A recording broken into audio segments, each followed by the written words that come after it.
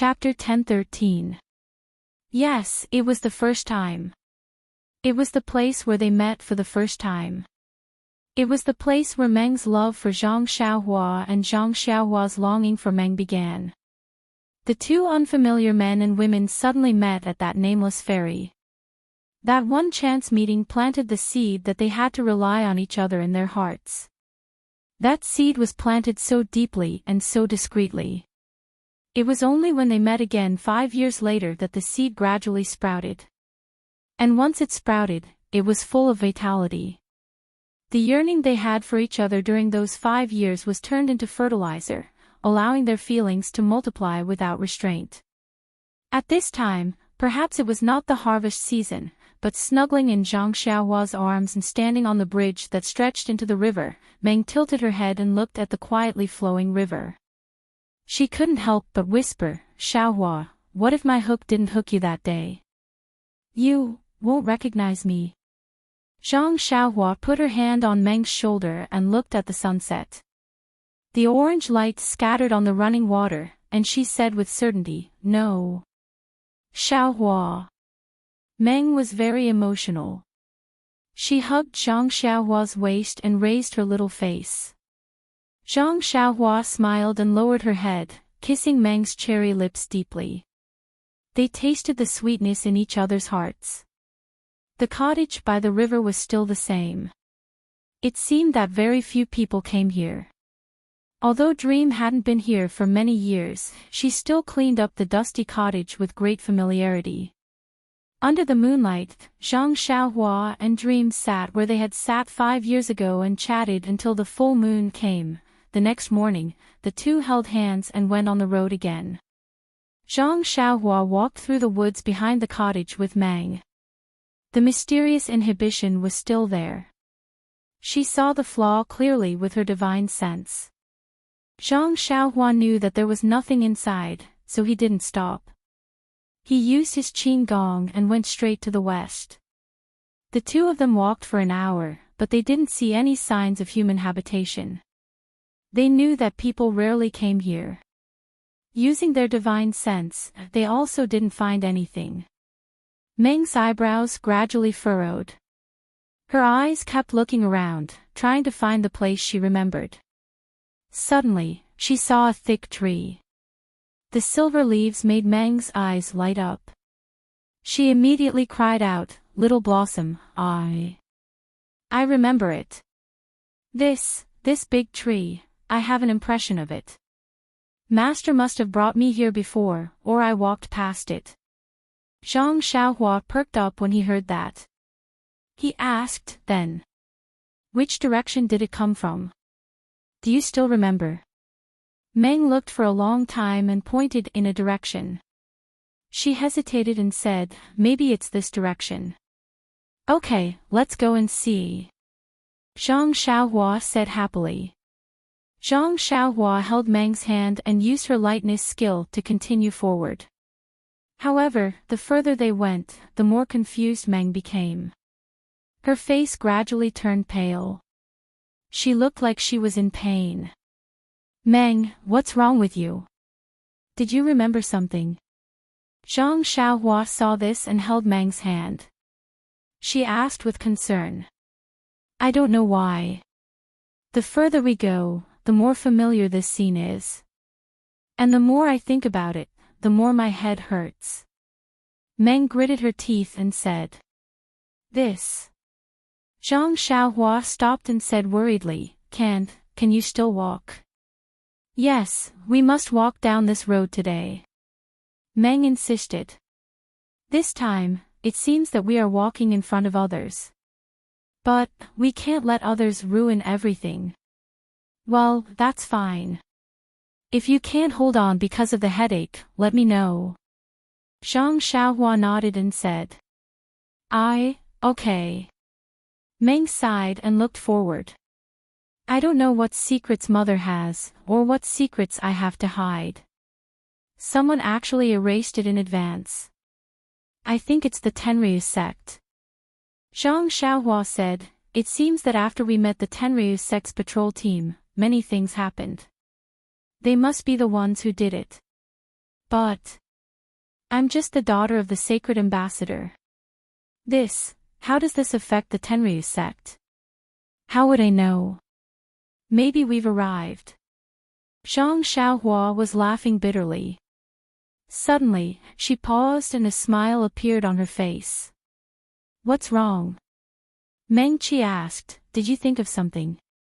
I didn't think of anything. It's just that, we've been in the mountains for so long. I think we've discovered something. That's bad. There are very few people here. Even beasts are rare. What could have happened? Why did you forget to walk this way? Don't you see the stream here? If there are people living here, they must be near a water source. Let's follow the stream. Maybe we'll discover something. Ah.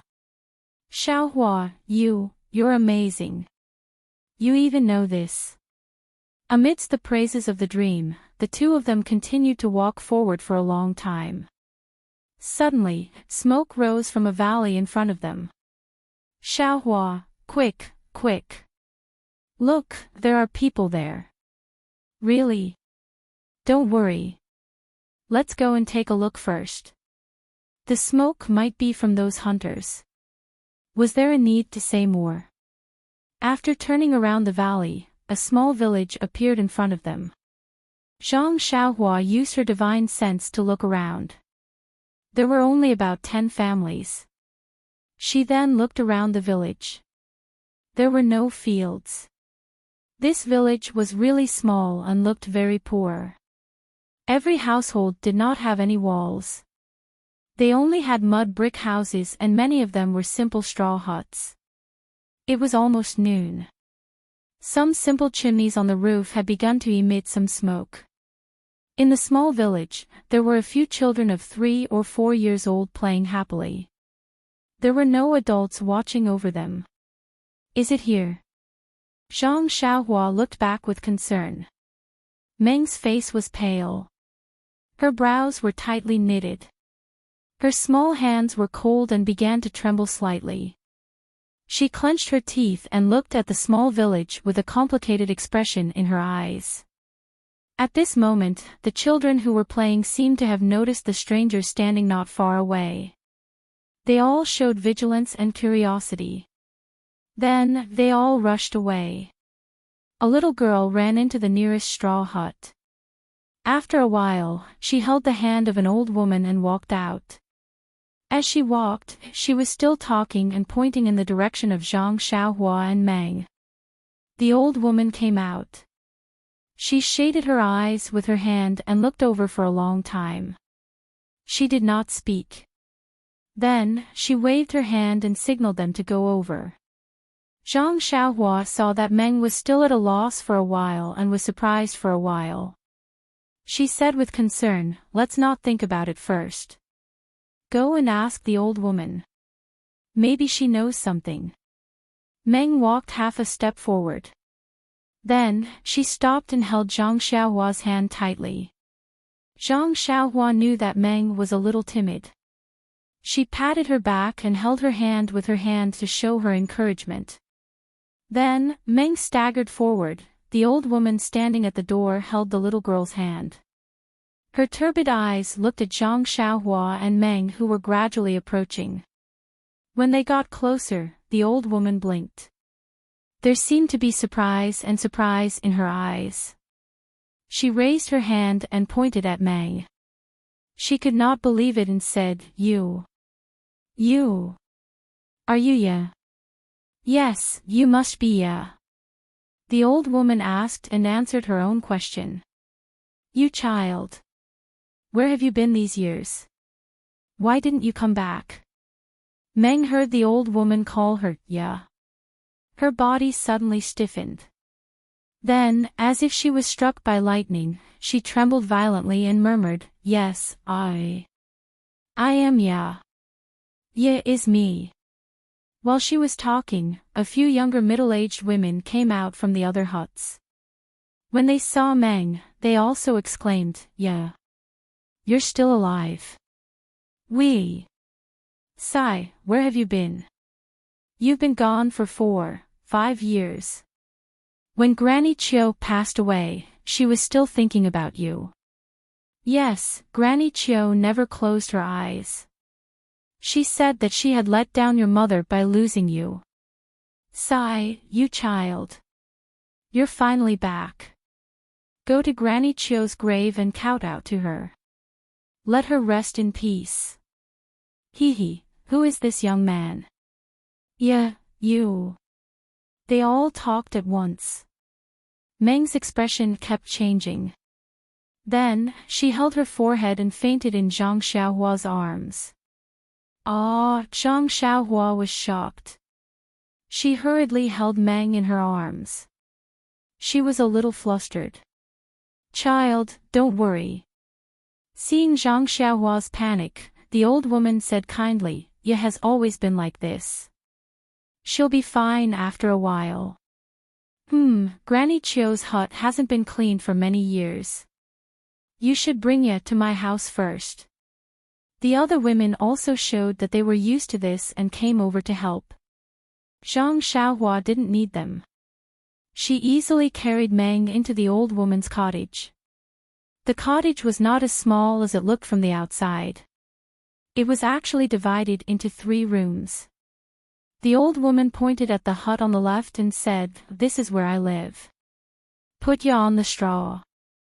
I think she'll wake up in less than an hour." Zhang Xiaohua entered the hut. It was indeed small. There was a thick layer of straw on the ground and some animal skins on the straw. Zhang Xiaohua put Meng on the animal skins and checked her meridians with her true qi. She also checked her pulse. After confirming that there was nothing serious, she walked to the hut in the middle. The hut was not big. It was very crowded when the women came in. Zhang Xiaohua bowed and said, "Aunties, this is Granny. I'm Ren Xiaoyao. I'm Ye's junior brother. The granny frowned and said, "Where has you been for the past few years?" Well. Zhang Xiaohua hesitated. Meng fainted when she came to the village. She wasn't sure if she had anything to do with the village.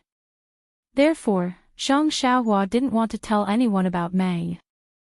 The granny didn't say anything. The other women laughed and said, "Young man, you was born here. She grew up here. We are very familiar with Lady Aya, Lady Aya." Zhang Xiaohua asked curiously, Is she his mother? Chapter 10:14. The women were surprised. "Didn't you mention it to you?" But then, they showed more sympathy. "It seems that Ye's condition has worsened." Zhang Xiaohua frowned. "Aunties, before Xiao Ye came here, everything was normal. It's just that she lost her memory and didn't know where she came from. She didn't faint like today." Although Zhang Xiaohua had studied medicine in Rejuvenation Valley, Meng was obviously a mental problem. Zhang Xiaohua couldn't even figure out Yan's relatively simple illness, let alone Meng's strange illness. "Is that so?" The old lady nodded slightly. "From your expression, you should have recovered. I guess it's because she forgot everything here and suddenly found it today, so she couldn't accept it." Zhang Xiaohua sighed and said, "That's what I think too. By the way, old lady, you also watched Meng. You grow up, right? How should I address you?" Hee, young man, just call me Lady Jiu." At this time, the little girl who pulled Lady Jiu out just now came over with a big black bowl. She handed it to Zhang Xiaohua and said, "Brother, drink some water." Zhang Xiaohua looked at the little girl's cute appearance and took the big bowl. He smiled and said, "Little girl, how old are you? What's your name?" "Brother, my name is Nyonyo. I'm 5 years old this year." Nyonyo is so obedient. Zhang Xiaohua finished the water in the bowl in one gulp. The water was so sweet that it quenched his thirst very quickly. "Young man, tell us, where has you been these years?" What has she been doing? How did you know each other? By the way, you're her junior brother. Are you from Lady Aya's sect? Yeah, did you find her father? The women seemed to have never seen an outsider before, or perhaps they were concerned about Meng Qi. They kept asking questions, which made Zhang Xiaohua not know how to answer. She looked like a village woman in the Guizhuang house. Zhang Xiaohua smiled, touched her nose and said, "Aunties, it's not that I don't want to say it, but it seems to be noon right now. Everyone's home." Before Zhang Xiaohua could finish, one of the village women came to her senses and said, "Oh, I still have sweet potatoes on the fire." As she spoke, she hurriedly ran out. The other village women also remembered that they were cooking in their own homes. They were so curious that the food on the fire was going to. Oh no! In an instant, Granny Nine's cottage was empty. A smile appeared in Granny Nine's eyes. Zhang Xiaohua looked at her and said embarrassedly, "Lady Zhou, please don't blame me. It's better for you to say these things. I'm too embarrassed to say it." Lady Zhou grinned, revealing her few remaining teeth. "By the way, Lady Zhou, are you and Nyo the only ones at home?" Zhang Xiaohua looked at the other room and asked.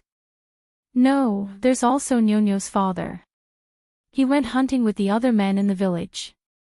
He'll probably be back at night." "Yes, I understand. No wonder there's no farmland around the village. It seems like the villagers rely on hunting for a living." "Yes, this land is barren. They used to plant crops, but the harvest wasn't good, so they switched to hunting.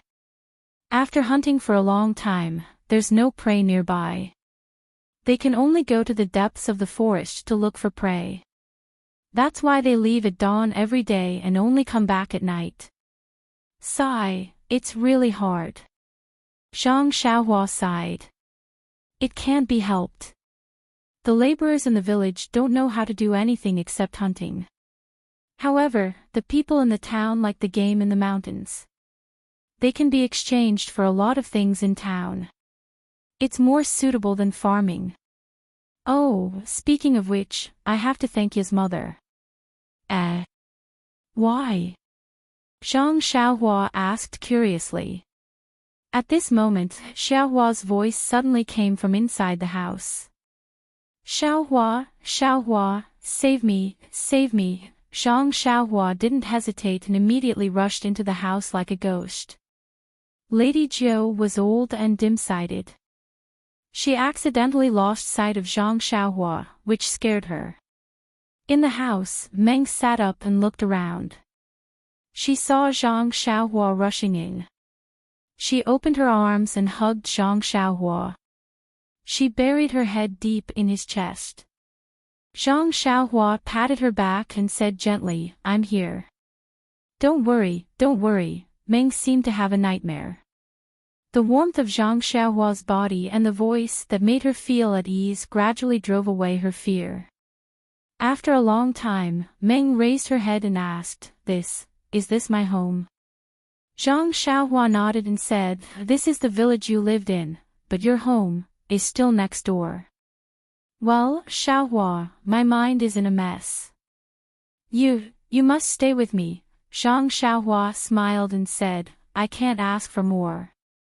Meng Ran smiled sweetly. Her eyes were a bit more stable. Accompanied by Zhang Xiaohua, Meng came to the cottage. She bowed to Lady Zhou and said, "Granny, I can't remember what happened here. Can you tell me more about it?" Granny Zhou looked at Meng and kindly said, "Of course you can. Actually, as long as you can wake up and not be as muddle-headed and unconscious as before, even if you forget everything that happened in the past, so what?"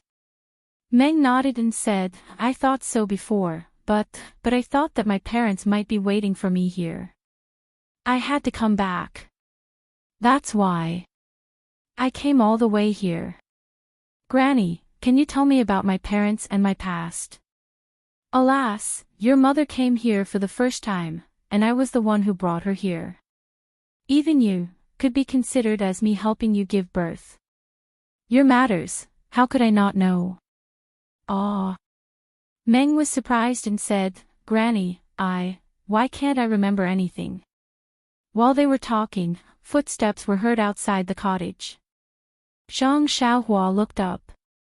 It was the few village women who had just gone out. They were all holding some food in their hands. Seeing that Meng had woken up, they were all happy. Yeah, you're finally awake.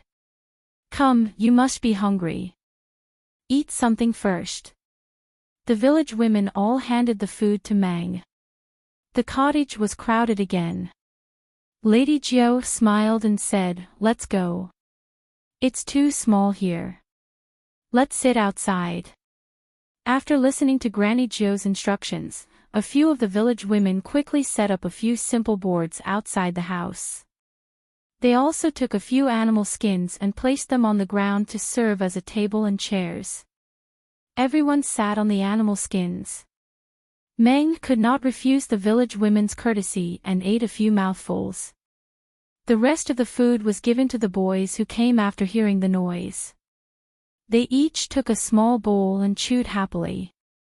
Looking at Meng's expectant eyes, Lady Jiao smiled and said, Yeah, you were like this when you were young too.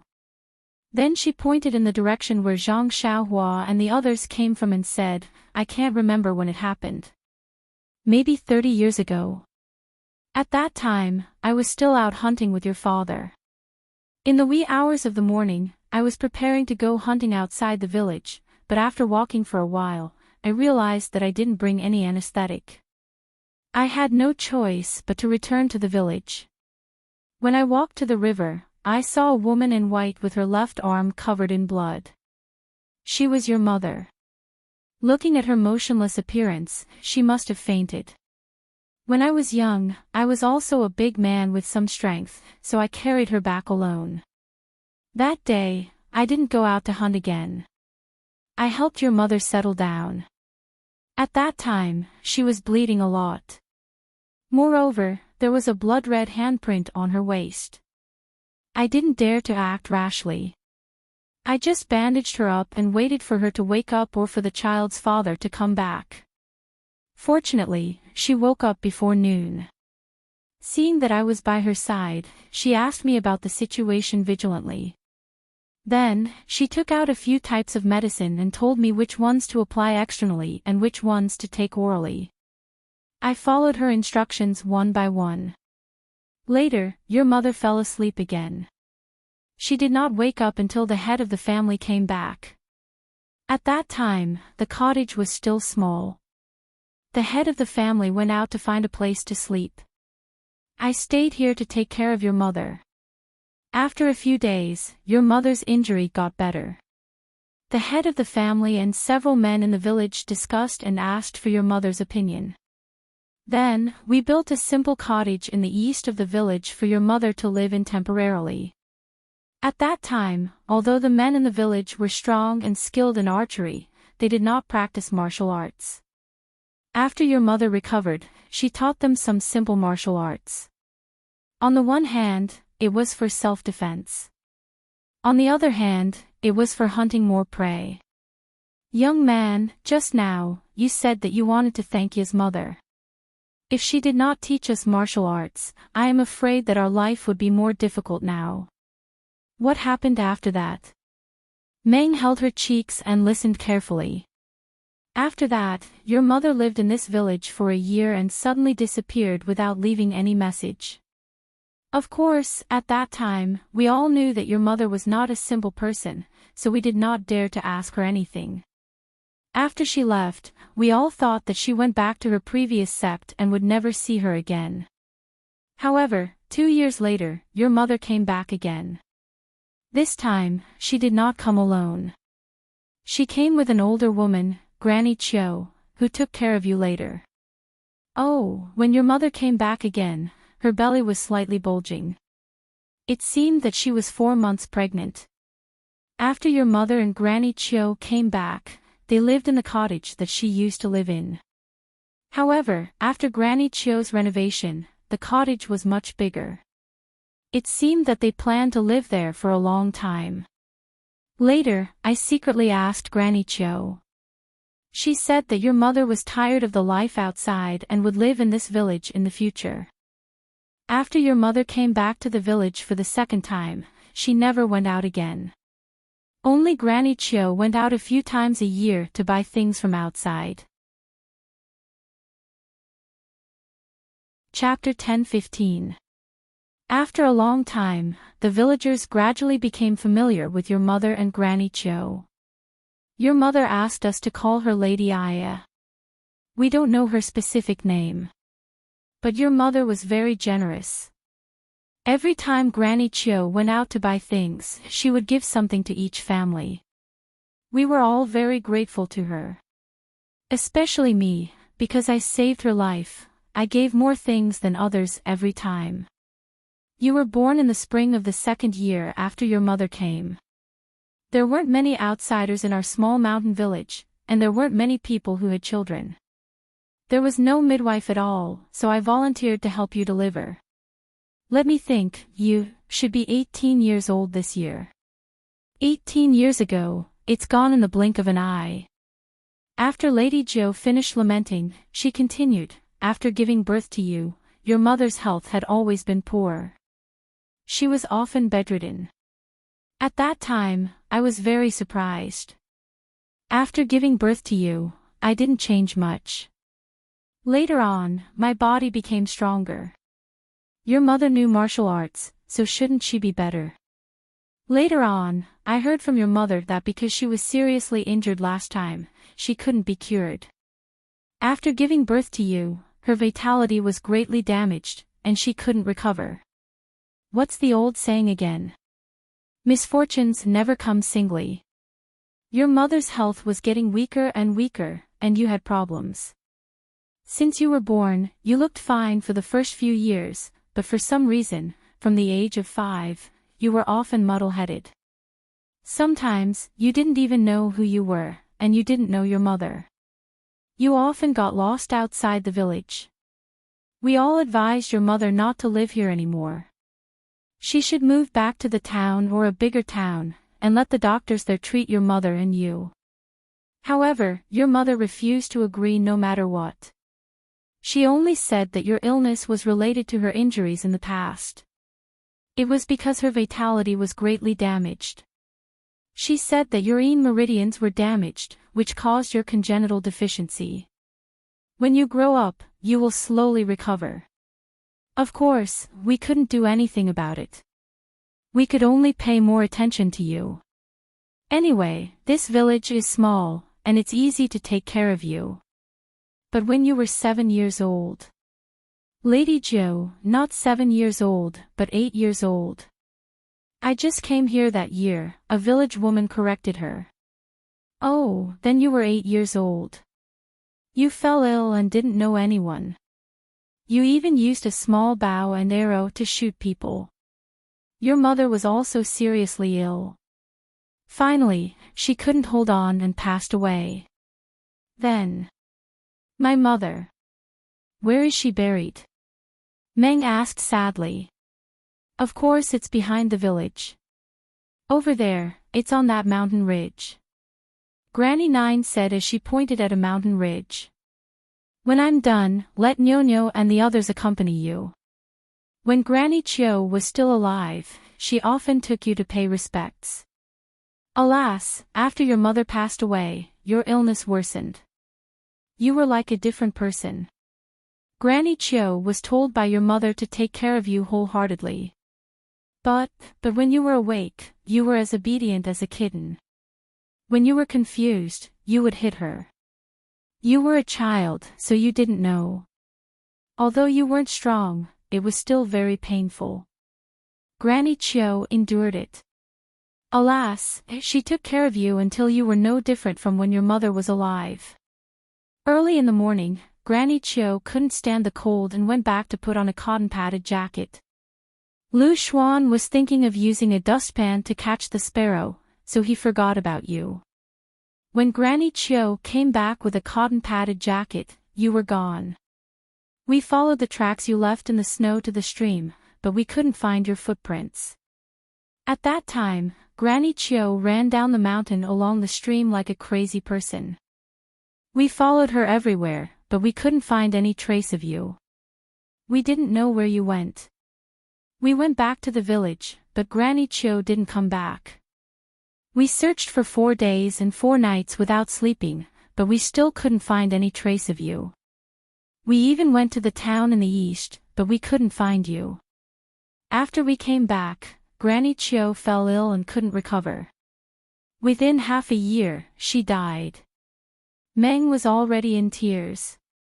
She cried and said, "Lady Zhou, I didn't know about this. When I woke up, I was already with my master. And it was already 5 years ago. It was at the ferry at the foot of the mountain in the distance. I even saw my junior brother. Why didn't you find that place? Silly girl, we almost searched the entire mountain. Why didn't we find that ferry? That cottage was built by us before. But when we went there was no one there at all.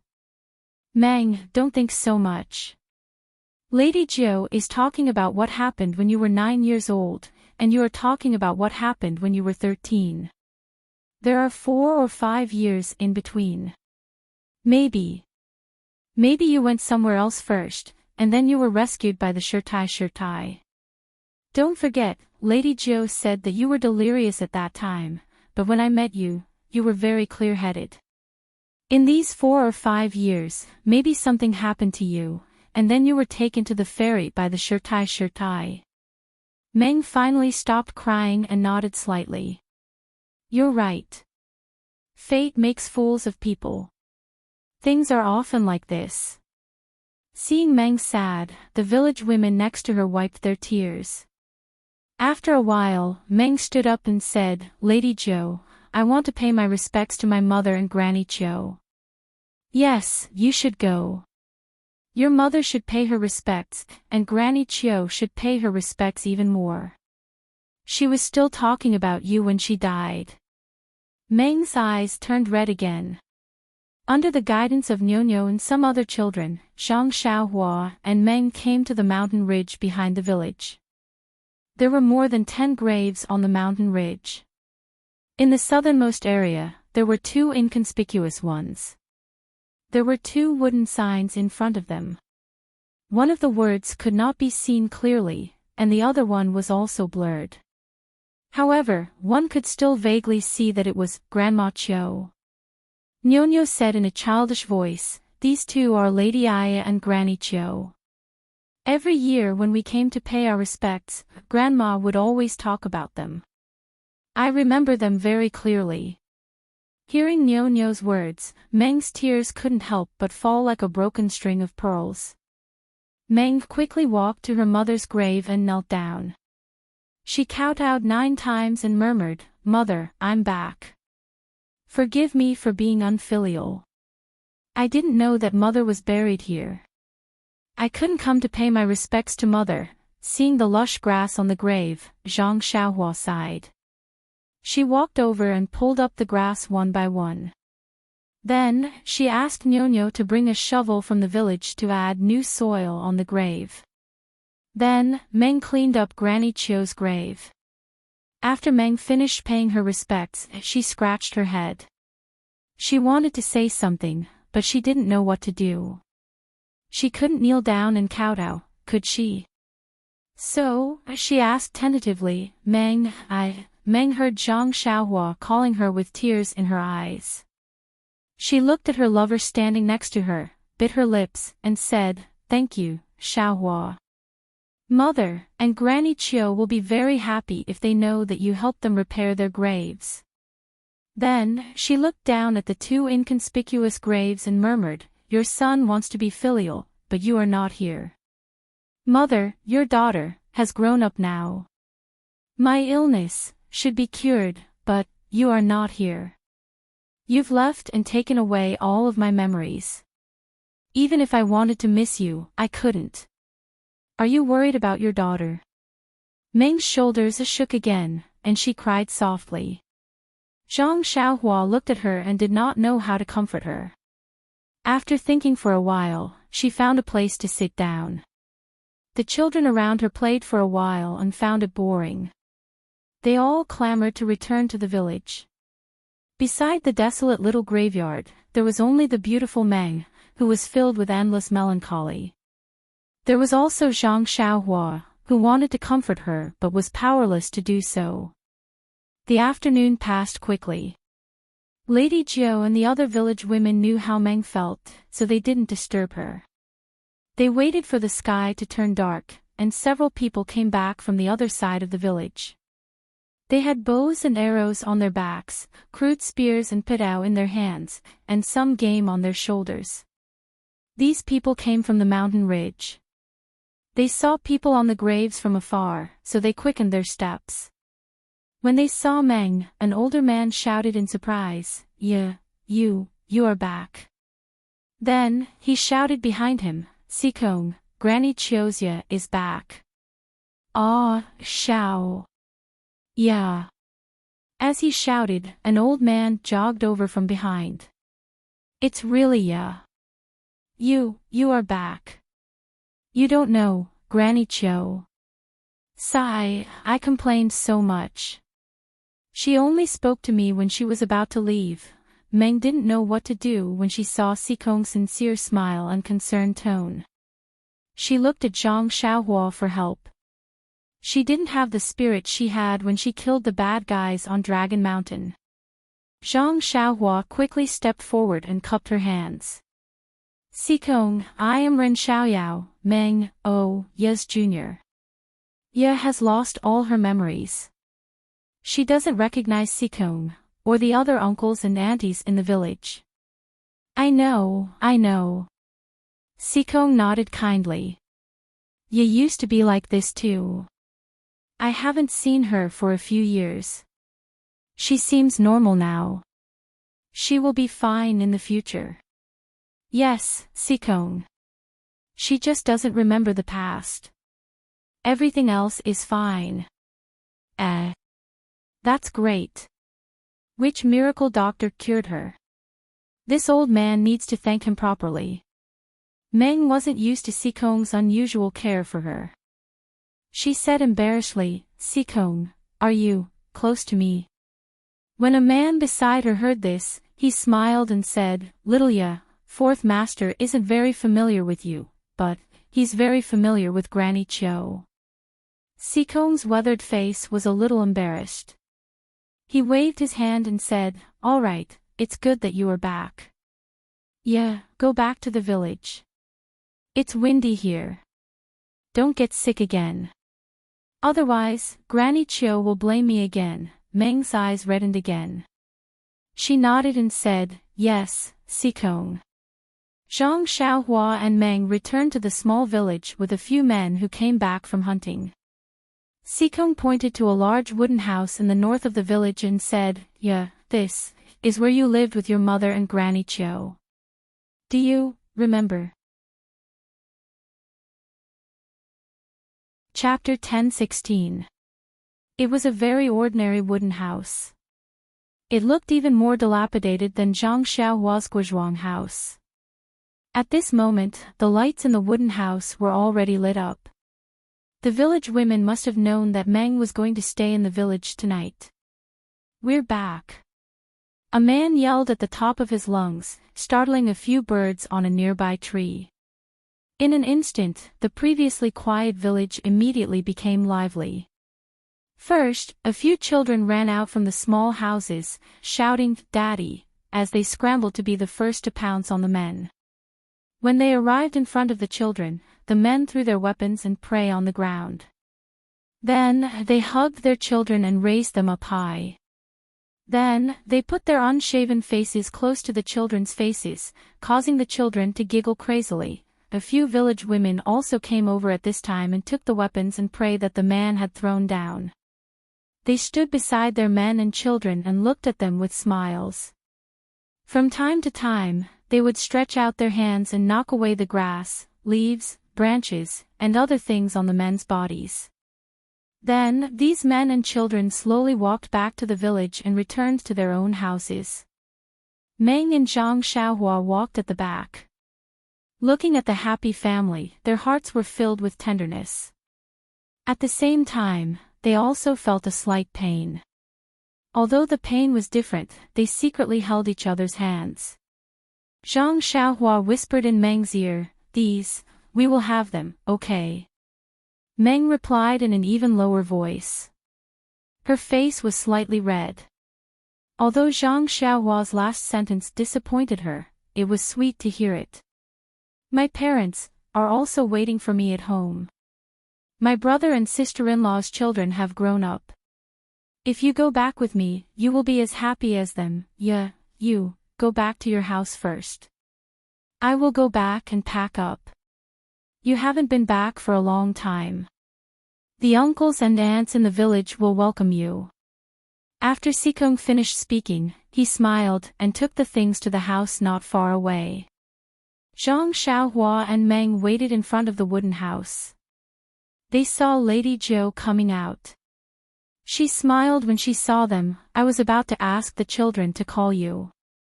Coincidentally, we met Sikong." "Yes, where did Sigong and the rest go hunting? Who knows where they went? They came back early today. I think they had a good harvest." "Yeah, and Xiaoyao, you guys go in first. The other aunts and I have already tidied up the house. I will go back to see Nyonyo's father and make some delicious food." Meng waved her hand and said, "Lady Zhou, don't bother. I don't have any appetite." "Alas, child, the dead cannot be brought back to life. You have to live well so that your mother and Grandma Chiu can rest in peace in the underworld. Oh right, I made your favorite rabbit meat soup. You should drink a few more bowls later." After saying that, Lady Zhou left in a hurry. Looking at Lady Zhou's back, Meng murmured, "They are so good to me." Zhang Xiaohua smiled and said, "Yes, they watched you grow up. They treat you like their own child. Of course, they like you from the bottom of their hearts. But, they have their own lives. I am not their family after all." Zhang Xiaohua held Meng's hand and said, "They are not, but I am." "Yes, I know." Meng bit her lip and pulled Zhang Xiaohua into the wooden house. The wooden house was very simple. In the middle was a room like a hole. There was a large low wooden table with a few low stools beside it.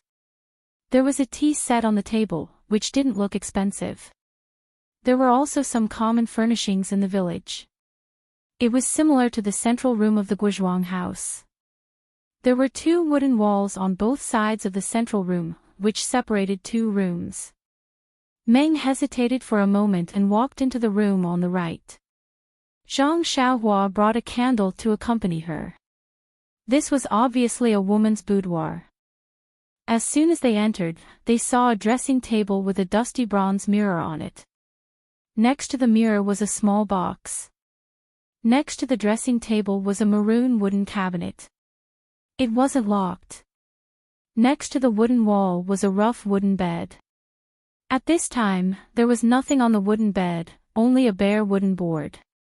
Meng walked to the dressing table and raised her hand to wipe off the dust on the bronze mirror. Then she looked at her face with the candle in Zhang Xiaohua's hand. She was in a daze. It seemed that under the candle, in the bronze mirror, she saw the scene of her mother putting yellow flowers on the mirror more than 10 years ago. After a long while, Meng sighed and raised her hand to open the small box. There were many compartments in the box, but those compartments were already empty. When Meng was about to close the box, her eyes focused. She saw something in a small compartment on the lid. When she reached out and took it out, it was a wooden hairpin. The hairpin was very rough and there were no patterns. It was similar to a chopstick. Meng carefully rubbed it a few times and held it in her hand. Looking up at the wooden cabinet, Meng opened it again. As expected, it was empty. Meng looked at it carefully and then reluctantly put it down. Looking at the empty room, Meng came to the room on the left again. The room on the left was obviously bigger than the one on the right. There were 2 wooden beds, one small and one big. This room was even emptier than the previous one. Except for the wooden bed, there was nothing else. However, Meng still walked over and sat on the small bed. She closed her eyes and seemed to be thinking about something. At this time, footsteps came again. Zhang Xiaohua looked back and saw Xikong. At this time, Xikong had changed into a new set of clothes. His face looked a little energetic. Xikong entered the wooden house. Following Zhang Xiaohua's light, he saw Meng sitting on the bed and said with a smile, "That's the bed you've been sleeping on since you were a child. I helped Granny Chiu make it. Granny Chiu lives here, so it's convenient for her to take care of you at night." Then he looked around the room and said, "Before your mother left, she left half of her things to you and Granny Chiu. She gave the other half to the villagers. She hoped that the villagers would treat you well. Later, you were lost. Before Granny Chiu left, she gave the things in this room to the villagers. You know, the villagers are very kind, but they are also very poor. It's okay. Xikong, uncle and aunt live a very hard life. They also took care of me when I was a child. These things should be given to them.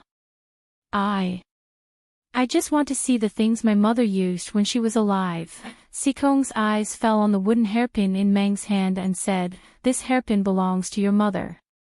She didn't give it to anyone. Even Granny Chiu left it behind when she passed away.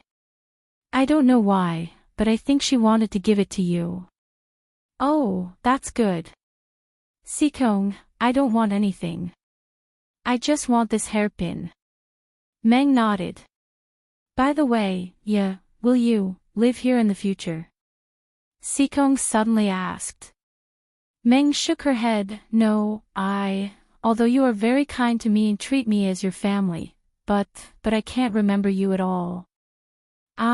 Meng was a little sad. Xikong sighed. "It's good that you don't live here. You're still young and have a long life ahead of you. Although life here is simple, it's also hard. It doesn't suit you. Maybe in the future, when you want to come back, you can come back. I'll let the others keep this wooden house for you." Meng shook her head. "No, Xikong, life in the village is very difficult. I see that Lady Jiu lives in straw huts. If it's possible, let's let them live in this wooden house. Sai, your mother was very kind to the villagers. No one is willing to live in this wooden house. It's just a memento. 1 year, 10 years, or 40 years can all be mementos. What about 50 years, 60 years? Xikong, mementos are in the heart. This wooden house is empty anyway. It's better to let everyone live in it." Okay. I'll tell Lady Jiu later. By the way, Xikong, I don't want to leave my mother, but she's buried here. I'll miss her." Xikong thought for a moment, then said, "Yeah, you're still young. Maybe you don't think so much. Your mother must be someone with a story outside. Why did she come to this isolated place while pregnant with you and live here for decades? Didn't she like the peace and quiet here? After she died, she told us to bury her on the mountain ridge. She didn't say anything else. Didn't she want to breathe the free air here after she died? I think you should respect your mother's wishes and not touch her grave. Let her rest here peacefully. If you miss her, you can come and visit. Anyway, you already know how to get here." Xikong is right. I didn't think it through," Meng said after thinking for a moment. "Also, fourth elder brother, my mother, did she say anything about what happened to her outside?" Xikong shook his head. "No, we just guessed that your mother was very powerful outside because she taught us martial arts moves. Then did my mother say anything about my father? Meng's voice trembled when she asked this question. Her eyes flashed with hope. However, Sikong still shook his head. Your mother never mentioned it when she was alive. And I also asked Granny Chiu. At that time, she wanted to send you to your father because of your serious illness. But Granny Chiu didn't know anything about it. Sigh. Meng sighed and didn't know what to say. Young man. Si Gong turned to Zhang Xiaohua and said, Xiaoya is the child of our entire village. You must treat her well in the future. If the old man knows that you don't treat her well, even if I have to risk my life, I will settle the score with you. Before Zhang Xiaohua said anything, Meng's face turned red. Zhang Xiaohua held the candle and said with a smile, Sikong, don't worry. Ye is my senior sister. Her martial arts are better than mine. She will bully me in the future. How can I bully her? You should worry more about my miserable life. Zhang Xiaohua. Meng's face turned red. She forgot to call Zhang Xiaohua Ren Xiaoyao. Chapter 10:17. Sikong saw that Zhang Xiaohua and Dream were so close, and his eyes unconsciously showed a kind smile. Not long after, Granny Nine returned with a large pot of white meat soup in her hands. Even from afar, Zhang Xiaohua could smell the fragrance of the soup. Although Zhang Xiaohua had long since abstained from eating, he still couldn't help but move his fingers. The people in the small village were very enthusiastic. Although Dream didn't know any names, they all called her Ya. They cooked the game they hunted during the day and brought it to Dream's wooden table. Although Dream had eaten countless delicacies in Chuanqiang cult, she was still touched by their friendship. She felt that the things in this mountain village were her favorite. This wooden house had been dark for several years. Tonight, the candlelight swayed and the sound of laughter was endless. However, when the people dispersed, Dream also rested in a house. Zhang Xiaohua sat alone in the hall, listening to the silence of the village. She also released her spiritual sense to look at the quiet village. She felt a little strange in her heart.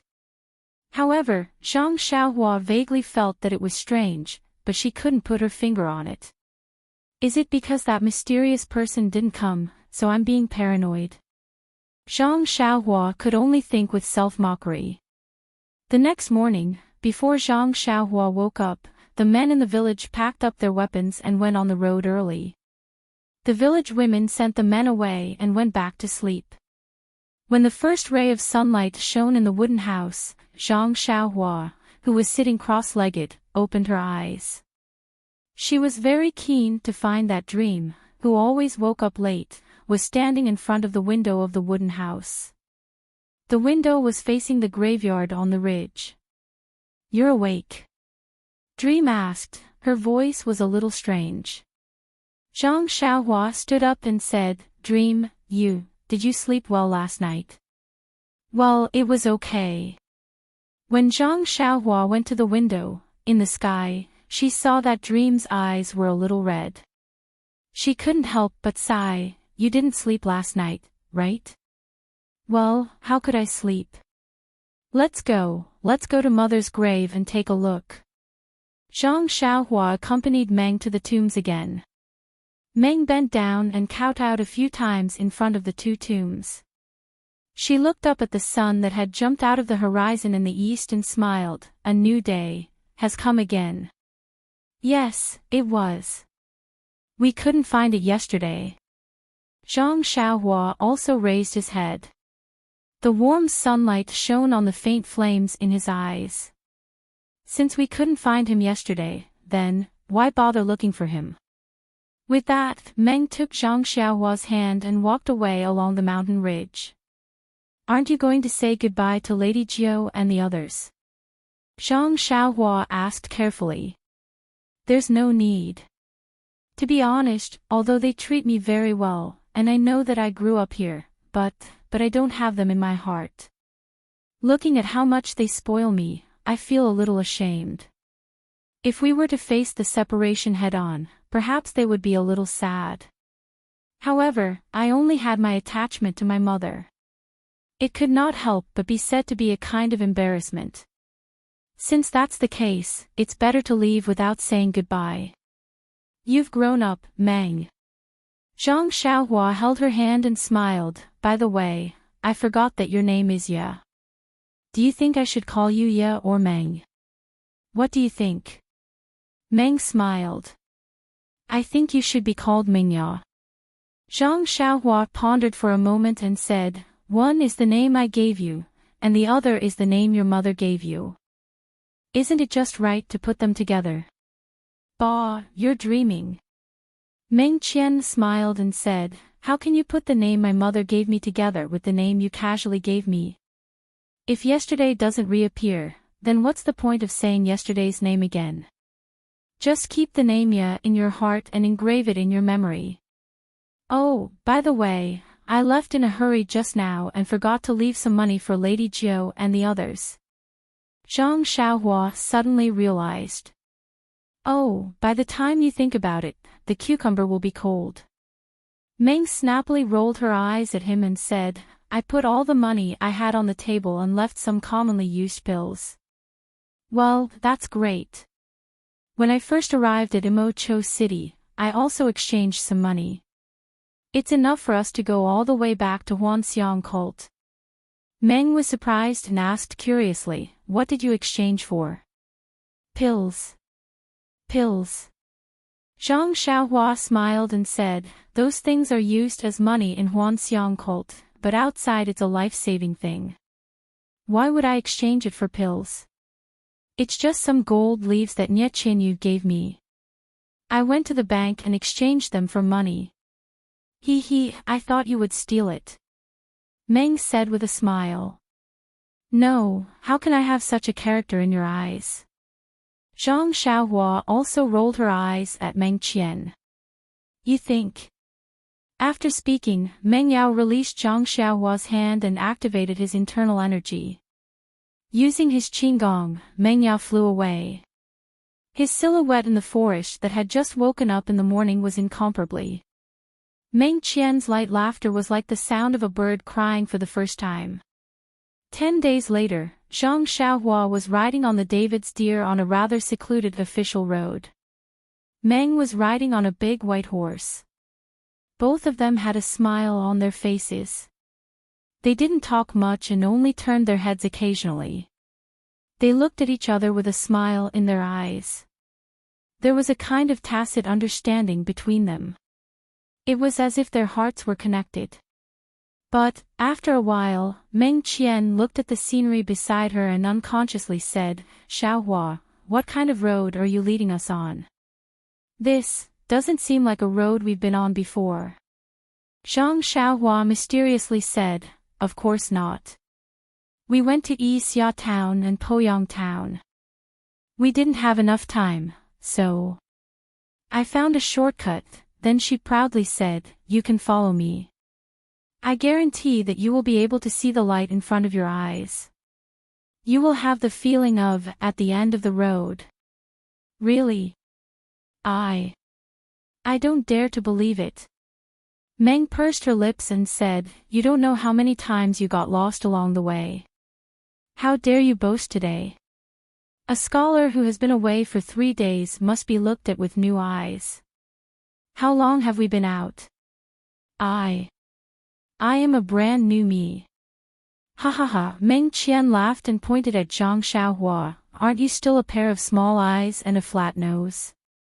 Zhang Xiaohua touched her nose and felt a little wronged. When she was about to speak, she suddenly frowned slightly. After a while, a strange expression appeared on her face. She patted her bald head and slowed down. When Meng Qian walked side by side with her, she said with a smile, Meng, I have something to tell you. What? Meng Qian said, why are you so mysterious? Then she blushed and said vigilantly, you don't think too much, Zhang Xiaohua blushed and said, I really didn't think too much. While they were talking, the sound of horse hooves suddenly came from behind. The official road was straight, so they could see very far at a glance. When Zhang Xiaohua and Meng looked back, they saw dozens of horses chasing from a distance. Oh no, what's wrong? Meng Qian was shocked. The official road was very remote. They had been walking for a long time and had not met anyone. Now that someone was chasing after them, they were in trouble. Zhang Xiaohua's eyes were sharp. She saw that the person in front was Liang Zhangxiu who ambushed Peacock. And the person behind him was one of the people who set up the tripartite formation.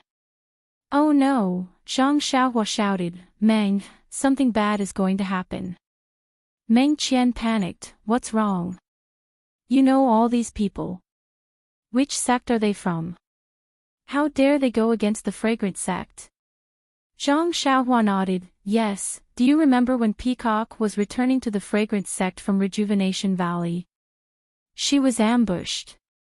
Yes, I do. You, are these people? Yes, I followed Peacock back to the fragrant sect. So I've seen them before. The first one is the one. Then, why don't we run? I'm afraid that won't work. Zhang Xiaohua looked around and said, even though we can't be sure that these people are coming for us, we still need to be prepared. How about this, you don't need to be afraid. We are the emissaries of the fragrant sect. In the future, the fragrant sect will go out into the world. If we don't go back, not only will the hierarch be angry, even, the Dalan Temple will be angry. They won't be able to bear the consequences. But Meng Qian was at a loss. What are you afraid of? Meng Qian, don't forget. Besides the fragrant sect and the Dalan Temple, you have the Tenryu sect as your backing. Tell me, how dare they? Meng Qian nodded. Her mother was the sacred ambassador of the Tenryu sect. There was no doubt about it. Even the great master Chang Gung could see some clues. How could the leader of this mysterious sect not see it? Then, what do you mean? Meng Qian looked at the approaching crowd and felt a surge of courage. It's nothing. They're just here to capture us or cause us trouble. I have an idea. Since the two of us aren't a match for them, why don't we go with them and see which sect this mysterious force is from? What do you think? Zhang Xiaohua said in a relaxed manner. I thought it was a good idea. It's a bad idea. Meng Qian said helplessly. It's okay, Meng. I promise you that you'll be fine. Besides, if you don't want to play with them, we'll leave immediately. What do you think? Zhang Xiaohua said, patting her chest. Leave. That's easy for you to say. My Qinggong isn't as good as Senior Kong's. If she can't run, how can I? Meng Qian said disdainfully. No, it's not that Peacock can't run. She can't run. Zhang Xiaohua explained, Rejuvenation Valley's caravan, cough. Don't say any more. They're already in front of us. Meng Qian glared at her. The two of them rode to the side of the official road. The one in front was Liang Zhangxiu. He held a long knife in his hand. When he saw Zhang Xiaohua and Meng Qian hiding on the side of the official road, he couldn't help but smile. He whispered to the disciple next to him, Sect leader is really good. He knows that this pair of man and woman are inexperienced. That's why he ordered us to capture them. Look, they still think they're on a scenic tour. Brother Liang is right. However, these two are still young. We have more than enough manpower. Asking Brother Liang to do this is like using a butcher's knife to kill a chicken. Knife? Liang Zhangxiu waved the knife slightly. There was a sound of the knife. He then said seriously, the cult of incense is not to be underestimated. 2 years ago, we went to Rejuvenation Valley to kill Peacock. Although we arranged it well, didn't we still return in defeat? Chapter 10:18. Liang Zhangxiu led everyone to catch up with Zhang Xiaohua. With a wave of his hand, he surrounded Zhang Xiaohua and Dream. Zhang Xiaohua looked at them coldly. When everyone stood still, she cupped her hands and said, I am the disciple of the incense cult who sent the message to the Dalan temple. May I know what business you have with me? He. Liang Zhangxiu rode forward and cupped his hands. I am Liang Zhangxiu from between the clouds and the water. Greetings to the disciple of the incense cult. Ah. Between the clouds and the water. Zhang Xiaohua was stunned and blurted out, is it a sect? Between the clouds and the water. Liang Zhangxiu smiled, yes, our sect is called Between the Clouds and the Water. We have not made a name for ourselves in Jianghu yet. We have embarrassed Ren Xiaoxia. Brother Liang, since you know that my surname is Ren and that I am the disciple of the incense cult, it seems that you have come prepared. What business do you have with me? Liang Zhangxiu nodded and said, I'm looking for young hero Ren and Miss Si Xia. Of course I have something to discuss with you, but it's not convenient to talk here. Can you follow me to the other sect? Where is Between the Clouds and the Water? Zhang Xiaohua asked curiously. Ren Xiaoxia is really muddle-headed. Between the Clouds and the Water has not made a name for itself in Jianghu yet. Of course, this place cannot be told to him. Zhang Xiaohua shook her head, then it will be difficult. I have to rush back to the incense cult to report to the cult leader. It is not up to Ren Xiaoxia to decide whether to go or not. Don't you think so, Miss Xixia? Meng looked at him coldly and said, I'll listen to junior brother Ren. Zhang Xiaohua said proudly, see. Before he could finish his sentence, the saber in Liang Zhangxiu's hand trembled slightly and hummed continuously. A disciple next to him said angrily, you brat, brother Liang is giving you face and advising you nicely. If you refuse a toast only to be forced to drink a forfeit, then don't blame us for being ruthless. Noisy. Zhang Xiaohua scolded, I'm talking to your brother Liang, when did you open your mouth? As soon as the word, open your mouth, was said, Zhang Xiaohua's figure floated up from the David's deer and used the ethereal steps to get closer. The disciple only saw a flash and a figure appeared in front of him. Without waiting for the disciple to make a move, a voice angrily said, you dare. Unfortunately, as soon as the word dare was said, a light paw sound was heard. The disciple felt a burning sensation on his face and a pain in his mouth. Just as he was about to spit out blood, a saber light flashed in front of him again. However, when the blade reached the disciple's eyes, it stopped. This was because Zhang Xiaohua was already laughing. He turned around and flew back to the back of the David's deer. Ha, I dare. Zhang Xiaohua threw this sentence in front of the saber light. When Zhang Xiaohua sat on the David's deer's back, the disciple spat out a mouthful of blood and 2 teeth. You. The disciple placed his hand on the saber at his waist, but in the end, he was unable to pull it out. Liang Zhangxiu's relaxed expression was now serious. He took the saber back from the disciple's eyes and stared at Zhang Xiaohua, saying, Ren Xiaoxia is actually good at Qigong. Along the way, he hid it and didn't reveal it. This is really unexpected for Liang. Then he coldly said, what's the reason for Ren Xiaoxia's move? Making a move in front of Liang, does he think that Liang is blind? There's no reason. It's just that Ren doesn't like other people telling him what to do.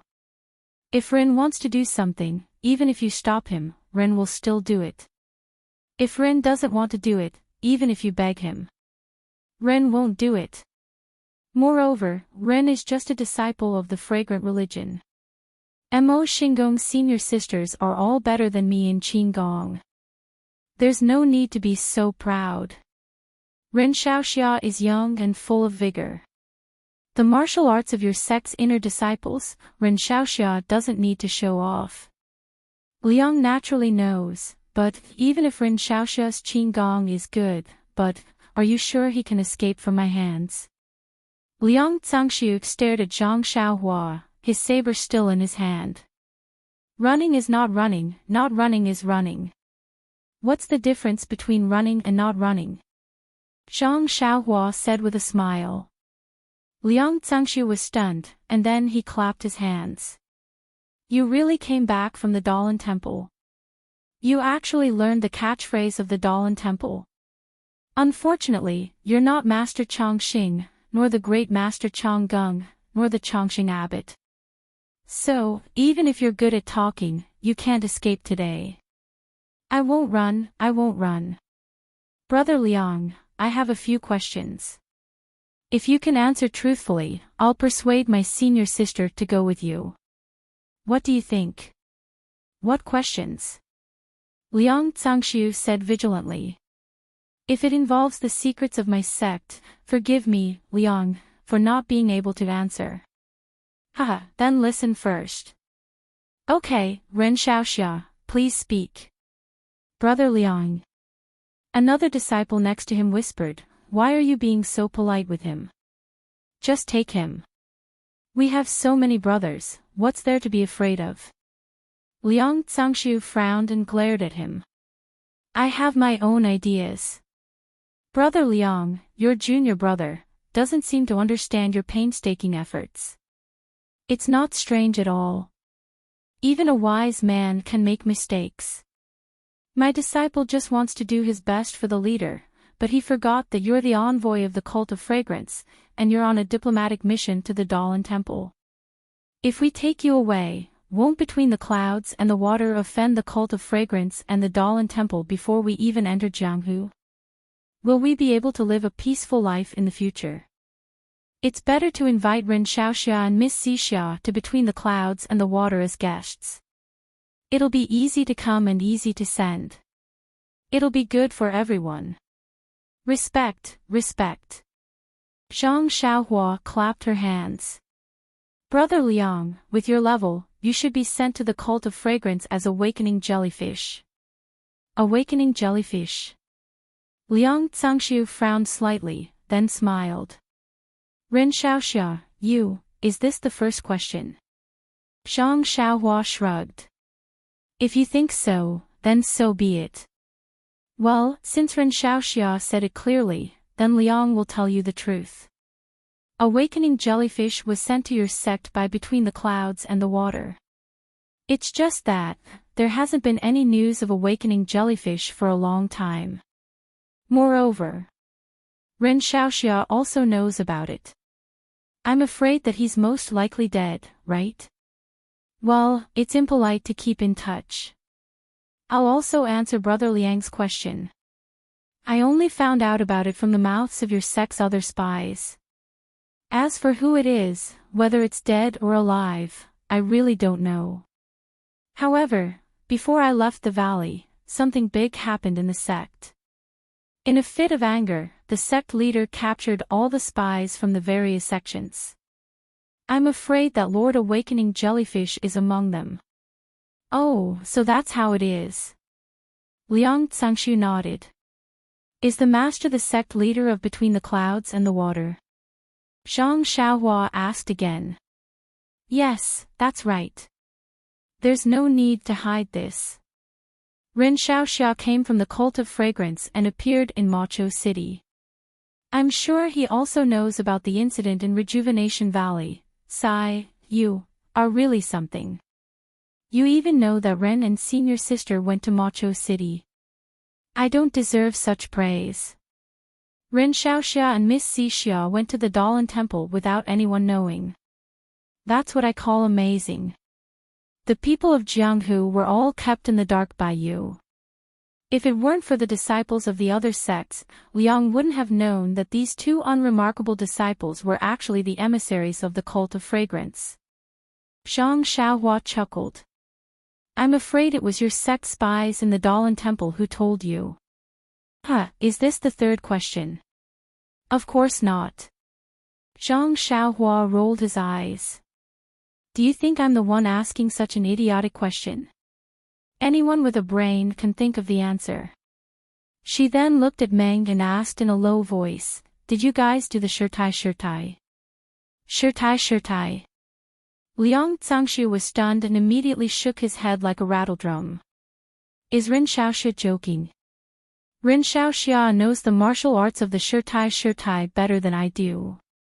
If I want to send someone from between the clouds and the water, what kind of person should I send?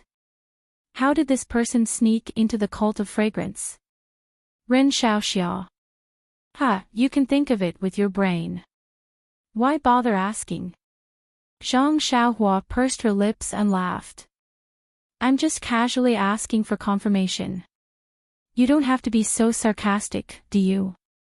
Then what other questions does Ren Xiaoxia have? Liang Zhangshu seemed to be tirelessly teaching. Nothing. Let's wait for Ren to think of it and ask him then. Zhang Xiaohua scratched her head. Wait. Meng stopped them. I have a question. Miss Xixia, please ask. Who is the sacred ambassador of the Tenryu sect? Sacred ambassador. Liang Zhangshu was stunned and shook his head. This question. Forget it. Since you asked, Liang should answer. Liang has never heard of the sacred ambassador of the Tenryu sect. Ah. Zhang Xiaohua and Dream looked at each other, their eyes full of surprise. However, Liang has heard that the Tenryu sect has a mysterious saintess. This saintess has a noble status in the sect. She is second only to one person and above everyone else. Other than the sect leader, Sakura, everyone has to be respectful to her and listen to her every word. Of course, this is only what Liang has heard. This Tenryu sect saintess has always been mysterious. Not to mention outsiders, even in the Tenryu sect, very few people have seen her true face except for the demigods and semi-devils. Meng asked again, is Grand Elder Jinggang? Grand Elder Jinggang. Liang Zhangshu was stunned and asked curiously, what about Grand Elder Jinggang? Forget it. Just pretend I didn't say anything. Meng shook her head. Liang Zhangshu fell into deep thought. Zhang Xiaohua looked at Meng. Meng nodded slightly, seemingly satisfied with the answer. Also, is there an old man wearing a bronze mask between the clouds and the water? He calls himself a Banner Lord or something. Banner Lord. Liang Zhangshu said without hesitation, between the clouds and the water doesn't have a Banner Lord. This old man isn't from between the clouds and the water. Then he said impatiently, all right, Liang has already answered your questions. Will the two of you follow Liang? Zhang Xiaohua smiled and said, a gentleman keeps his word.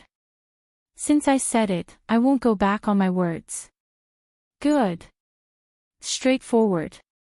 Liang Zhangshu didn't expect the matter to be resolved so smoothly.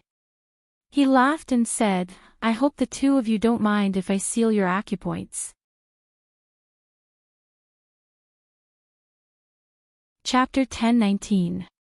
Nonsense, of course I mind. Zhang Xiaohua said, do you think we're fools? If you hit our acupoints, won't we be at your mercy? That's not very good. Liang can't let you know where between the clouds and the water is. Zhang Xiaohua smiled and said, that's your problem. Anyway, we can't let you hit our acupoints. Hee, forget it. Since Ren Xiaoxia doesn't agree to hit our acupoints, then we won't hit them. Liang Zhangshu smiled and said. Then what should we do? Zhang Xiaohua had an ominous feeling. You'll know when the time comes. Liang Zhangshu also smiled and didn't answer. The three of them chatted for a long time, and it was as if they were friends who hadn't seen each other for a long time. No matter how you looked at it, they didn't look like they were hostile to each other. Then, Zhang Xiaohua and Dream followed beside Liang Cangshu, and Liang Cangshu walked in the middle of the Aqua Cloud disciples. They found another official road and headed southeast. After a few days, Liang Cangshu got a carriage from somewhere and took out 2 pieces of black cloth. He said, apologetically, Ren Xiaoxia, Miss Xixia, if you go any further, you'll reach between the clouds and the water. For safety reasons, please get off your horses and use these 2 pieces of black cloth to cover your eyes. My disciples between the clouds and the water will lead the carriage and send you to between the clouds and the water as guests. Out of Liang Cangshu's expectation, Zhang Xiaohua agreed very readily. She obediently got on the carriage and covered her eyes with the black cloth again. She said, Brother Liang, what do you think? Of course, this is good. Well, if this is the case, if between the clouds and the water is found out in the future, you can't say that you have something to do with Ren. Hearing Zhang Xiaohua's mockery, Liang Cangshu turned a deaf ear. He waited for the 2 to cover their eyes and said, between the clouds and the water hasn't appeared in Jianghu yet, so naturally, we have to keep it a secret. But when between the clouds and the water becomes famous in Jianghu, I'll invite Ren Xiaoxia to be my guest between the clouds and the water. Sure. As long as there's good wine and good food, call me at any time. Zhang Xiaohua released her divine sense and spoke casually. Zhang Xiaohua and Meng got on the carriage, and Liang Cangshu sat in front of the carriage to accompany them. The carriage continued to move forward. The carriage traveled for another 3 days and nights. Zhang Xiaohua also used her divine sense to observe for 3 days. But as she watched, Zhang Xiaohua almost laughed out loud. Except for the first day, when the carriage went in a straight line, the rest of the days were curved. Even though Zhang Xiaohua was a road idiot, she naturally knew the same scenery after seeing so many times. Zhang Xiaohua didn't speak. She sat quietly in the carriage and only looked outside occasionally. Most of the time, she was comprehending the way of heaven and comprehending the new dragon and tiger talisman. As for the heaven-reaching staff technique, she had already memorized it in her mind. She was just waiting for a suitable weapon to practice it properly. Meng Yi sat close to Zhang Xiaohua in the carriage. A few days ago, when she found out about her background, she was both sad and happy. Later, under Zhang Xiaohua's guidance, she gradually figured it out. Now, according to Zhang Xiaohua's arrangement, they were going to the nest between the clouds and the water to have a look. She took advantage of these few days of peace to think about the future and straighten out her thoughts. Therefore, in the carriage, there was silence. The 3 of them didn't speak anymore. On the 4th day, the carriage no longer curved and sped forward. After traveling for half a day, they came to the front of a continuous mountain range. The carriage didn't stop and picked a random path to get closer. When they reached the front of the mountain, the carriage couldn't move forward. Liang Cangshu jumped down from the carriage and called out, Ren Xiaoxia, Miss Xixia, you can get down now. Zhang Xiaohua and Meng Yi groped their way down and asked, have we arrived at between the clouds and the water? Not yet. But it's close at hand. The carriage can't go on the road below. I'm sorry you 2 have to ride horses. No problem. The 2 of them then rode on their respective horses and David's deer, following the rugged mountain path. After 4 hours, they turned around a tall mountain. A gust of cold air blew against their faces, and a large pool appeared in front of them. The pool was dark green in color, and at the intersection of the several pools, there was a mist that covered a huge island. Well, you 2 can take off the black cloth, Liang Cangshu said with a smile. Zhang Xiaohua and Meng Yi took off the black cloth. When they saw the scene in front of them, their eyes showed a surprised expression. This is your sect. Between the clouds and the water. Zhang Xiaohua said in surprise. I was thinking along the way why your sect had such a strange name. Now it seems that the sect is just like its name. Yes, Ren Xiaoxia is right. Between the clouds and the water is above the blue water and under the white clouds. Water and clouds are the state of the sect's prosperity. Looking at Liang Cangshu's complacent expression, Zhang Xiaohua almost blurted out, "Does your sect leader tell you this every day?" Meng Yi looked at it for a while and asked curiously, "Senior brother. Liang, your sect's water island is a foreign land. Looking at your sect's image, it should be the realm of immortality. But, why have I never heard of your sect's name?" Liang Cangshu clasped his hands behind his back and said, "Our sect has experienced a drastic change in the past. Many of our disciples have perished. Our sect leader Darren has been enduring hardships to achieve what we have today. Perhaps many people in your sect resent our sect's private methods, but who knows how difficult it is for our sect to survive." Zhang Xiaohua sighed, "How can we not be hurt when we're in Jianghu? We only practice the art of escape." Then she looked a little embarrassed, but she couldn't finish her sentence. "Ha ha ha!" Liang Cangshu laughed and said, "You let others take the hit for you." Pfft! Meng Yi covered her mouth and laughed. Zhang Xiaohua also cupped his hands and said with a hint of admiration in his heart, "Senior brother Liang is very talented. This little brother admires you. Junior brother Ren is joking. Liang invited you here. I hope you won't blame him in the future." Zhang Xiaohua shook her head, "Didn't I say that if we don't want to come, we won't come no matter how you invite us? Brother Liang invited us to see the wonderful view between the clouds above the water. I can't thank you enough." "Okay." Liang Cangshu appeared very open and candid.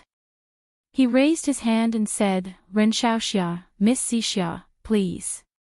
Our sect leader has been waiting for you for a long time." Everyone went down the mountain and walked to the edge of the pool.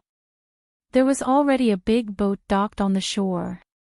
Zhang Xiaohua was worrying about how to get the Great Wisdom Sword on the boat when Liang Cangshu said, "Please don't blame us. You can leave the horses on the shore." Zhang Xiaohua nodded, "We'll follow Brother Liang's arrangement." The two of them boarded the boat. The big boat moved slowly. When they got closer, the giant island between the clouds and the water gradually revealed its true appearance. The island was like a big mountain standing between the pools. The mountain was densely covered with pine and bamboo and strange rocks. At a glance, they couldn't see any path up the mountain. About 10 feet above the water, there was a thick fog that shrouded the mountain. Everything couldn't be seen clearly. Even when the big boat arrived in front of the island and looked up, the thick fog still couldn't be seen. It was as if it was attached to the island. "Brother Liang, this fog is quite strange. It's different from normal." Zhang Xiaohua couldn't help but ask. "You're really a disciple of a famous sect?" Liang Cangshu almost gave her a thumbs up. He said proudly, "This is our sect's method of immortality. It's the foundation of protecting between the clouds and the water." Meng snorted and said in a low voice, "It's just a so-so. Compared to my fragrant sect's protective formation, the peak protection formation, it's still a bit weaker." "Miss Xixia is right, but your sect's formation, hee." Meng rolled her eyes at him and didn't argue with him anymore. When the big boat got closer, it stopped moving forward. Instead, it waited for the disciple who was controlling the boat to walk to the bow of the boat. Then, he raised 2 scarlet triangular flags and waved them left and right. No one knew what the flags meant. After half a cup of tea's worth of time, the big boat moved on its own and slowly drifted along the water island. When one looked carefully at the water below the boat, one could see that the water was divided into different parts. Some were moving forward, some were moving backward, and some were moving straight toward the water island. Only Zhang Xiaohua's boat seemed to be on a fixed course. It went in one direction and kept moving forward. When Zhang Xiaohua arrived, she hid her divine sense and true energy. She didn't release her divine sense and couldn't see the abnormality of the water flow. However, Zhang Xiaohua still praised, "Brother Liang, this entrance method is quite similar to my sect's formation." Liang Zhangshu's face was filled with curiosity as he asked, "How does one enter your sect?" Suddenly, Zhang Xiaohua thought of Chang Chang and the magical bead he buried beside Jinghai Lake. She smiled bitterly and said, "Your sect has been searching for a long time.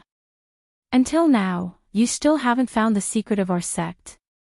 Liang Zhangshu smiled faintly and said, "Who says we haven't? Liang just wants to hear junior brother Ren's opinion." "Don't."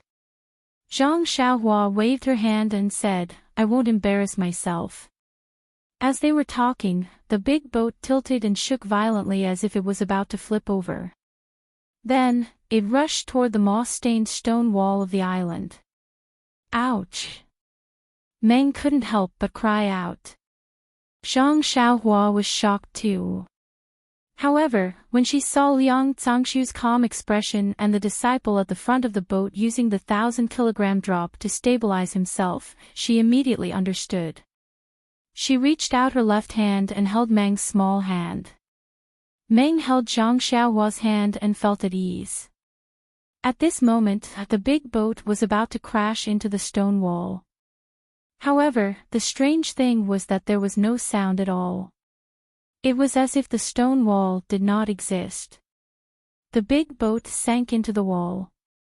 After that, everyone's eyes lit up. An extremely wide waterway appeared in front of them. On both sides of the waterway, there were a few rows of short peach trees. At this moment, the peach blossoms were in full bloom. Wherever the breeze passed, countless petals would drift and fall on the water surface of the waterway. It was a poetic and picturesque scene. Zhang Xiaohua clapped her hands and said, "What a good place to go. Your sect leader seems to be a cultured person. Junior brother Ren is right. Our sect leader has great talent and bold vision. She is indeed rare in this world. All the traps and arrays between the clouds and the water were set up by her. She is truly admirable."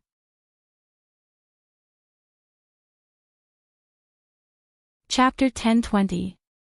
The boat traveled for several li, but it still didn't reach the shore. At this time, it was the disciple who steered the boat. The two sides of the waterway had become cliffs and precipices. On the cliffs, the cries of apes and cranes rose and fell one after another. The precipices were also lush and verdant, with many green things hidden in the clouds. Zhang Xiaohua looked at it and felt quite strange. She pointed at the green on the precipice and said, "Brother Liang, what kind of medicinal herbs are these? This humble one has never seen such a thing before." Liang Zhangshu glanced at it and said with a smile, "Junior brother Ren has misjudged. Those aren't medicinal herbs, but tea trees." Tea trees. Zhang Xiaohua was stunned. She asked curiously, "Are those green leaves tea leaves? Why are they different from what I usually see?" "Naturally, they are different," Liang Zhangshu said. "Junior brother Ren has seen that they have been processed. These are grown on tea trees, so of course they are different." I understand," Zhang Xiaohua said with a smile. "Reading 10,000 books is really not as good as traveling 1,000 li.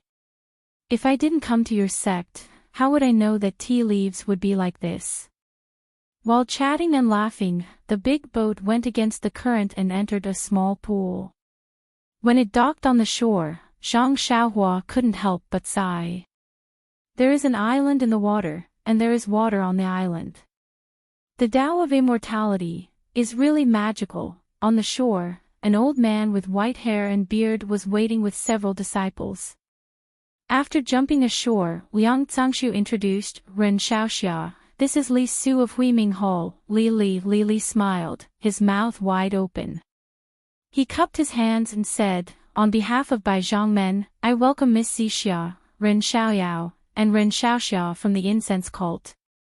Although Zhang Xiaohua and Meng were forced to come here, they saw that Liang Zhangshu did not make things difficult for them along the way. This Huiming Hall's Li Su was also polite to Li. Although they were puzzled, they also went forward to greet him. They bowed and said, "Thank you very much, Mr. Li, for welcoming us. Miss Xixia and Ren Xiaoxia are too courteous."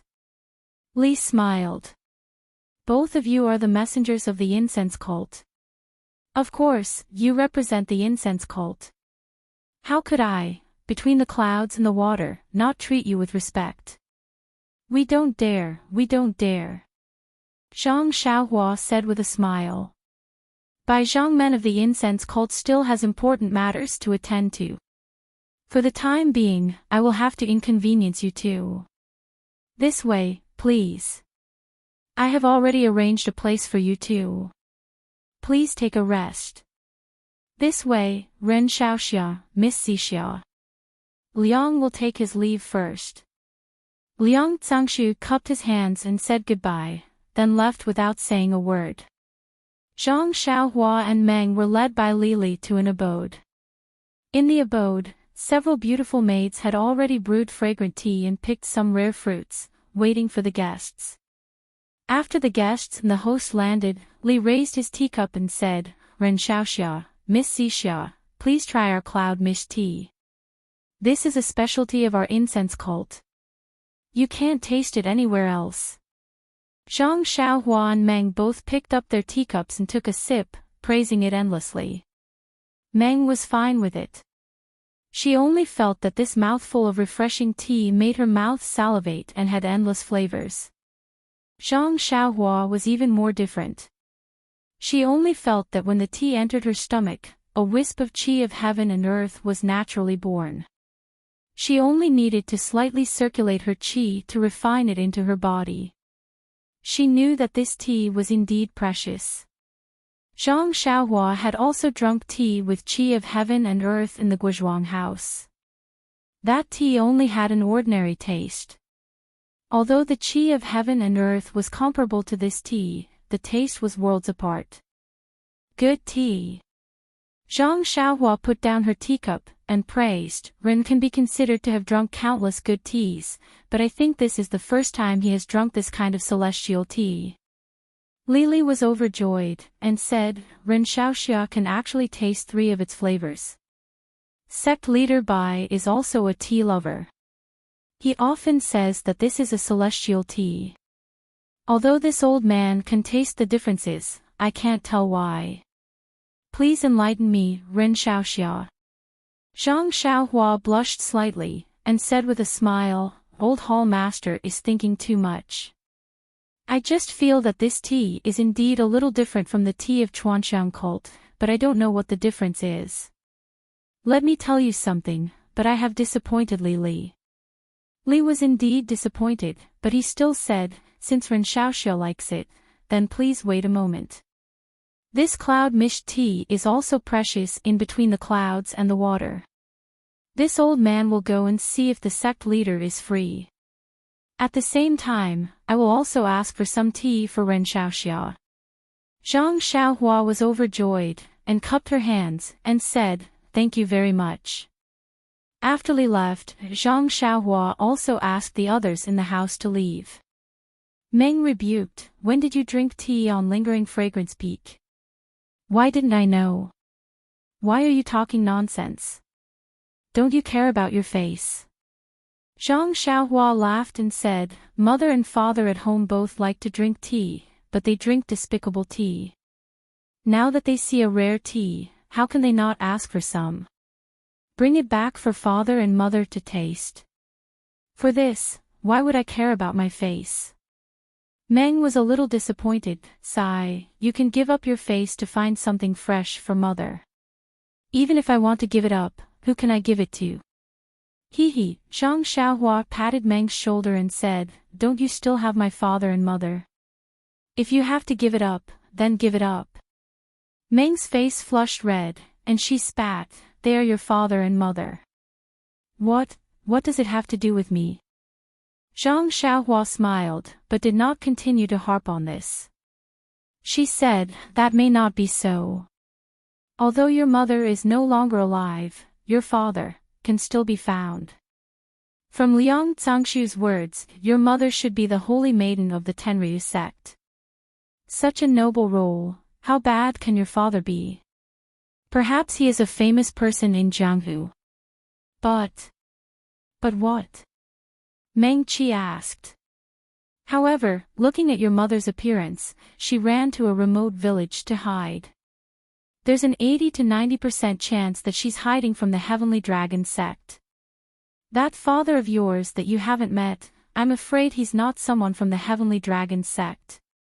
Sigh, yes, I think so too. But, my father is still my father. No matter what, I have to know who he is. Meng was melancholy. She then looked outside and frowned. Xiaohua, I have been thinking along the way.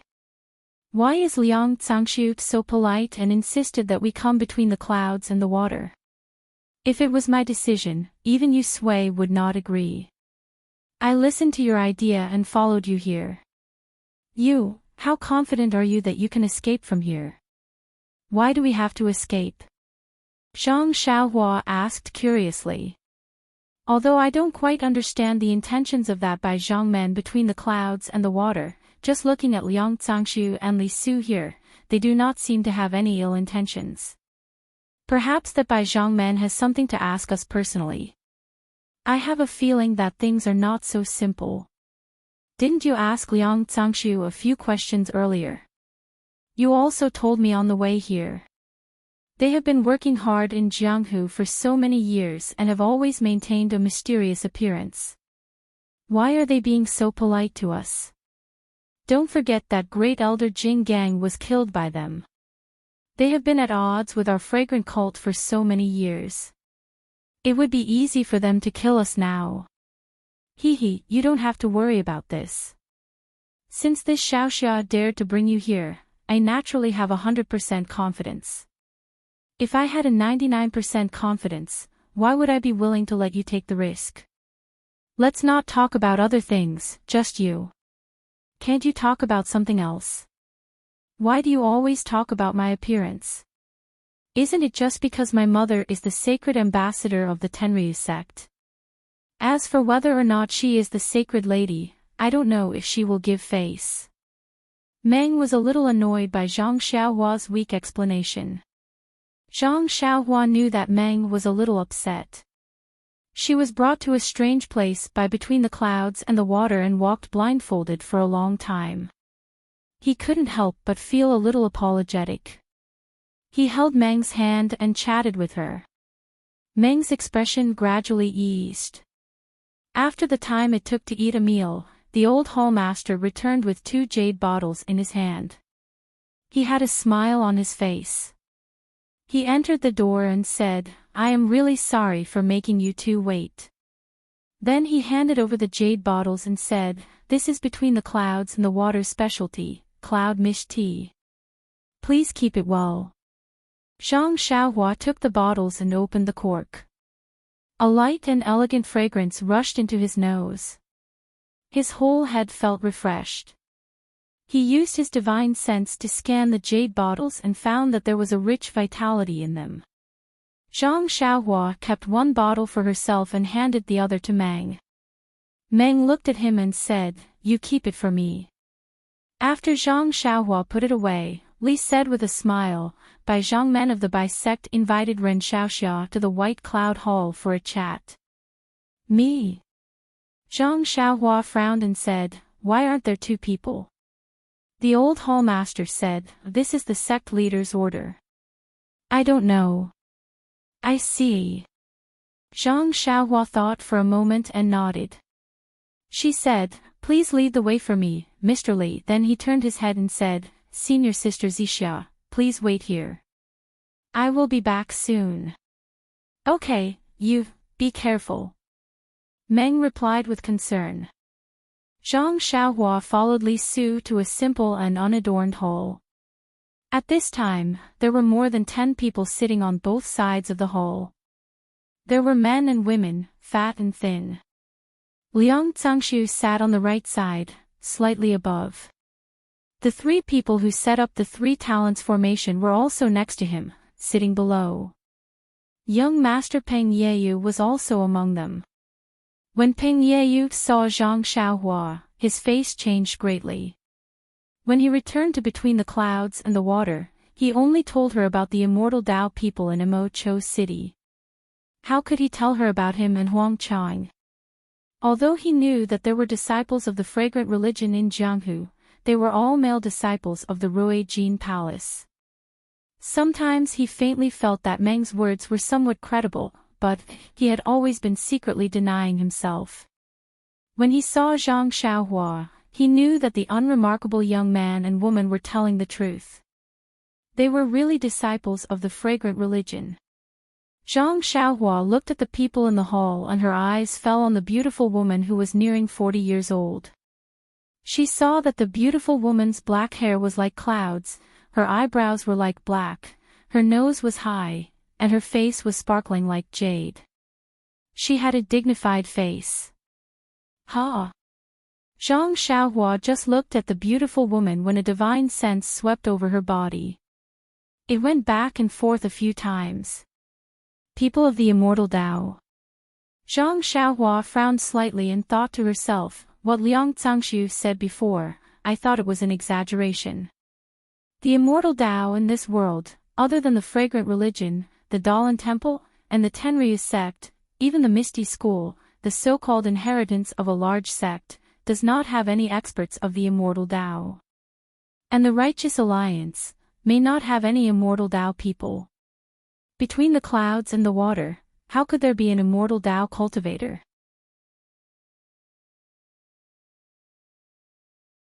Chapter 1021. Reporting to Sect Master, Fragrant Religion Disciple Ren Xiaoyao is here. After Li reported, he sat on a chair on the left. Ren Xiaoyao from Fragrant Religion greets by Zhang Men. Zhang Xiaohua bowed. And, please rise. A gentle force appeared in front of Zhang Xiaohua and lifted her up. Thank you, Bai Zhangmen. Zhang Xiaohua said, then turned to look at Peng Yeyu and cupped her hands. So Brother Peng is a disciple of Between the Clouds and the Water, I'm sorry for my rudeness. When Peng Yeyu heard this, his originally gloomy face became even redder. He stole a glance at his sect master and cupped his hands, so Ren Xiaoxia is really a disciple of fragrant religion, I'm sorry for my rudeness. Night Rain, you know Ren Xiaoxia? Bai Zhangmen asked with a little surprise. This. Peng Yeyu only hesitated for a moment, then immediately told him about his encounter with Zhang Xiaohua and Dream. Then, he asked Zhang Xiaohua, I don't know. Young Master Huang of the Falling Star Alliance, humph. Zhang Xiaohua snorted, Young Master Peng, what do you think will happen to him? Peng Yeyu. Bai Zhangmen sneered, this sect master asked you to go to the Falling Star Alliance to inquire about fragrant religion, you and Huang Chang, let's not talk about it, but... Ren Xiaoxia already told you that they are disciples of fragrant religion, why didn't you say anything when you came back? Sect master, please don't blame me, disciple just thought that they were just talking nonsense. How can a disciple of fragrant religion really say that they are disciples of fragrant religion? They just wanted to scare us away, who would have thought? He, Zhang Xiaohua laughed and said, we are gentlemen, of course we are magnanimous. Peng Yeyu, go to the law enforcement hall to receive your punishment. Bai Zhangmen ordered without any explanation. When Peng Yeyu walked out of the main hall with an ashen face, Zhang Xiaohua was elated. This bastard actually dared to have ideas about my dreams. Letting you receive your punishment is really a gift from this Xiaoxia. Ren Xiaoxia, please take a seat, Bai Zhangmen said with a smile. A disciple brought a chair over. Zhang Xiaohua sat down and said with a smile, Bai Zhangmen is too courteous. I wonder why Bai Zhongmen invited me and senior martial sister between the clouds and the water. Bai Zhongmen laughed and said, of course there is a reason. Otherwise, there would be no need to mobilize so many people. Bai Zhongmen has eyes everywhere. There are few people in Jianghu who don't know about you. You even know about my affairs clearly. Why would you still need me? Ren Xiaoxia praises you too much. Many things are not necessarily seen with one's eyes. If I didn't hear it with my own ears, I wouldn't be at ease. Alright, Bai Zhongmen, please enlighten me. I have to hurry back to the incense cult. At this time, I'm running out of time. Martial arts convention. Bai Zhongmen asked with interest. Sigh, since Bai Zhongmen already knows, without waiting for Zhang Xiaohua to finish, Bai Zhongmen asked, when will the incense cult's martial arts convention be held? Zhang Xiaohua rolled her eyes and said, all the major sects have received the invitation. Your cult has eyes and ears in all the sections. Don't tell me you don't know.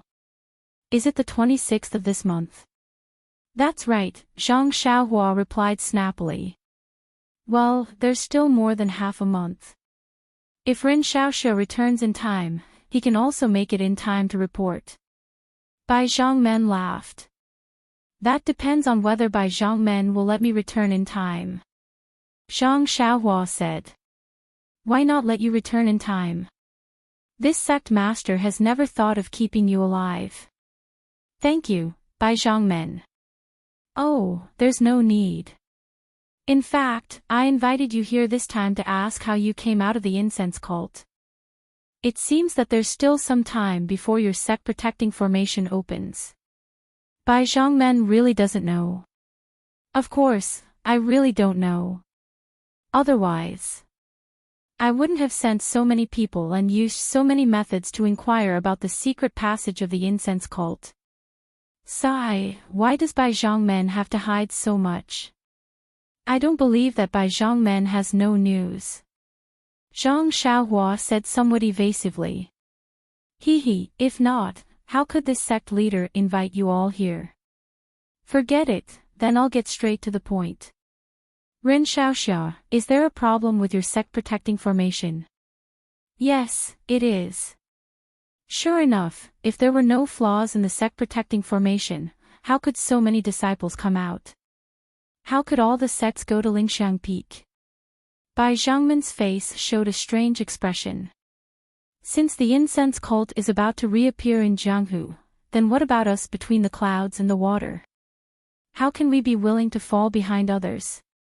Then he seemed to explain to Zhang Xiaohua, between the clouds and the water originally planned to summon the martial arts world next month and prepare to reappear in Jianghu. I didn't expect that the incense cult would send out a hero's invitation first. It's quite difficult for our sect. If we send out a hero's invitation after your cult, we'll inevitably be laughed at. Rather than that, it's better to take advantage of the Martial Arts Society Assembly to explain our sect's situation to the world's heroes. Good things come in pairs. Ren Xiaoxia, what do you think? Very good, very good. Bai Zhongmen invited me here so that I can pass this message to the cult leader of the other cult, right? Bai Zhongmen clapped his hands and said, exactly. If the other cult suddenly sends a disciple forward, it'll inevitably be rude and make Nanjing Yi unhappy. It's better to let Ren Xiaoxia pass the message to show our sincerity. Well said, I'll definitely do as you say. In that case, thank you very much, Ren Xiaoxia, Bai Zhongmen suddenly asked, your cult's protective array is gone. Zhang Xiaohua was stunned. She thought for a moment and said, this matter is considered a secret now, but when Bai Zhongmen arrives at Dianqi Lake, he'll naturally know. It's not a big deal to tell him now. Well, it's no wonder that the disciples of the incense cult can enter Jianghu at will. Alas, with the appearance of the incense cult, Jianghu is in chaos. The protection of the celestial way has always had a limit. After thousands of years, the incense cult has finally fallen into the mortal world. Zhang Xiaohua's heart skipped a beat. She asked, listening to Bai Zhangmen's tone, he's quite emotional. Could it be that there's also a story between the clouds and the water?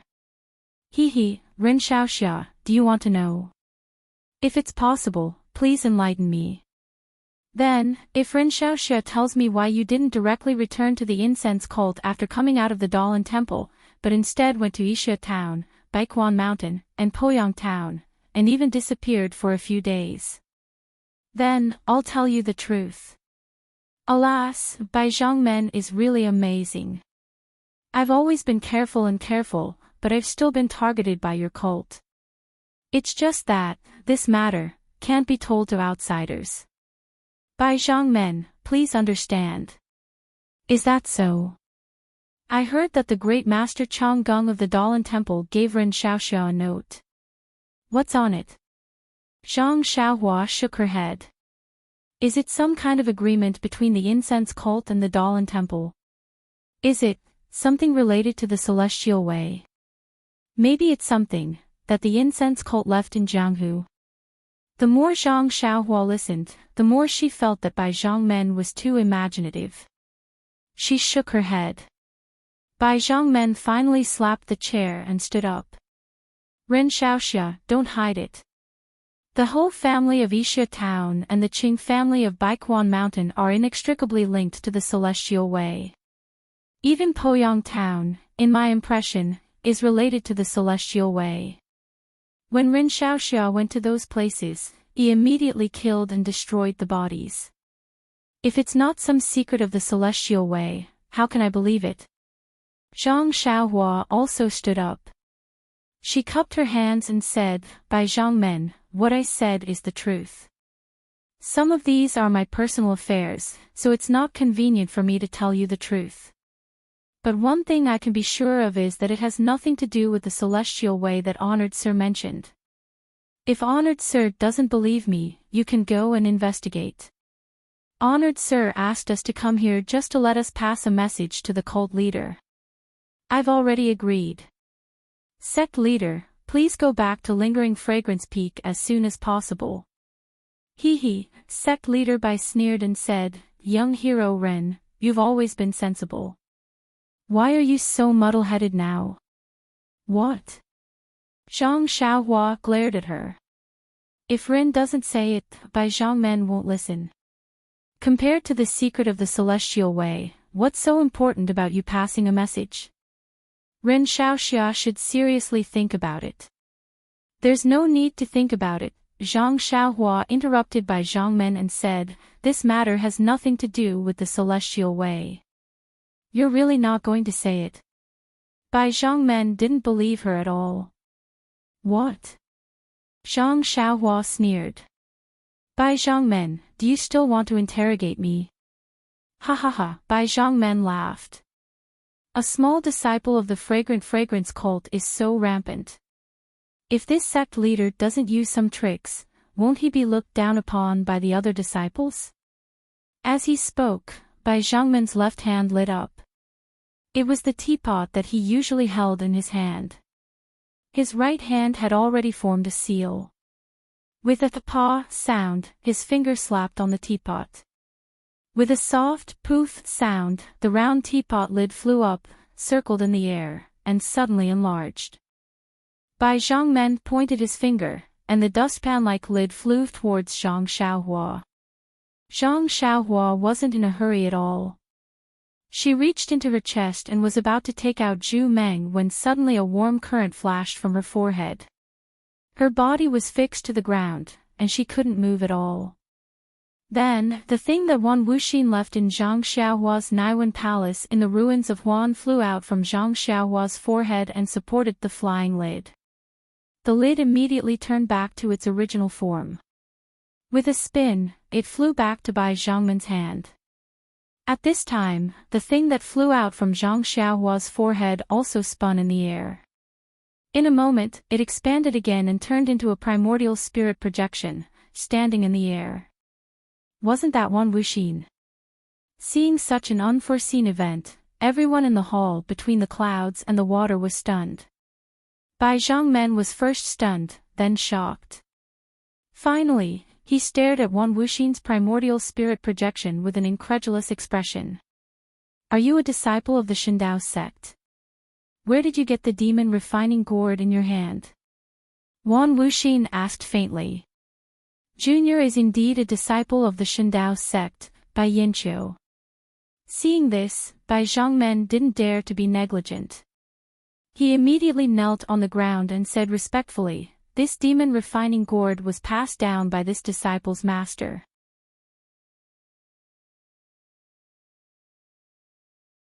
Chapter 10:22.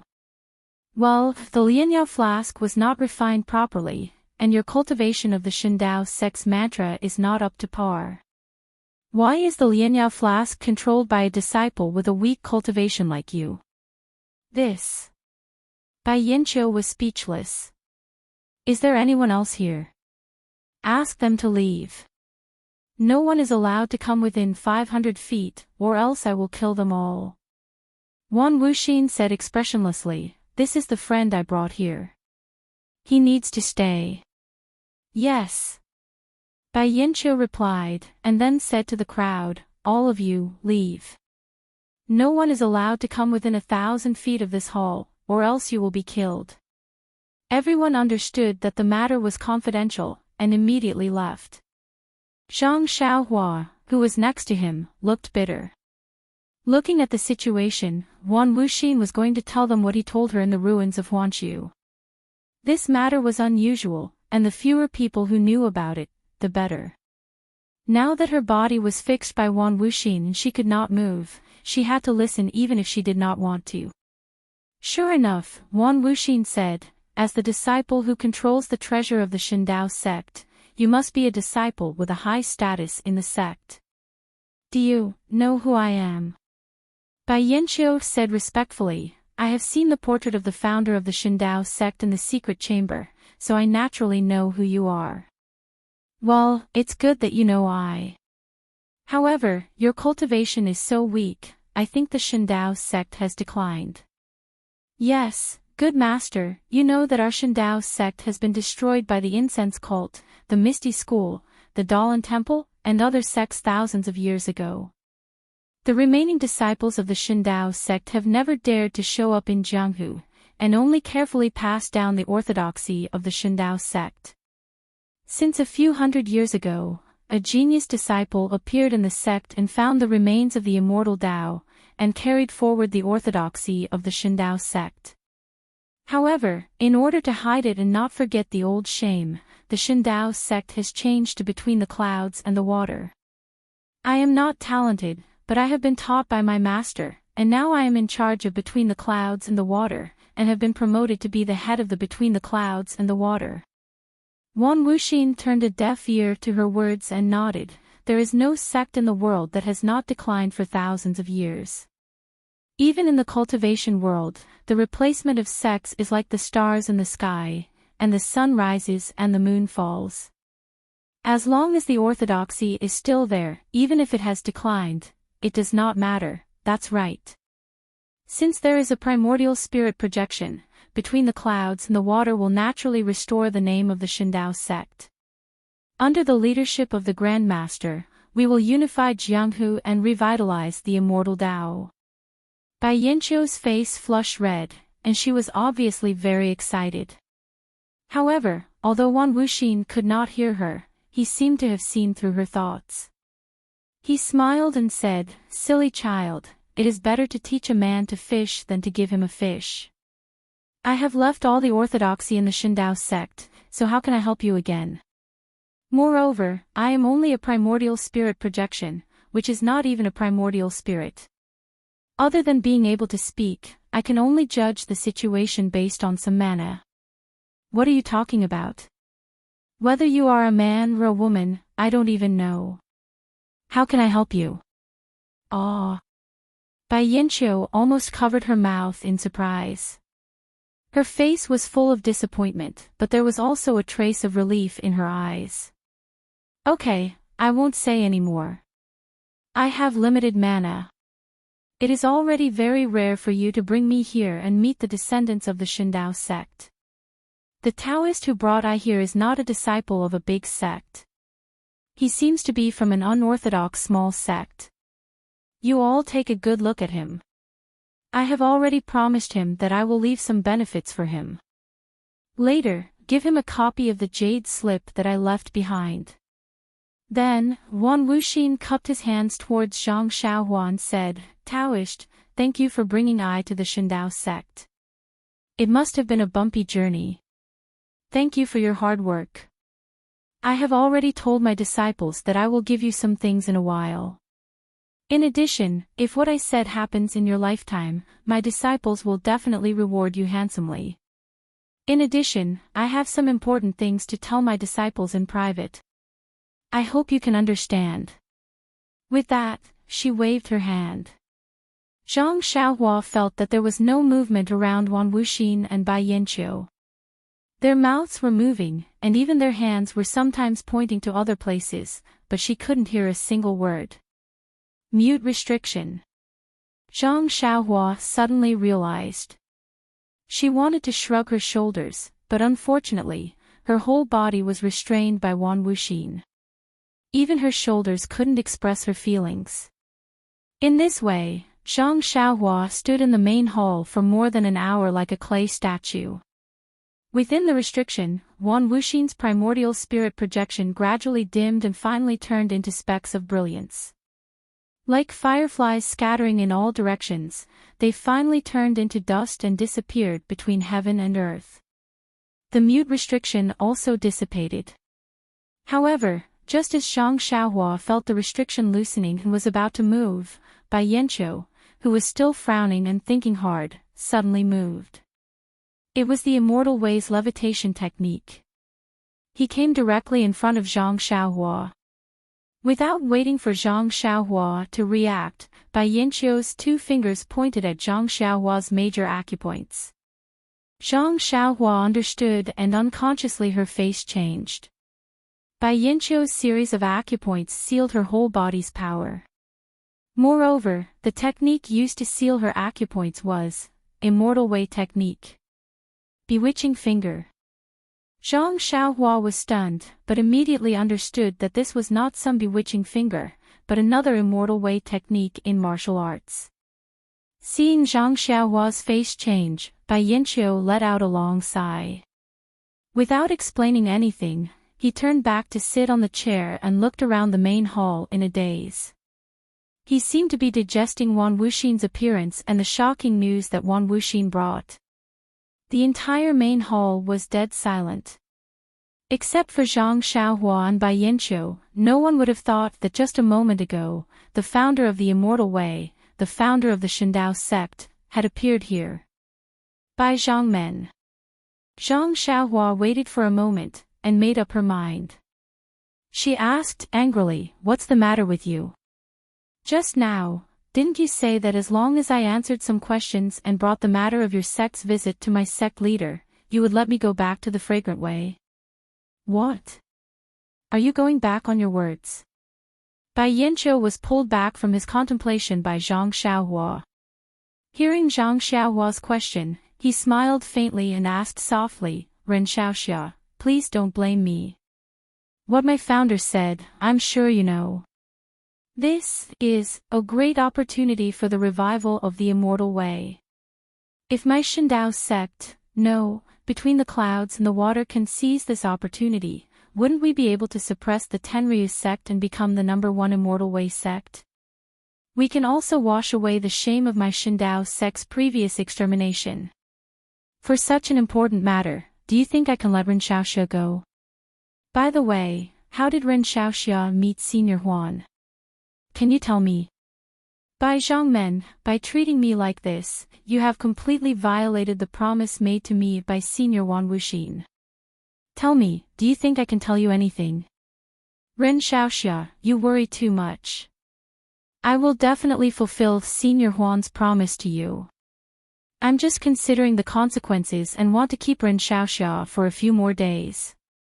Well, I forgot to tell Xiaoxia that the technique I used to seal his acupoints was left behind by the Immortal Dao. If I didn't do it myself, only Nun Jing Yi and Nun Jing Gang of your sect, or Elder Chong Xing of the Dalan Temple and Di Shi Tian of the Tenryu sect can undo it. If Xiaoxia doesn't want to suffer and wants what Senior Huan promised, then answer my questions honestly. I like obedient children very much. Zhang Xiaohua felt a chill run down her spine. She seemed to think for a moment and then told him about her trip to Huanshu. Of course, everything was simpler and more detailed than what she told Nun Jing Yi. When she finished, Bai Yanqiu was surprised. What? It's that simple. You went to that 5 elements formation and met Senior Huan. Oh, the projection of her primordial spirit. He had only said a few words and then disappeared. She also said that she wanted you to find the Shindao sect and get the secret book of peerless martial arts. Zhang Xiaohua spread her hands and said, "That's right. Didn't Senior Huan mention it to you?" Actually, I already said that I was a disciple of the Shindao sect, and I've never heard of the Shindao sect, but she didn't believe me. I couldn't do anything about it, and I don't know when she hid it on me. Bai Yanqiu stared at Zhang Xiaohua, seeming to be considering the authenticity of what he said. After a long while, she said, "I don't know if what you said is true. It sounds really simple. However, I believe that you're an honest child who doesn't lie." Zhang Xiaohua was quite proud and raised her head. Of course. Well, that's good. What Senior Huan wants to give you is the jade slip of the immortal Tao. I'm afraid it's not useful to you, so I'll make the decision first. When I come back, I'll let you choose one of the secret books of peerless martial arts from our sect. What do you think? Zhang Xiaohua frowned slightly. Why don't you give me the things of the immortal Tao?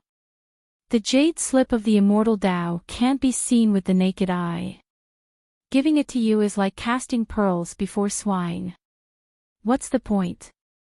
It's better to give you some practical benefits. Also, about that matter, Bai Yanqiu smiled mysteriously and said, "Didn't Senior Huan say it? As long as you're still alive, I'll definitely give you some benefits. As long as I'm still alive." Zhang Xiaohua was stunned, and then her face changed dramatically. She said angrily, "Senior Huan's words are clear. If you don't meet Ren in your life, then you can only blame your bad luck. But, look at Bai Zhangman's actions now, he actually wants to keep Ren until. If you don't meet him in your life, won't Ren die of old age between the clouds and the water? Can't I?" Bai Yanqiu was extremely surprised, but also extremely innocent. Senior Huan didn't say that I can't keep you. Moreover, I've done everything Senior Huan said exactly according to what you said. Ha ha ha, Zhang Xiaohua laughed in anger. What a good promise. Ren understands now. Maybe Senior Huan doesn't have any bad intentions, but when you make a promise, you have a countermeasure.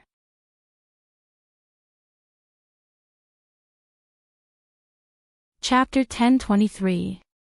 Since Ren Xiaoxia understands, I don't have to explain too much. Bai Yanqiu sneered. I heard that you have a good relationship with your senior sister Zixia. If I preach the incense cult here, I'm afraid that Jingyi won't allow it. Since you've come to between the clouds and the water, I'll leave her here. You two can live here peacefully for the rest of your lives. Won't that be great? Good plan, good plan. Zhang Xiaohua almost wanted to clap her hands. All right, Ren Xiaoxia has contributed a lot to Between the Clouds and the Water. I'll definitely treat him well. If Between the Clouds and the Water can become famous in Jianghu and become the first celestial sect, half of the credit will belong to me and half to Ren Xiaoxia. When that time comes, I'll definitely. Bai Yanqiu gave her a flirtatious look. Do I still need to say it? Zhang Xiaohua had goosebumps all over her body. She almost shivered on the spot. Bai Yanqiu floated in the air and came to the outside of the main hole. Sure enough, there was no one within 1,000 feet of the main hall. Men, gather the troops from the heroes' gathering palace. I have something important to do between the clouds and the water. Immediately, there were a few drumbeats. Many disciples, old and young, male and female, came out of nowhere and swarmed into the main hall. Before everyone arrived, Bai Yinqiu asked a disciple to lead Zhang Xiaohua out. Zhang Xiaohua followed the disciple and walked slowly out of the main hall. She turned back to look at Bai Yinqiu, who looked hesitant, and the disciples who were in a hurry. She couldn't help but smile mockingly. This matter really needs to be considered carefully. Not only for between the clouds and the water, but also for my Beidou school. Isn't this an opportunity? When Zhang Xiaohua returned to the abode, Meng was already waiting for her.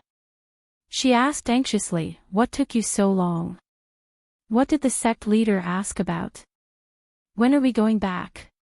Zhang Xiaohua naturally wouldn't let Meng worry. She smiled and said, "It's nothing. This so-called Bai Zhangmen is very interested in our incense cult. He even inquired about our senior sisters and sect leaders' daily life. You think about it, how would I know? But I was also afraid that she would come and disturb you, so I made up some nonsense. She was so confused that she thought highly of me. She even said that she wanted me to be a guardian disciple of Shueiyun Club. How can I do that?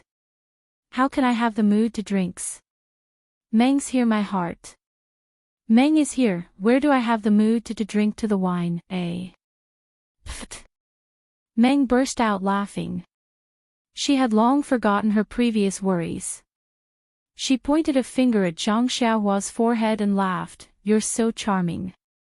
Nie Qianyu from Rejuvenation Valley is still thinking about you." Zhang Pinger from Distant Fire Temple. I heard that she's become colder than before. She doesn't speak much to male disciples. Bai Zhangmen, why did he do that the moment he saw you? He eagerly gave you the position of guardian's disciple? Zhang Xiaohua rubbed her nose and said, "I'm not talented. I'm better than Pan and ha ha ha." Meng seemed to really see a flower on Zhang Xiaohua's face. She laughed so hard that she almost bent over. I heard that the immortal cultivator who attacked Rejuvenation Valley was very handsome. If that immortal cultivator is you, you can say the same thing. Hee hee. Zhang Xiaohua shrugged for no reason. Anything is possible. I'm dying of laughter. If you're that handsome immortal cultivator, I might be, the founder of the fragrant religion. Zhang Xiaohua was happy to see Meng laughing so hard. She chatted with her for a long time before they went to rest. Zhang Xiaohua sat cross-legged in a quiet room.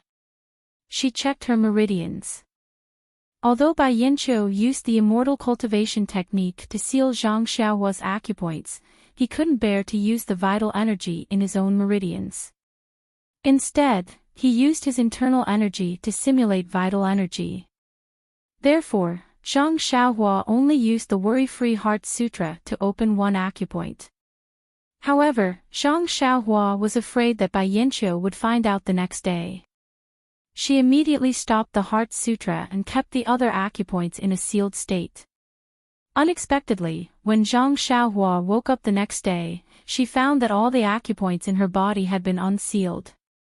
She could only smile bitterly and prepare to adapt. The next day, the disciples of Between the Clouds and the Water didn't disturb them. They only served them fruits, vegetables, wine, and other food. Meng Bai didn't ask anything because he and Zhang Xiaohua were by his side. Zhang Xiaohua wanted to go out and see what Bai Yinqiu was doing. However, she was afraid that there was a powerful restriction between the clouds and the water, or that Bai Yinqiu had some secret magic. Therefore, she suppressed her anxiety and found some excuses to use the bewitching pointers on the disciples who served her. She got some information from them about Between the Clouds and the Water. For 3 days in a row, Shueiyun Club seemed to be doing something big. Bai Yinqiu simply forgot Zhang Xiaohua and Meng at the back of her mind. She was busy appointing generals and dispatching troops. As for what she was busy with, the status of the disciples serving her was limited, so their knowledge was also limited. Meng was also anxious. While she nagged Zhang Xiaohua, she also urged the disciples. The disciples only smiled and didn't say a word. Meng didn't know how to deal with them and could only look for trouble with Zhang Xiaohua. On the evening of the third day, Zhang Xiaohua found out from the disciples of Between the Clouds and the Water that most of the disciples Between the Clouds and the Water had left the island. Bai Yinqiu also left the island in the early morning of that day. As for where he went, he still didn't know. After waking the disciple, Zhang Xiaohua thought to herself. Needless to say, Bai Yinqiu must have two plans now. One was to return to the Jianghu, and the other was to do what Wan Wuxin said. However, she didn't hear what Wan Wuxin said. He only leaked some information in front of her. As for when and where, she didn't know. However, according to what Bai Yinqiu said, perhaps even if she waited here for a lifetime, it still wouldn't happen. Therefore, what Bai Yinqiu wanted to do this time should be to return to the Jianghu Between the Clouds and the Water. This guy actually wants to turn I into a white-bearded Zhang Xiaohua. How abominable. If I don't cause some trouble between the clouds and the water, how can I be worthy of this guy's sealing eyes acupoints? However, Zhang Xiaohua immediately felt depressed. On the way in from outside Between the Clouds and the Water, he could see clearly that without the guidance of the disciples Between the Clouds and the Water, he wouldn't be able to get out easily. If he wanted to get out, he could only take Meng with him and use the power of flight. However, looking at the thick smoke above the giant island, Zhang Xiaohua was almost certain that the smoke was caused by the formation.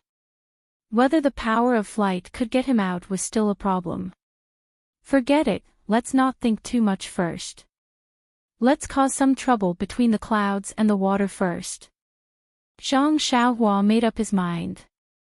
Just as he was thinking about what to do, he heard Meng shouting, "Xiaohua, where are you?" "Here. I'm talking to this junior brother Between the Clouds and the Water." Zhang Xiaohua replied with a smile. "Xiaohua, it's been 3 days. The time to get back to the fragrant religion is extremely tight. Why don't you hurry to find that Bai Zhangmen, Liang Zangxiu, or Li Su? Didn't you say that even if they had 10 times the courage, they wouldn't touch us? Why is it that now? I think they've already set their sights on us." Zhang Xiaohua smiled and said, "Don't worry, I've already told that disciple to go back and see Bai Zhangmen immediately. I'll let him tell Bai Zhangmen that if she still wants to make a living in Jianghu, he should quickly send us out of this place.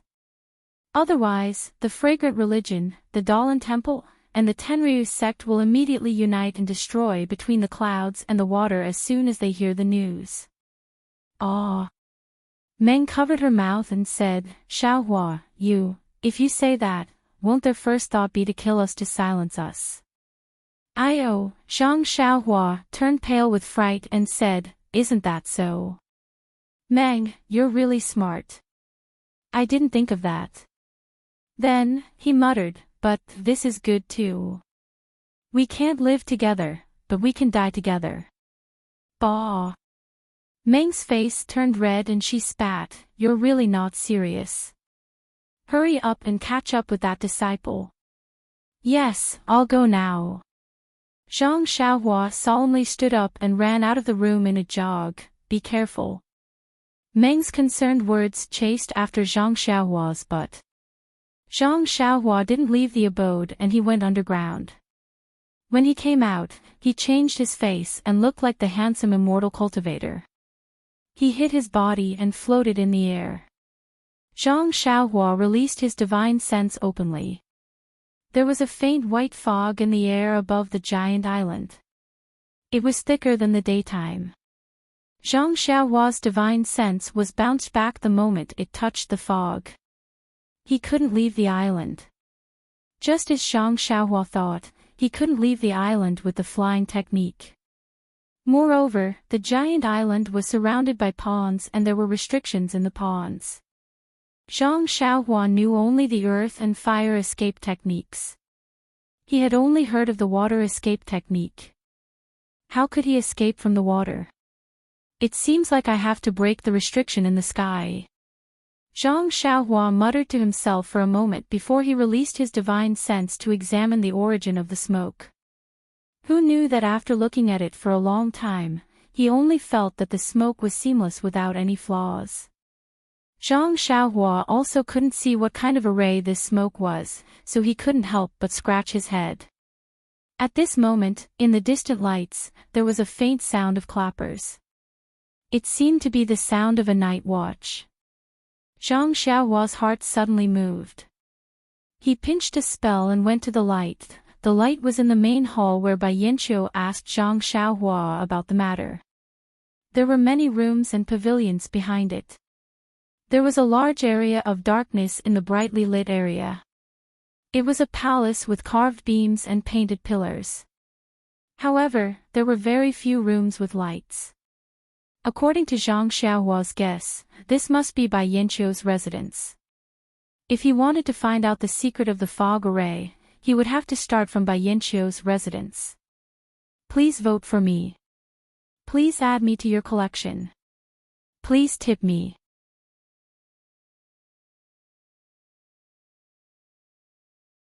Chapter 1024. Before Zhang Xiaohua's figure landed, his divine sense had roughly scanned this large area. As he expected, his divine sense was bounced off at a towering palace and couldn't penetrate it. The palace was also pitch black. Zhang Xiaohua flew to the outside of the palace and looked at the closed door of the palace for a long time. He was just about to make a gesture to try to break the enchantment outside the palace, but when his gaze casually fell on the ground, his face unconsciously showed a trace of surprise. Then, regardless of the enchantment outside the palace, he just made a gesture and escaped into the ground. When he popped his head out, it was inside the enchantment. It turned out that the restriction only protected the palace above the ground, but the underground was completely unprotected. It was completely naked. Scratching his head, Zhang Xiaohua really didn't understand why this enchantment was so lame. Even the enchantment that he set up at night when he cultivated also considered the underground. It was not like this enchantment which only cared about the head and not the butt. Most of the palace inside the enchantment was no different from an ordinary palace. It was plain and there was no fluctuation of primordial qi. Only in one of the large rooms, Zhang Xiaohua found a very obscure fluctuation. Zhang Xiaohua didn't hesitate and went straight into this room. As soon as he entered the room, a strong smell of cosmetics hit his face. Zhang Xiaohua looked around and took out the luminous pearl. With the brilliance of the luminous pearl, he could see the room clearly. The inside of this room was very luxurious. A large bed that could sleep 10 people was placed in the middle of the room. The bed looked to be made of a date red wood. Above the bed, there was a huge pink transparent cover hanging down from the thick beam of the roof of the palace, covering the entire large bed. On the large bed, there was also pink satin piled up. Whether it was the bedding or something else, it wasn't Zhang Xiaohua's concern. He looked at the row of cabinets on one side of the palace wall. The cabinets didn't have doors and were open. At a glance, he saw that the cabinets were filled with all kinds of clothes. Zhang Xiaohua scanned with his divine sense. There was no fluctuation of primordial qi, so he turned his gaze away. What was left was an extremely gorgeous dressing table on the opposite side of the cabinet. There was also a bronze mirror that was about the height of a person in front of another wall. Furthermore, there was a small bronze mirror on the dressing table. There were also a few beautiful dressing boxes. However, there were no yuan qi fluctuations from them. Oh, did I make a mistake? Zhang Xiaohua was rather surprised. He used a seal to protect this palace, but there is nothing valuable inside. What is the meaning of this? Or, does Bai Yanqiu have a way to hide the fluctuation of primordial qi? Zhang Xiaohua pinched his chin. His eyes flickered as he released his divine sense. While he was carefully inspecting, his eyes were also looking around. He first looked at the large bed. That bed was really too big. Even if Bai Yanqiu rolled on it with all his might, he wouldn't be able to roll down. Why would she sleep on such a large bed? Zhang Xiaohua was an immortal path qi practitioner. Every night, he would sit cross-legged and cultivate the Carefree Heart Sutra. Even ordinary martial arts experts would use their inner energy to replace sleep at night. For an expert like Bai Yanqiu who had stepped into the ranks of qi practitioners, there was no way he would make such a large bed just to sleep. However, when Zhang Xiaohua once again focused his attention on this somewhat overly large bed, he really did see some differences. This large bed was somewhat similar to the Kong bed in Zhang Xiaohua's Guozhuang house. The entire bed was supported by large stones. Zhang Xiaohua's face was filled with confusion. He walked to the bed, and a delicate fragrance assailed his nostrils. Zhang Xiaohua let out a laugh. He reached out and lifted the silk bedding on the bed, revealing a pitch-black stone slab that was more than 3 fingers thick under the bedding. This stone slab was different from the stones supporting it. It was a complete piece. When the brilliance of the luminous pearl shone on the pitch-black stone slab, there was no reflection at all. The light seemed to have been absorbed by the stone slab. Zhang Xiaohua reached out and touched the stone slab. The stone slab was a little rough, and it did not match the smooth surface. After Zhang Xiaohua focused his eyes on it for a moment, he vaguely saw some unfathomable flashes of light within the stone slab. It was somewhat similar to the starlight in the night sky, but in a flash, it was similar to lightning. Zhang Xiaohua touched the strange stone slab, not knowing what to say. In his divine sense, this stone slab was no different from the stones below. There was not even the slightest fluctuation of yuan qi. How could it be so different when seen with the naked eye? Whatever. Anyway, it's here to harm Bai Yanqiu. She slept under this thing every day. Needless to say, it must be something good. I'll just accept it. It's just that this stone slab is too big. In my belt. Zhang Xiaohua thought for a moment, and his divine sense entered his belt. He had collected too much 5 elements chalcedony in his belt, and there was indeed less space to store things. Fortunately, the stone slab was flat, and Zhang Xiaohua only needed to tidy it up slightly to free up the space. However, just as Zhang Xiaohua placed the mysterious stone slab into his belt, another problem occurred. The stone slab was like the great wisdom sword, and could not be controlled with his divine sense. How should it be said, the great wisdom sword could not be controlled with his divine sense at all. This stone slab could be grasped by his divine sense, but it gave Zhang Xiaohua the feeling of using both hands to catch a small loach in the river. It was slippery, and there was no strength at all. However, it was still almost, and not completely impossible to control. Zhang Xiaohua exerted enough patience, and expended more than half of his divine sense, and paid the price with sweat beading on his forehead. Only then did he manage to store the mysterious stone slab into his belt. It's painful but happy. Zhang Xiaohua wiped the sweat from his forehead, and smiled happily. He did not know the origin of the stone slab, and did not know its use, but, to be able to take away something that Bai Yanqiu slept under, Zhang Xiaohua would wake up smiling even in his dreams. You actually dare to turn I into Whitebeard Zhang Xiaohua. Even if you think about it, that won't do. I must teach you a lesson. Cough cough, it seems to be a dream, to grow old together here, and not care about the affairs of the world, it's also a happy thing. Zhang Xiaohua sat cross-legged and carefully operated God's guidance, gradually replenishing his divine sense. His eyes looked around the bedroom again. Bai Yanqiu was a descendant of the Shindao sect, and if it was said that there were no relics of the immortal Dao in her bedroom, and that there were no rubbish that Zhang Xiaohua liked to pick up, even if Zhang Xiaohua's head was cracked open, he would not believe it.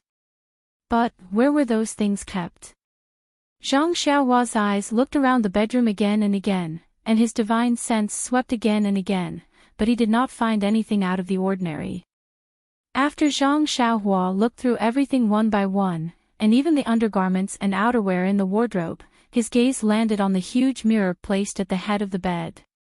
According to Zhang Xiaohua's idea, there was already a bronze mirror on the dressing table, and Bai Yanqiu could already put on makeup in front of it, so there was no need to place a huge mirror at the head of the bed. Since this huge mirror was superfluous, and it was even placed at the head of the bed, what was the use of it? Needless to say, if there was something out of the ordinary, there must be something wrong with this huge mirror. However, Zhang Xiaohua stood in front of the mirror, and the light from the luminous pearl shone on the bronze mirror, and even the silk on the huge bed could be seen clearly. It was obviously a bronze mirror, right? How different could it be? Looking closer, he did not find anything. Zhang Xiaohua turned over and landed on the bed, and danced around on the bed for a while. The reflection on the bronze mirror was the same, very normal. "Io, what is going on?" Zhang Xiaohua scratched his head. Could it be that Bai Yanqiu likes to see how I look when I sleep at night? This fellow's hobby is extremely wonderful. Unwilling to give up, Zhang Xiaohua covered the bronze mirror with his divine sense from top to bottom, and wanted to do a final check, but it was still to no avail. There seemed to be no movement, and there seemed to be no sign of it. Perhaps Bai Yanqiu kept the things close and put them somewhere else. Zhang Xiaohua muttered in his heart as he prepared to leave the bedroom. However, when he accidentally caught sight of the small bronze mirror on the dressing table from the corner of his eye, he immediately froze on the spot as though he had been struck by lightning. "Everyone, what do you think?" It turned out that the small bronze mirror also faintly reflected Zhang Xiaohua's face, but that face was Zhang Xiaohua disguised as Pan An's handsome face. Zhang Xiaohua looked at the huge bronze mirror in disbelief, and the reflection in the bronze mirror was actually a complete Zhang Xiaohua. In an instant, a feeling of horror rose from the bottom of Zhang Xiaohua's heart. This bronze mirror could actually reflect his original appearance. It was no wonder, he just stood in front of this huge bronze mirror for a long time, and the mirror was filled with Zhang Xiaohua. It was originally him, so there was nothing to be suspicious about. If not for the small mirror, he almost forgot that he disguised as Panan. This is it. Zhang Xiaohua was very happy, and with a sweep of his divine sense, he was about to put the large bronze mirror into his belt. However, the bronze mirror seemed to have grown roots, and no matter how Zhang Xiaohua moved it with his divine sense, it did not move an inch. In an instant, Zhang Xiaohua was angry. He walked to the front of the bronze mirror, bent down, and grabbed the bottom edge of the bronze mirror. Using the strength of his arms, he lifted it up stiffly. The strength of Zhang Xiaohua's arms could be said to be shocking, but the bronze mirror only shook slightly, and he could not lift it up completely. Zhang Xiaohua was once again in a difficult position. Then, Zhang Xiaohua circled the large bronze mirror a few times, his hand holding his chin, and his eyes darting around. After half a cigarette, Zhang Xiaohua seemed to have thought of something.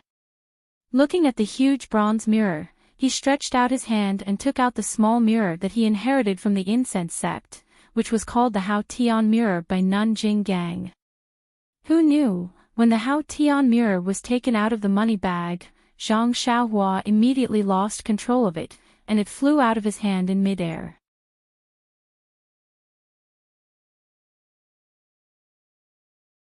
Chapter 1025. After Zhang Xiaohua took out the clear sky mirror from her purse, it immediately flew out of Zhang Xiaohua's hand and hovered in midair. The clear sky mirror slowly floated in midair and stopped in the middle of the large copper mirror. Then, the surface of the clear sky mirror faced upwards and gradually emitted a silvery white brilliance. This brilliance became increasingly resplendent and bright. When the brilliance gathered to a certain extent, it formed a weak light pillar. The light pillar slowly dimmed and elongated, shining towards the ceiling of the bedroom. When the light pillar shone, the ceiling of the bedroom seemed to be transparent, revealing the thick fog in the night sky outside. Then, the fog melted like snow in boiling water, revealing a huge round hole and the resplendent stars in the night sky. After a few breaths, the stars in the round hole suddenly flashed rapidly. A crazy amount of star energy rushed into the clear sky mirror as if it was smashing down. The clear sky mirror buzzed and let out a joyful sound, as if it was absorbing the starlight in the sky. After the time it took to eat a meal, the clear sky mirror gradually stopped shaking. Then, it tilted slightly and gradually faced the large copper mirror in front of the bed. Immediately, the starlight was reflected by the clear sky mirror. The large copper mirror did not have any reaction at first, and the starlight was not reflected again. Even Zhang Xiaohua's figure in the large copper mirror disappeared.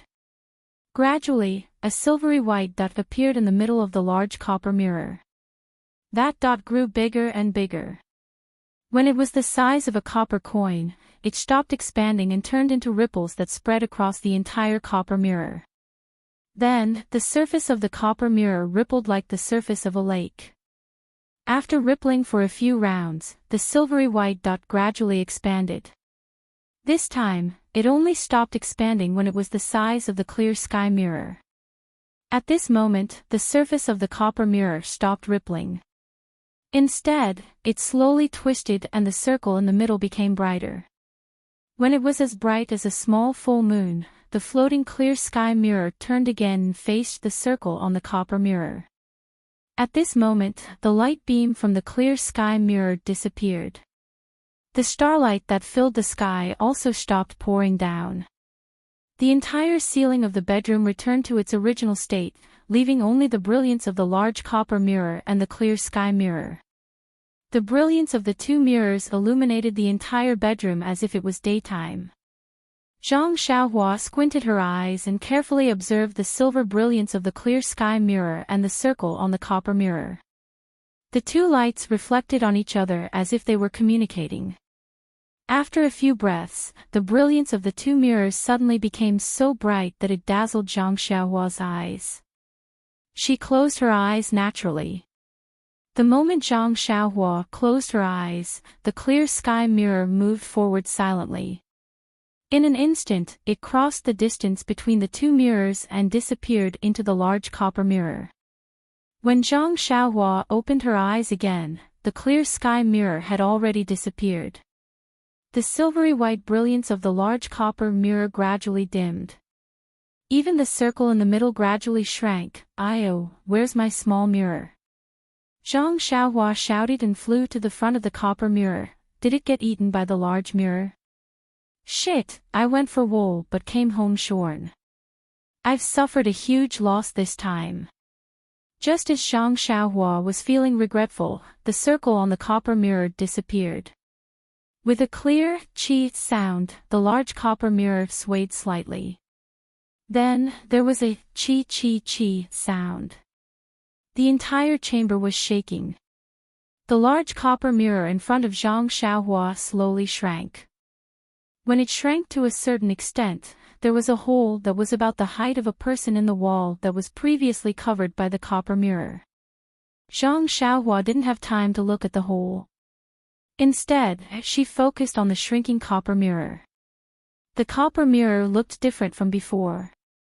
There were some decorations on the round surface of the mirror that were made of an unknown material.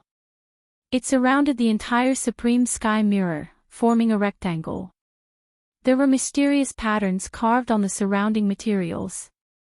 The patterns formed extremely profound talismans. Between the patterns, there were countless tiny tadpole-like carvings. On the top of the circular mirror, there were 3 tadpole-like words.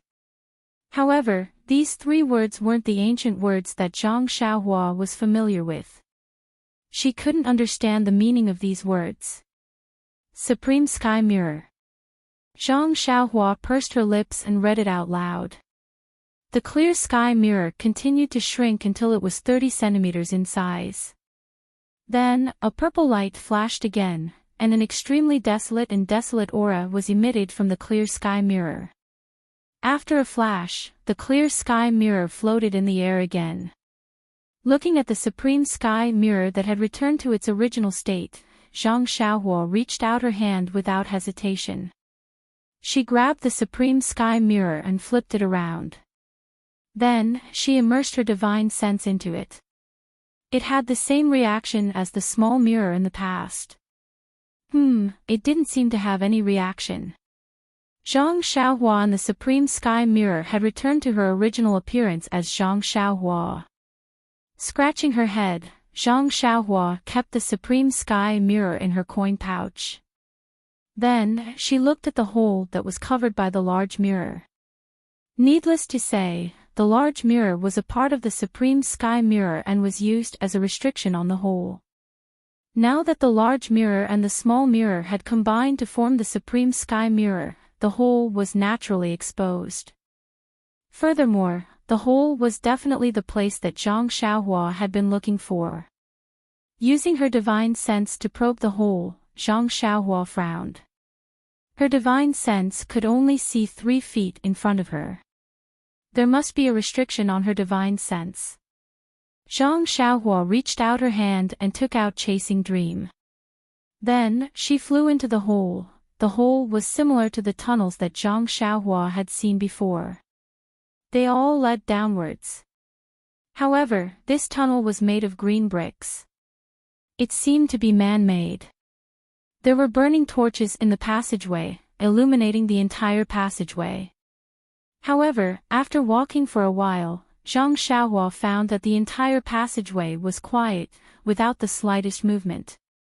Soon after, there were forks in the tunnel.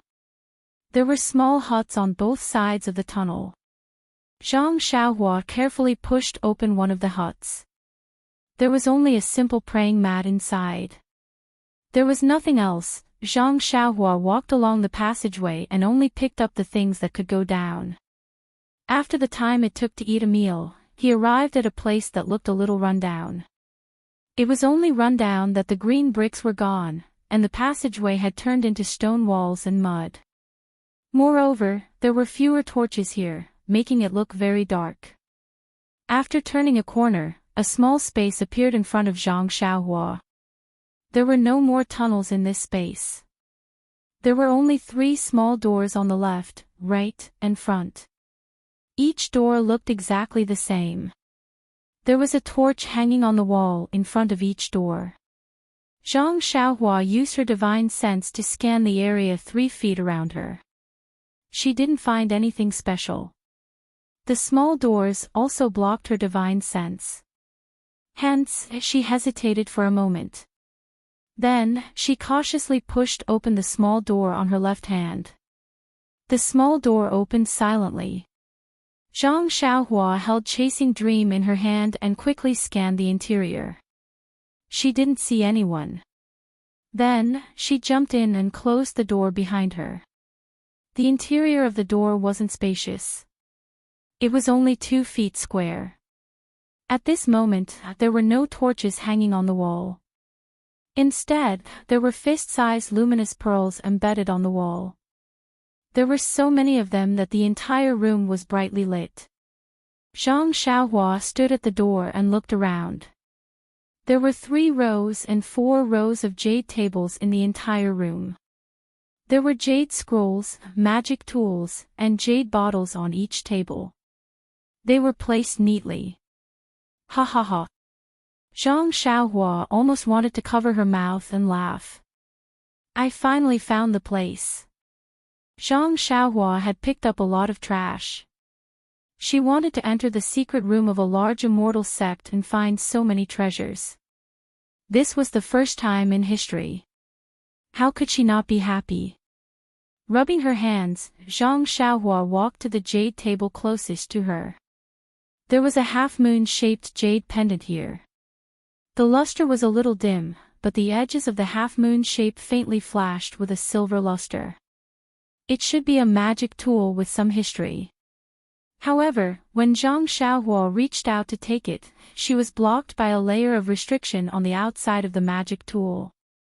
Ouch! Zhang Xiaohua patted her head and said secretly, "Extreme joy begets sorrow. How did I forget about divine sense?" When she released her divine sense, she realized that there was no restriction on divine sense in the entire room. On each of the 12 jade tables, there was a different layer of restriction that firmly protected the things on the table. These restrictions were different from what Zhang Xiaohua had seen before. What was the difference? It was very simple. In the past, Zhang Xiaohua had seen that most of the restrictions were weak in primordial qi, which weakened the power of the restrictions a lot. Sometimes, Zhang Xiaohua could break the restrictions almost effortlessly. But the restrictions here had abundant primordial qi fluctuations. They were not affected by the lack of primordial qi of heaven and earth at all. Alas! Zhang Xiaohua sighed and checked the 12 different restrictions one by one. She sighed in her heart and felt very regretful. Since she came into contact with the immortal Tao, the history of breaking the old restrictions casually was probably gone forever. In the future, she really had to rely on her own strength to really break the restrictions. After thinking for a while, Zhang Xiaohua waved her left hand and stabbed out with a nameless sword move. Sure enough, there was no primordial qi flow. Presumably, the primordial qi flow had already been consumed when she broke the restriction of the dragon vein. However, looking at so many things, she couldn't take any of them. It really made Zhang Xiaohua feel unreconciled in her heart. Therefore, Zhang Xiaohua did a little comparison and walked to a stone table on the right side of one of the stone tables. There was a lonely jade slip on it. The restriction on it emitted a faint blue light. Her divine sense felt that this restriction was a little familiar, and the primordial qi fluctuation inside was a little weaker than the other restrictions. Presumably, it was not important. Rubbing her chin and pondering for a while, Zhang Xiaohua took out a fire talisman from her arms and threw it on the table. The flame produced by the fire talisman was extinguished immediately after it ignited slightly.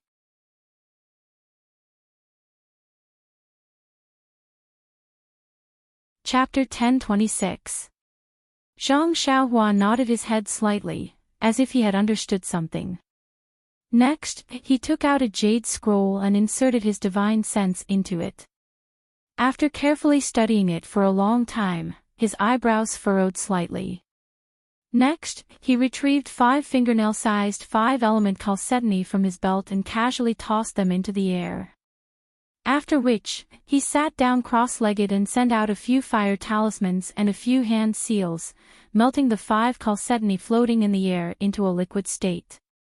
Looking at the 5 fingernail-sized 5 elements chalcedony floating in front of him, Zhang Xiaohua's expression was dignified. He kept casting the hand seals on his 2 fingers and used one fire talisman after another. When the 5 elements chalcedony had shrunk to half its size, Zhang Xiaohua's eyes revealed a gratified smile. Then, he did not dare to delay and changed the hand seals again. As if he was playing a zither, the true qi in the meridians in his body rushed to his fingers and formed hand seals on his fingers. Zhang Xiaohua's consciousness was also greatly consumed with the hand seals. When the 5 elements chalcedony in the air gradually solidified, Zhang Xiaohua's expression became more dignified. His right hand slightly clenched into a fist at his waist, while his left hand slowly moved and formed hand seals. It was as if there were stones tied to his fingers. If one looked carefully, the strokes of his fingers were even more mysterious than before. Suddenly, the 5 jade chalcedony trembled at the same time. One moved up and one down, as if they were about to fly away. Zhang Xiaohua's face was not shocked but happy. His right hand, which had been at his waist all this time, suddenly opened up. 5 fingers stretched out and a hand seal that had been accumulating strength for a long time, accompanied by Zhang Xiaohua's true qi, hit the 5 jade chalcedony. Kacha, a crisp sound was heard. A faint 5-colored brilliance flashed and the 5 elements chalcedony condensed into 5 different shaped jade talismans. Zhang Xiaohua let out a long sigh. With a wave of his hand, the 5 jade talismans fell into his hand. Looking at these small jade talismans, Zhang Xiaohua couldn't help but smile bitterly. Just these 5 jade talismans had consumed all of his true qi, and it was only to break the most inconspicuous of the 12 restrictions. Why do I always feel that my cultivation is insufficient as my cultivation increases? It was true when I was in the 3rd layer of qi refinement. Later on, I reached the 6th layer of qi refinement. Now, I'm already at the peak of the 9th layer of qi refinement. Why is it still like this? Is the cultivation of the immortal Tao really endless? Without further thought, Zhang Xiaohua first, he took out a spirit stone to replenish the true qi in his meridians. At the same time, he used spirit guidance and used to recover his spirit. Ever since 9 Radiance Peak, Zhang Xiaohua didn't use the spirit stone to cultivate. He just slept at night. Because he was often not alone, he didn't take it out. At this moment, when he just absorbed the true qi inside, Zhang Xiaohua suddenly noticed that the speed of absorbing true qi wasn't as fast as before. It wasn't just a drop. However, in the time it took to smoke a cigarette, half of the true qi in his meridians had been replenished. Well, I'll leave it at that. I'm afraid there isn't enough time. Zhang Xiaohua thought as he put away the spirit stone. He stood up and placed the 5 jade talismans on 5 different places on the stone table. Then, he made a hand seal, and a 5-colored light curtain scattered on the restriction on the stone table. With a creaking sound, the water blue restriction gradually dimmed, and the fluctuation of true qi also weakened. Then, Zhang Xiaohua clenched his teeth. The 5-colored jade talismans flashed, and the creaking sound became louder. Then, with 5 soft sounds, the 5-colored jade talismans broke and turned into 5 piles of fine powder. Zhang Xiaohua's eyes flashed with heartache. Then, he reached out his hand and took out Chasing Dream. It circled in the air and turned into 8 small swords that charged at the already dimmed restriction. With a series of crackling sounds, the water blue restriction finally shattered, revealing the ordinary-looking jade talisman inside. Zhang Xiaohua took back Chasing Dream and reached out to pick up the jade talisman. This time, he didn't encounter any obstacles. Zhang Xiaohua impatiently immersed his spirit sense into it and read the contents clearly. Unconsciously, a strange expression appeared on his face. It turned out that the jade talisman didn't record anything else. It was one of the 5 elements escape techniques that Zhang Xiaohua had been looking forward to for a long time, the wood escape technique. Although this wood escape technique was what Zhang Xiaohua had been looking forward to, but, under the current circumstances, Zhang Xiaohua still hoped to obtain the water escape technique. Perhaps he could use his previous experience in cultivating the water escape technique before Bai Yanqiu returned. Then, he would be able to make some progress in cultivating the water escape technique and escape from this giant island surrounded by the deep lake. Sigh, forget it. Zhang Xiaohua sighed and kept the jade talisman into his money bag. Then, he looked at the other 11 stone tables and shook his head. The restriction on the wood escape technique was the weakest and he had already spent a lot of effort on it.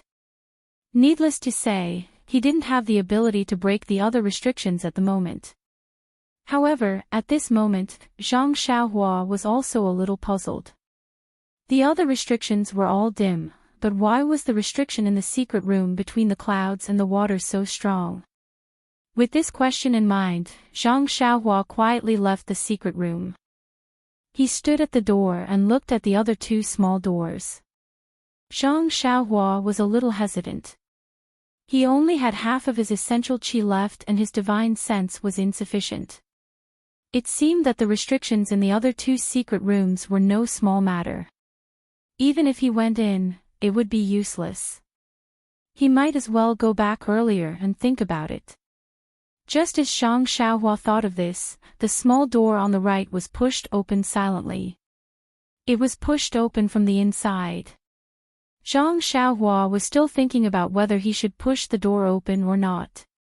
He didn't expect that the door would be pushed open from his side. He was stunned on the spot. As for the person who pushed the door open, he didn't expect that there would be someone in this space. His expression changed greatly and his eyes revealed a look of fear. But when he saw Zhang Xiaohua's face, his expression changed greatly.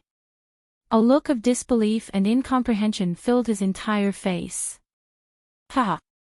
Zhang Xiaohua was stunned for a moment before he laughed out loud. This person wasn't anyone else but his old acquaintance, Peng Yeyu. Senior brother Peng, why are you here? Zhang Xiaohua cupped his hands and asked. Me? Seeing Zhang Xiaohua's calm expression, Peng Yeyu was also shocked. He thought that he had walked into the wrong place. But when he looked around, he shouted, Ren Xiaoyao, this is my sect's forbidden area. Why are you here? Forbidden area? Zhang Xiaohua rolled his eyes and asked curiously, since it's forbidden area, why are you here? Peng Yeyu hesitated for a moment before shouting, my sect leader sent me to retrieve something. I heard that Bai Yanqiu left the island this morning. How did she inform you to retrieve something? Zhang Xiaohua asked with a smile. This is none of your business. As he spoke, Peng Yeyu came to his senses. He waved the long sword in his hand and a red sword appeared. He said angrily, this is my territory between the clouds and the water. You are just a disciple of the fragrant religion. What right do you have to order me around? Seeing that Zhang Xiaohua was silent, Peng Yeyu sneered, since you are here, this is exactly what I wanted. I was worried about how to cover it up. Now that I have killed you on the spot, I will say that I saw you sneaking into the forbidden area at night. I followed you and entered the forbidden area. This is perfect. He rubbed his chin and nodded, Senior Brother Peng's words are reasonable. If Rin killed you and said the same thing, what do you think would happen? Ha ha ha. Peng Yeyu heard this and felt that it was very funny. He waved his long sword and said, Junior Brother Ren, good idea. However, even if you came back from the Dalan Temple and received the teachings of the elders, I don't think it will work. Would my sect leader believe you? Why not? If he didn't believe Ren, why would he let you go to the Huiming Hall to receive your punishment? Zhang Xiaohua said with a smile. After hearing Zhang Xiaohua's words, Peng Yeyu's face turned red. He said angrily, I am not unkind to you and Miss Xixia. I didn't kill you on the spot. Even if Alliance Master Huang of the Falling Stars Alliance wanted to kill you, I stopped him. Why do you have to hit me when I am down? Zhang Xiaohua picked her ears and said with a smile, when did Ren hit me when I am down? You can't blindly accuse me of something like this. Ha! Peng Yeyu said with a sinister smile, why would I talk to you? Of course, the sect leader wants you to stay in the sect for some reason. However, this is exactly what I want. If I kill you in this forbidden area, how can the sect leader not reward me? As for Xixia, she is just an inner disciple of the fragrant cult. Since she is already here, the sect leader won't let her out of the water island. Since you don't have the fortune to enjoy her, why don't you leave her to me?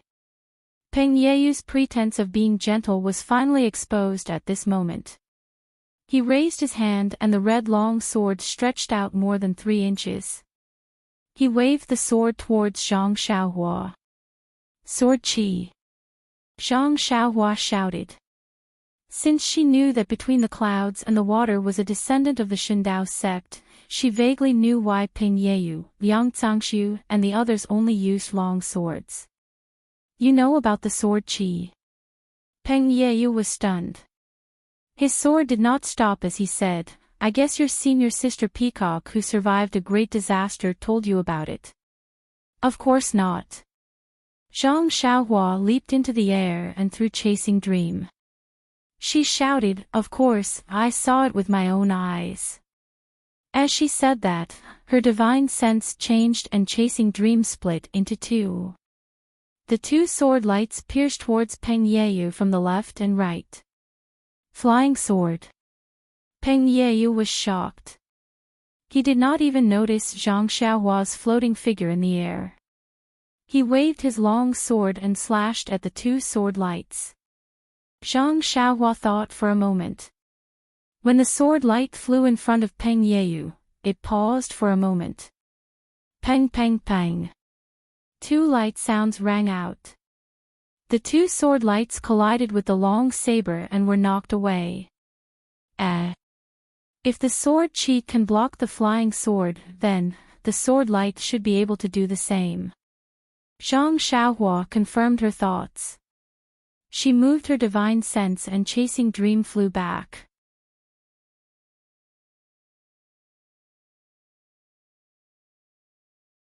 Chapter 10:27.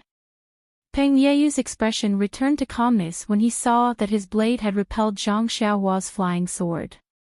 He smiled and said, I thought that only the inner disciples of the incense cult had the chance to obtain the immortal Tao inheritance. I didn't expect junior brother Ren to obtain it at such a young age. You really can't judge a book by its cover. Thank you for letting me win, but didn't senior brother Ping also obtain the immortal Tao inheritance? Of course. My sect between the clouds and the water is blessed by the heavens. How can your incense cult compare? I heard that your incense cult hasn't had a disciple for many years. Oh, right, junior brother Ren, since there hasn't been a disciple for many years, how did you obtain the immortal Tao inheritance? Could it be, your abyss genies?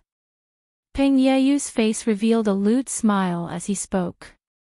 This bastard. Zhang Xiaohua was speechless.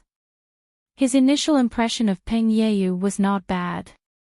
Back in Aqua Cloud Club's main hall, he only saw the way Peng Yeyu stared at Meng Yeyu unhappily.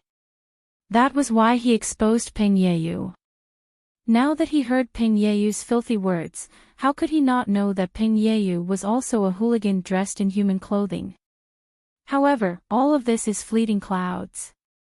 Junior brother Ren, when junior brother Liang and the others were fighting the incense cult's disciples on Lingering Fragrance Peak, I've already cut off your head. No one else can compare to this merit, bah, keep dreaming. Zhang Xiaohua spat at him. Chasing Meng flew straight towards Peng Yeyu's chest. Peng Yeyu wasn't in a hurry. He waved his long blade and hid behind a scarlet blade. His right hand quietly reached into his chest. Zhang Xiaohua's chasing Meng split into two and arrived in front of him. Peng Yeyu used his blade technique, wanting to repel the two flying swords like before. However, the moment his blade touched chasing Meng trembled and split into two again. Four sword shadows appeared. Ah! Upon seeing this, Peng Yeyu's expression changed greatly. He quickly took out his right hand from his chest. Before Zhang Xiaohua could see what was in his hand, Peng Yeyu immediately circulated his qi. A crimson-red light screen quickly extended from Peng Yeyu's right hand. At the same time, Peng Yeyu also used the momentum to jump to the side. Pang! The two sword lights from Zhang Xiaohua's flying sword pierced the red defensive light shield on Peng Yeyu's right hand. The light shield rippled a few times before it slowly closed. The other two sword lights struck Peng Yeyu's saber aura. The impact made Peng Yeyu's left hand numb, and he almost threw his saber to the ground. Junior brother Ren, I didn't expect your cultivation of the immortal Tao to be so profound. To actually reach this level. As Peng Yeyu spoke, his eyes glanced at the door he'd just pushed open. Seeing this, Zhang Xiaohua didn't waste any more words with him. With a push of her divine perception, Chasing Meng once again flew back and transformed into 8 sword lights. One in front and one behind, they pierced Peng Yeyu's crimson defensive light shield. Ah! Your Rejuvenation Valley's senior of the immortal Tao. Upon seeing Zhang Xiaohua's 8 flying swords, Peng Yeyu abruptly thought of the rumors of Rejuvenation Valley's immortal Tao.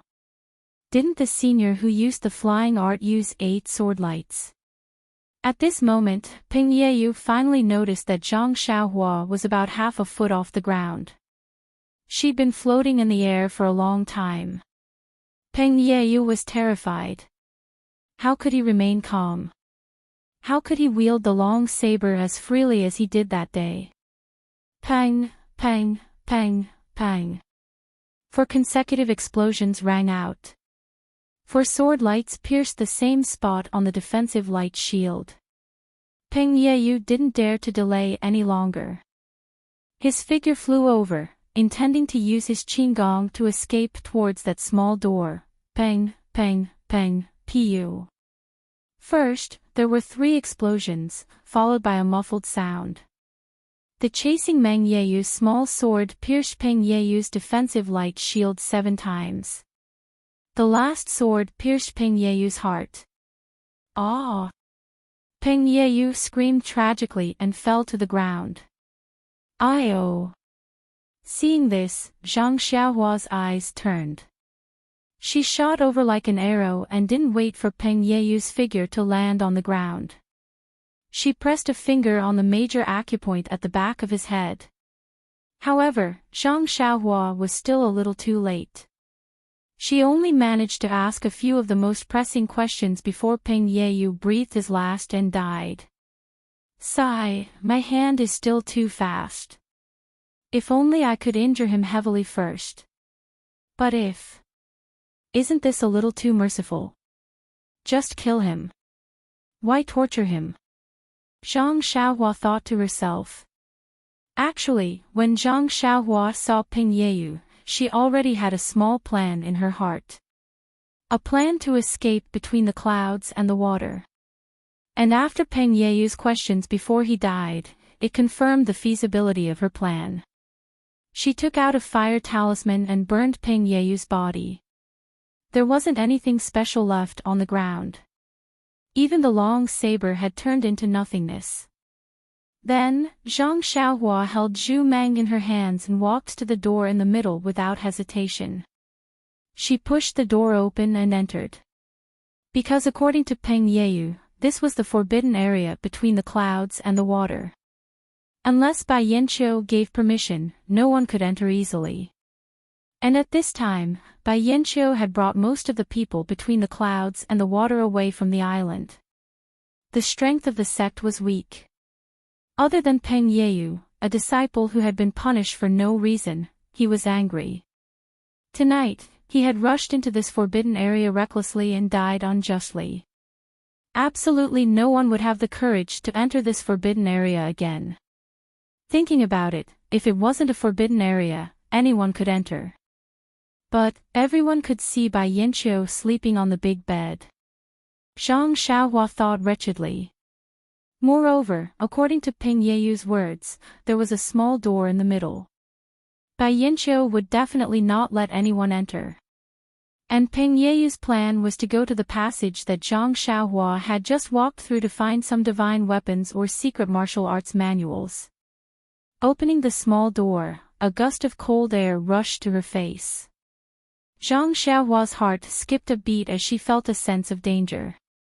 After waiting for a while, Zhang Xiaohua first used her divine sense to explore. Fortunately, although her divine sense was suppressed here, she could still extend it about 10 feet. This was a pitch-black passage. It was no different from the mountain path that Zhang Xiaohua had explored before. Seeing that there were no changes, Zhang Xiaohua stepped in. The passage was winding downwards. The steps were quite wide.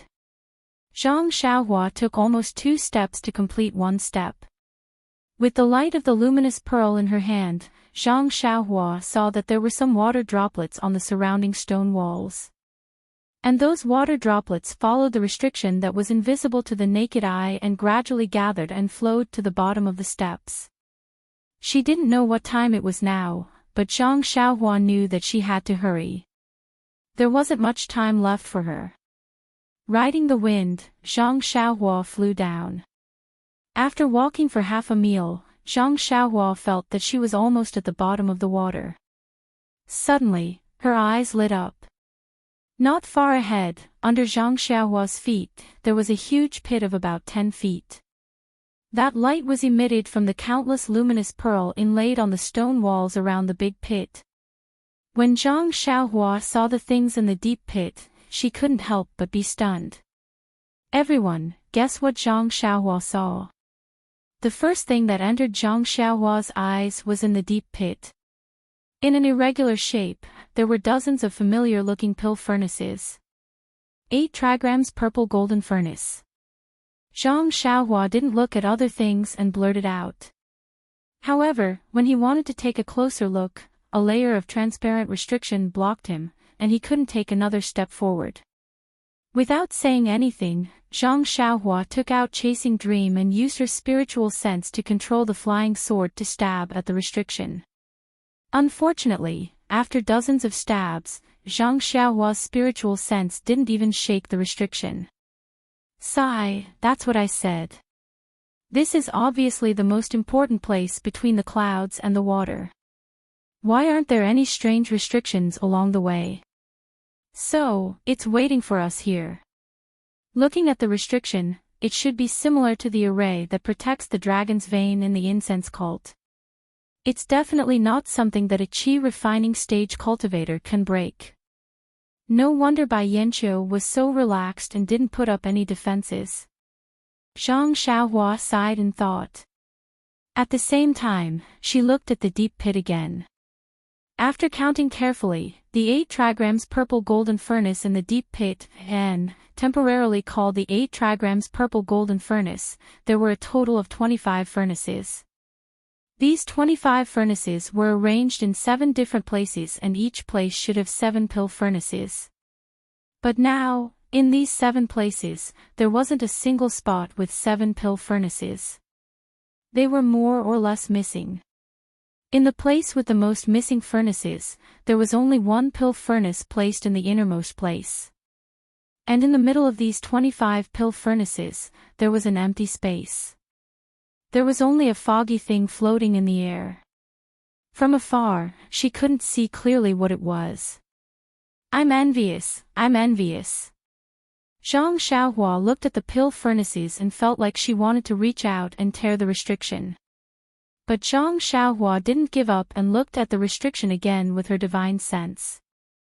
Then, she angrily comforted herself, needless to say, what kind of array is this? The pill furnaces that are missing are in my hands. If I don't go in, this array will never be complete. That's not right. There should be a total of 49 pill furnaces. There are 24 empty spots. There are only 18 pill furnaces in my belt. Doesn't that mean there are still 6 pill furnaces that are missing? Forget it, forget it. This array has no fate with me. Zhang Xiaohua endured the pain and turned to leave. But, she couldn't help but look back again. Looking at the ground, she made a gesture and directly went underground. She still wanted to see if this array was like the restriction in Bai Yanqiu's bedroom, with a strong start but weak finish. At first, the more Zhang Xiaohua looked, the more disappointed she was. The light purple restriction underground was still intact and protected the big pit on the ground. Just when Zhang Xiaohua was about to give up, she suddenly found that there was a well-developed underground passage in one part of the array. But this passage wasn't used by humans, but rats. Zhang Xiaohua knew from the Guozhuang house that rats in the fields were the most abominable. They always dragged unripe and ripe rice and other things into their underground caves. And the caves of rats were extremely complicated. Even if they could find the entrance, it was unlikely that they could find the hiding place of the rice. But at this time, when Zhang Xiaohua saw the rat's cave, she almost wanted to thank the rats. Because on the side of the rat's cave, there was a cave entrance facing the restriction.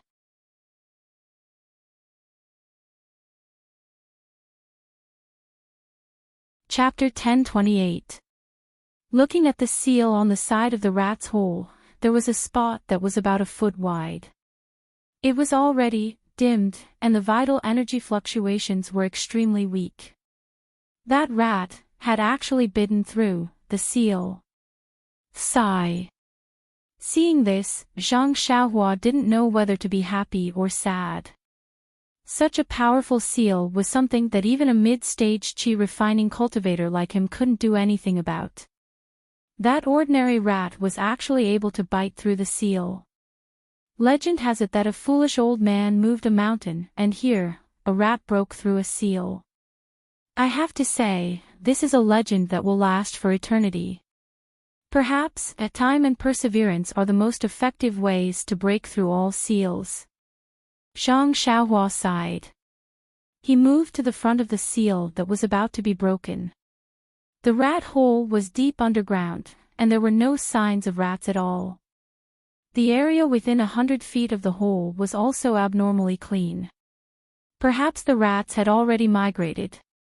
Zhang Xiaohua didn't have the time to think about the details of the person who broke the seal. He waved chasing Dream in his hand, and several rays of sword light pierced into the hole. With just 5 rays of sword light, the light of the seal was annihilated. It was much easier and more convenient than breaking through Ping Yeyu's defensive light barrier. A hole that was about a foot wide appeared in Zhang Xiaohua's divine sense. However, Zhang Xiaohua wasn't in a hurry to enter. He released his divine sense and observed carefully. As expected, the moment the hole appeared, it gradually began to repair itself. Zhang Xiaohua's heart gradually turned cold. However, a miracle still happened. The seal that was bitten off by the rat could no longer be repaired. The seal that was broken by Zhang Xiaohua only recovered to the spot that Zhang Xiaohua had seen before. It stopped abruptly. Sigh, a mid-stage qi refining cultivator couldn't even compare to a rat. This seal breaking must be the most unimaginable seal breaking. After that, Zhang Xiaohua broke the seal again.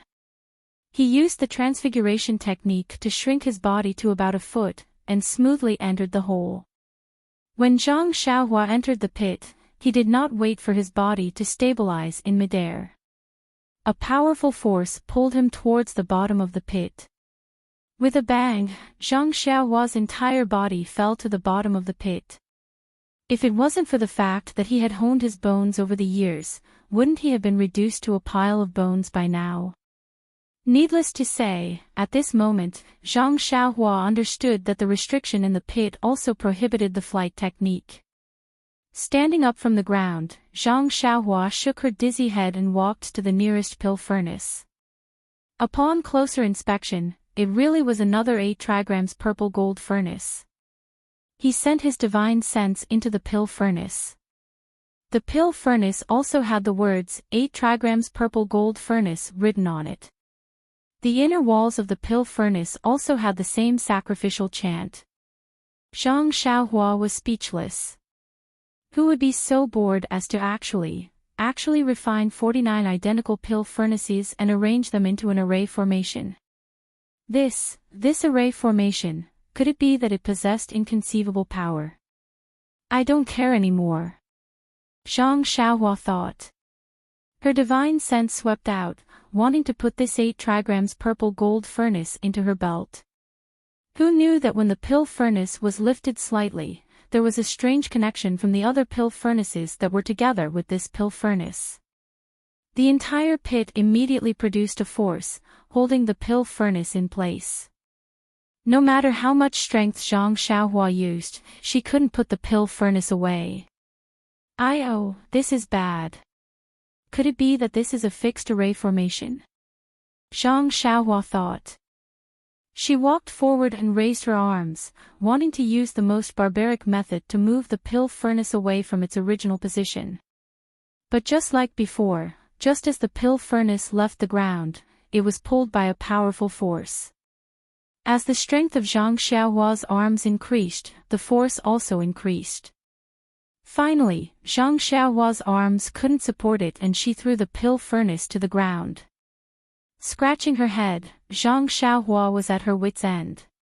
It seemed that this pill furnace wasn't something she could put away. But since she couldn't put it away, if the pill furnaces in her belt were taken out, what would happen? Would this array formation be repaired? It shouldn't be, because counting the numbers, there were still 6 pill furnaces that weren't included. Looking at this small array formation that was still missing 3 pill furnaces, Zhang Xiaohua hesitantly took out one of the pill furnaces from her belt, wanting to put it in an empty spot in front of her. However, just as that pill furnace appeared in Zhang Xiaohua's hands, before she could put it on the ground, a kind of fluctuation appeared from a small array formation in the distance. This fluctuation was similar to the fluctuation between the 18 pill furnaces in Zhang Xiaohua's belt, but it was obviously much stronger. Once this fluctuation appeared, a suction force appeared from the array formation in the distance, instantly sucking that pill furnace horizontally into the array formation in the distance. This is bad. Zhang Xiaohua's divine sense swept over and found that there was only one empty spot in the array formation that sucked the pill furnace over. In other words, as long as this pill furnace fell to the ground, this small array formation would immediately be repaired. However, within this large pit, flying was prohibited. Zhang Xiaohua could only use the ethereal steps to rush over there. How could she catch up with the pill furnace that was flying over? With a "thpa" sound, that pill furnace fell on the empty spot in the small array formation. Zhang Xiaohua immediately stopped in her tracks and quietly looked at the small array formation. If there were any changes, she would immediately escape. However, when the pill furnace fell to the ground, the 7 pill furnaces in the small array formation were still and motionless. How is this possible? Zhang Xiaohua thought to herself. Sure enough, as her divine sense swept over, Zhang Xiaohua found that the connection between the 7 pill furnaces gradually increased. When it increased to a certain extent, the 7 pill furnaces began to tremble at the same time, emitting a wang wang sound. The sound became more and more intense, and the ground of the large pit began to tremble slightly. Following that, the 7 pill furnaces floated up from their respective ground and began to rotate one by one. Woo-woo, the rotation caused the airflow and emitted a horrifying sound. As the 7 pill furnaces spun faster and faster, Zhang Xiaohua's eyes could no longer distinguish the outline of each pill furnace. Even in Zhang Xiaohua's divine sense, those pill furnaces were gradually blurring. Just when Zhang Xiaohua was at a loss of what to do, a wang sound, like a huge cicada's cry, suddenly stopped. The other 6 pill furnaces did not show any signs of stopping. Before Zhang Xiaohua could think of anything, she crashed into that pill furnace. It's broken. Just as Zhang Xiaohua thought of this, the pill furnace emitted a dazzling brilliance and immediately dimmed. Zhang Xiaohua was stunned. That pill furnace was actually 7 pill furnaces combined into one. It was brimming with faint 5 colors, floating in the air. Moreover, Zhang Xiaohua very keenly felt that the restriction on flying had weakened by a little. Looking at the new 8 trigrams purple gold furnace floating in the air, Zhang Xiaohua felt a faint connection with it. The original 8 trigrams purple gold furnace had been refined by Zhang Xiaohua with his qi. Presumably, this was the reason why Zhang Xiaohua felt a connection with this pill furnace. Zhang Xiaohua waved his hand, and the pill furnace immediately flew from not far away. Zhang Xiaohua carefully looked at it with his naked eyes. This pill furnace was obviously different from the one he had taken out just now. Not to mention the weight, and not to mention the faint 5 colors on the surface, just the spirit coming from the pill furnace was enough to show that this pill furnace was more than one level stronger than all of his previous ones. The refining technique on the inner wall of this pill furnace was the same, and the words of the 8 trigrams purple gold furnace had not changed. Presumably, if it was used to refine pills, it should have an even more shocking effect. With a move of his divine sense, Zhang Xiaohua easily put this synthesized 8 trigrams purple gold furnace into his belt. Then, Zhang Xiaohua had a plan in his heart. One by one, he took out the refined pill furnaces that had not been synthesized.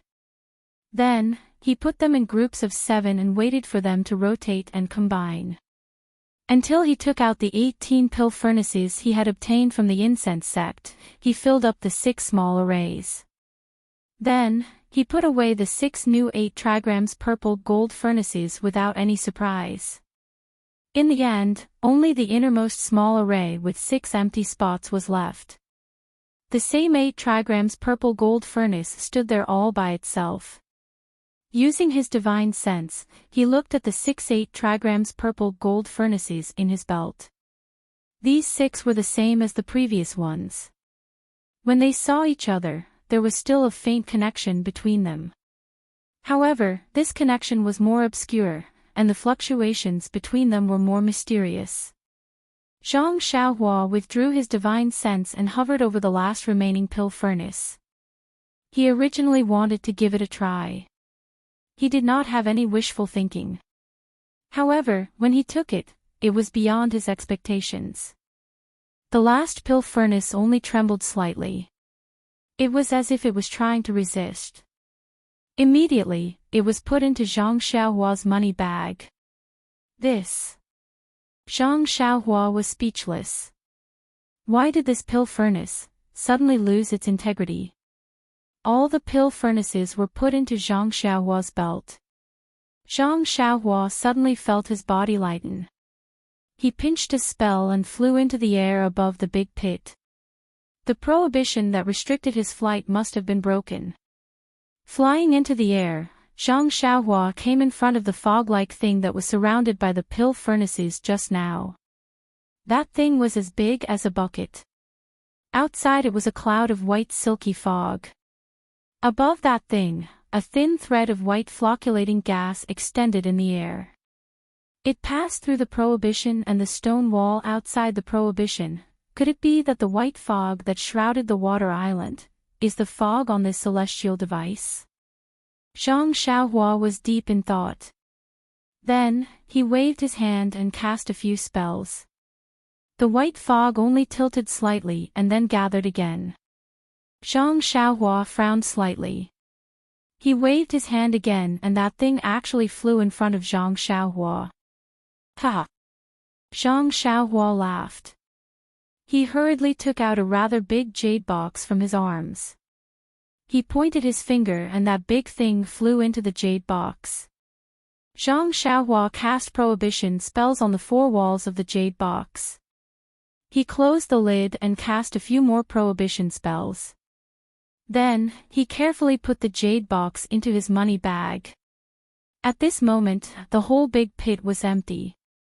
Only the faint fog line from just now still led to the outside of the prohibition. But at the bottom of the fog line, the thing that produced the fog had disappeared.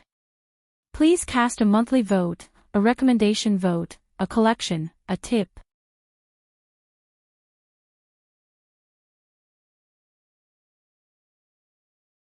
Chapter 1029. Zhang Xiaohua came out of Bai Yinqiu's palace and did not dare to delay. She immediately turned invisible and flew back to the abode. At this time, Meng was pacing back and forth in the abode, showing her anxiety. Seeing Zhang Xiaohua come in, she hurried over and asked, "How is it? You've been gone for more than 2 hours. What did Bai Zhangmen say? Is there a turning point? Moreover, the more I think about it, the more strange it is. If she sincerely wants to visit the mountain, she should treat us with courtesy. Since she didn't even look at me, a female disciple of Mo Xian Palace, obviously, she doesn't want to treat us with courtesy. Even if she asked you some questions, she has the intention of going to Lingering Fragrance Peak to cause trouble. Moreover, our value is reflected before the Martial Arts Circle convention. As long as this Bai Zhangmen goes to the convention and her evil plan succeeds, our value will be gone. Who knows, maybe the first people that Bai Zhangmen wants to kill will be you and me. Yes, and even if Bai Zhangmen comes back with us to the incense sect, we didn't send the message between the clouds and the water to the hierarch in advance. This is not a small crime. Meng was anxious and told her everything that she had just considered. Hearing this, Zhang Xiaohua nodded. So he looked at the sky, walked forward, and took Meng's hand. He smiled and said, "You're right. I also thought a lot. Actually, I didn't see Bai Zhangmen just now. I heard that she left the island early. What should we say? She can't have gone to Lingering Fragrance Peak. I don't know where she went. What we need to do now is to escape from here as soon as possible." Escape? How? It's not like you didn't see it when we came in. With so many immortal methods and so many troubles, how could the two of us fool the eyes of Aqua Cloud Room's disciples? Meng, you don't have to worry about this. I just went to look for Senior Peng Yeyu. Dream frowned slightly. I don't like the way he looks at me. Why are you looking for him? I know you don't like it, but there's no other way. Other than him, there's only Liang Zhangxiu. These two are disciples we met in between the clouds and the water. Liang Zhangxiu seems to have left with Bai Zhangmen, so I can only look for Peng Yeyu. You? Are you looking for him to negotiate with him? Ask him to let us go. Dream sighed. Yes, under my persuasion, he was finally willing to help us, but he needs me to do something for him. Oh, as for what it is, you don't have to ask. I promised him to keep it a secret. Xiaohua. It's been hard on you. Meng looked at Zhang Xiaohua affectionately and snuggled into Zhang Xiaohua's arms. She couldn't speak to Zhang Xiaohua, so she opened her cherry lips and kissed Zhang Xiaohua's lips for the first time. Buzz. Zhang Xiaohua felt her brain heat up, and all the blood in her body rushed to her head. It was as if Meng's figure was the only thing left in the world, and the only thing left in the world was the moisture and warmth on her lips. After a long while, both of them were panting, and reluctantly parted their lips. Meng's face was flushed red, and she said, "Then, why aren't we leaving? Isn't it convenient to go out in the dark?" "Yes, I wanted to tell you, but you kept pestering me. I forgot," Zhang Xiaohua said with a shy face. Then, he explained, "I have already discussed with Peng Yeyu. He will come over in a while. You just need to follow him. He will send you out of the mountain first. Then, you quickly find a big white horse and go out in the middle of the night. I will go and help Peng Yeyu, and when I finish tomorrow, I will go and catch up with you. What do you think?" "I don't think so." Meng shook her head. "If we are going, we will go together. Why should we separate? Besides, even if I go alone, do you know where I am going? Where are you going to find me?" Zhang Xiaohua had a smile on her face, and she held Meng in her arms, and said, "If we go together, we will be a bigger target. Moreover, in the hall between the clouds and the water 2 days ago, many disciples have seen my face. If I go with you, there will be problems. It is better if you go first, and you won't attract attention. As for where you are going, don't worry. Isn't it going to the Church of Fragrance? I have already asked Peng Yeyu, and now I will tell you the route. You go first, and I will catch up with you. Don't forget, Huan runs faster than your big white horse." "Is that so?" Meng saw Zhang Xiaohua speaking with such conviction, and she could only hold Zhang Xiaohua's hand, and said, Then I will listen to you." You have to come out quickly. Yes, I know. Zhang Xiaohua replied, and told her the route between the clouds and the water to the Church of Fragrance, and then she hurried away. Not long after, Peng Yeyu came from outside the house. Brother. Fang. Your throat. Meng did not like this Peng Yeyu, but after all, he wanted to send her out. After walking with Peng Yeyu for a while, Meng could not help but ask out of politeness. It's nothing, it's just, a few days ago, because of you, I was punished by the sect leader, and my meridians were injured. Peng Yeyu said unhappily, and his words were short and to the point. He was a man of few words. This.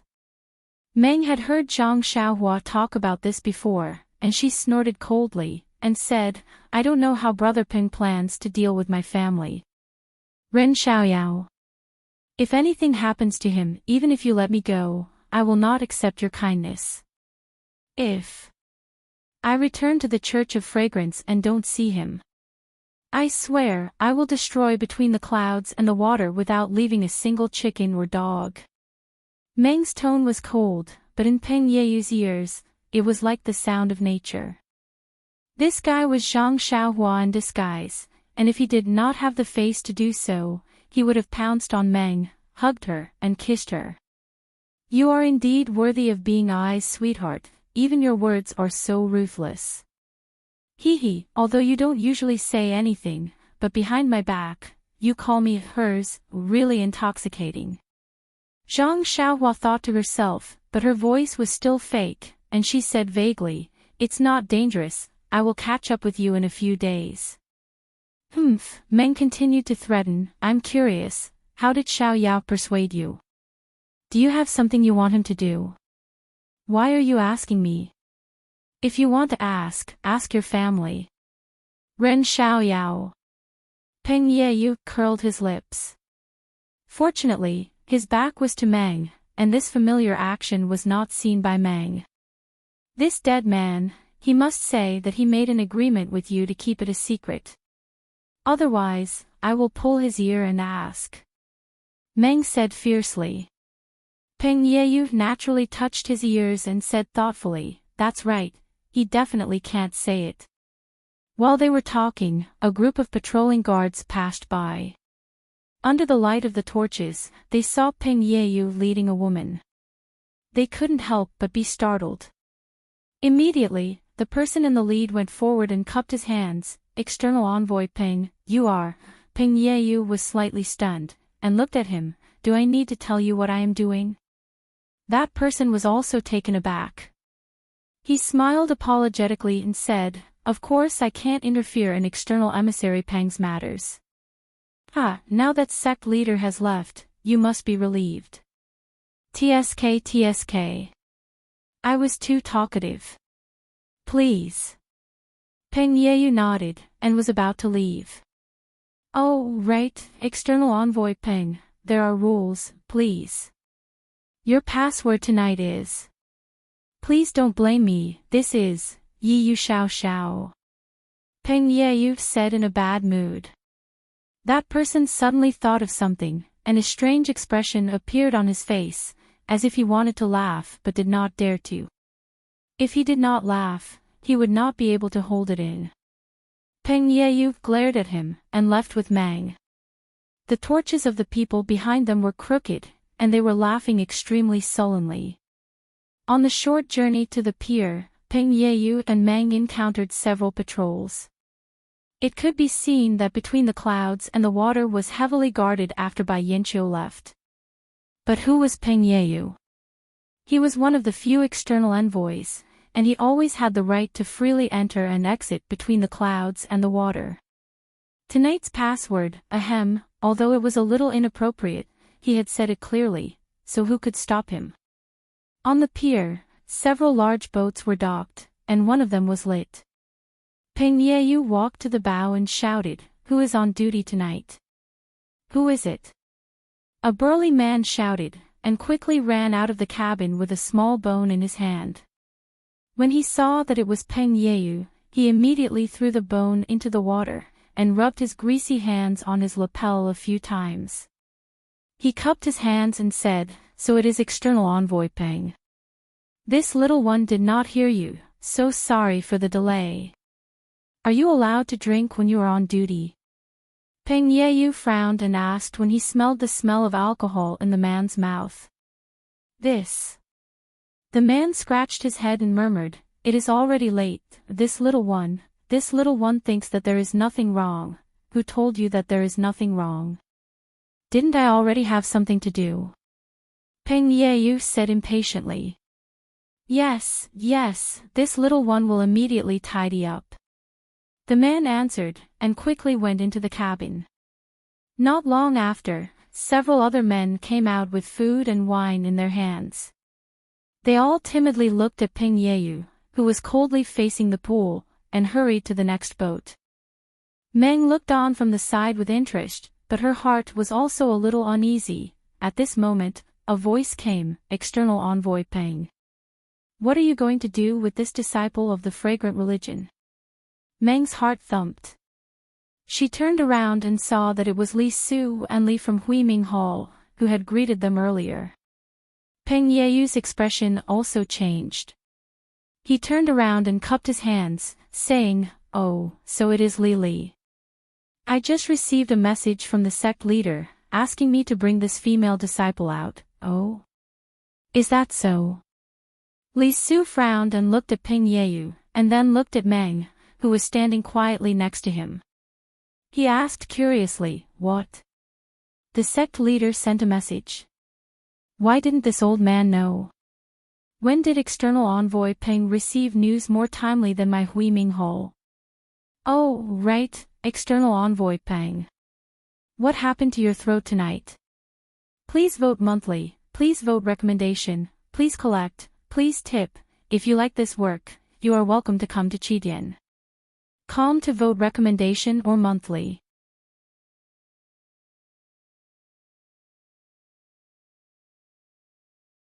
Chapter 1030. Peng Yeyu glanced at Li Su and said with a smile, "I am the external envoy personally appointed by the sect leader. If I don't have a direct message from the sect leader, how can I be called an external envoy? If your Huiming Hall knows about it, wouldn't the sect leader?" Peng Yeyu didn't finish his sentence. He turned to Dream and said, "Miss Xixia, get on the boat first. I'll send you to see the sect leader." Dream glanced at him, then glanced at Li Su. She calmly walked onto the boat. Li Su opened his mouth to stop her, but he raised his hand and put it down. "Li, I'll go to your place to receive my punishment. My meridians are damaged, so my throat is naturally a problem. There's nothing strange about it." Peng Yeyu saw Dream walk to the side of the boat. He turned his head and said, "Also, tonight's password was set by Li Li himself, right?" Li Su was somewhat baffled. He nodded and said, "Yes." "External Envoy Peng, is there something wrong?" "There's nothing wrong. It's excellent. It's just that if some people don't know how to be flirtatious, they shouldn't do such things." Li Su was furious.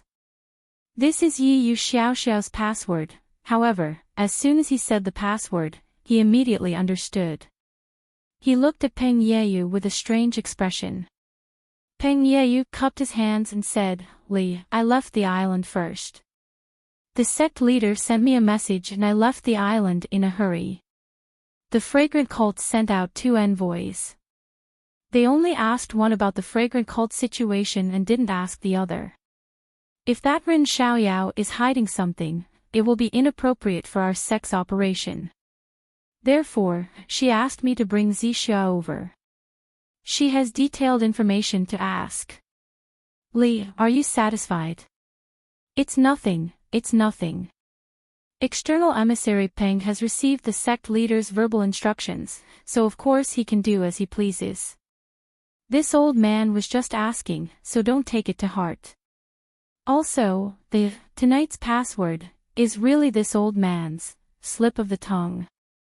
Brother, please don't blame me, this old man will have his subordinates change it. No, don't change it tonight. Let's talk about it tomorrow. Peng Yeyu hurriedly stopped him and said, I also didn't want to leave in such a hurry. So when I heard Mr. Li's command tonight, I felt a little unhappy. Forget it, we're just talking about the facts. I still have a lot of respect for Mr. Li. Wait for me to come back, then we'll have a toast. Well said, well said.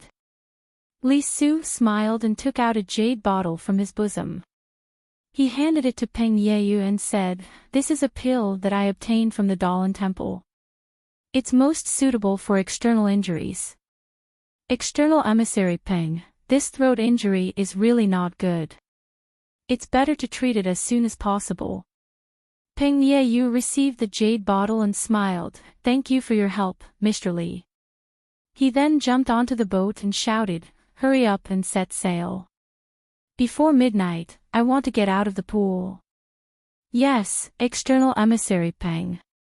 Don't worry, there won't be any problems. The man controlling the boat saw that even Mr. Li was letting them go. How could he not quickly redeem himself? When the boat was out of the water, Peng Yeyu clasped his hands and said, Mr. Li, rest early. When I come back, I'll thank you again. External emissary Peng, be careful on the road. Leave early and come back early. Li Su returned the gesture. His words were very warm. It made people feel that Shui Yupeng's old and new disciples were getting along well. Looking at the boat leaving, Li Su stopped smiling and scolded, Look at all of you. What do you want me to say to all of you?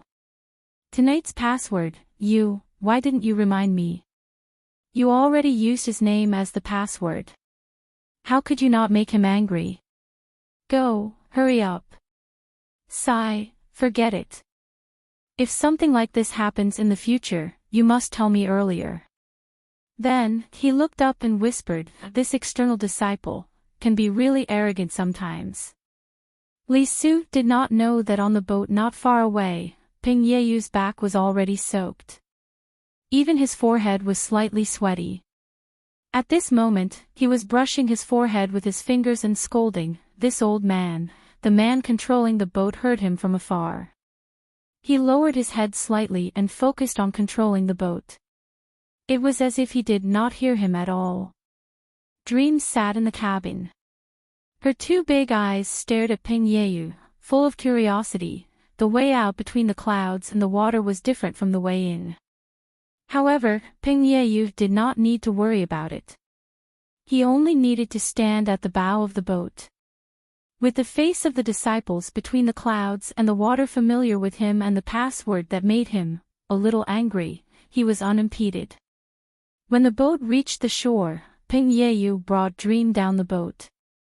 The man controlling the boat cupped his hands and said, External emissary Peng, I will not see you off. I hope you will make a new contribution soon. As he said that, he docked the boat beside the pool. At this moment, the disciples who were patrolling the shore quickly rushed over. Since they were already on the shore, Peng Yeyu dealt with them even more smoothly. He sent the disciples away with a few words. He even sent Dream's big white horse over. Dream rode on the big white horse. Peng Yeyu also rode on a horse. The two of them walked for a while and arrived at the top of the mountain. Looking at the sky, Peng Yeyu cupped his hands and said, Miss Xixia, I will see you off here. From now on, Miss Xixia will have to go by herself. Wait. Dream was a little worried. Young Master Peng sent me off under the pretext of your sect leader. If your sect leader asks about it in the future, how will young Master Peng answer?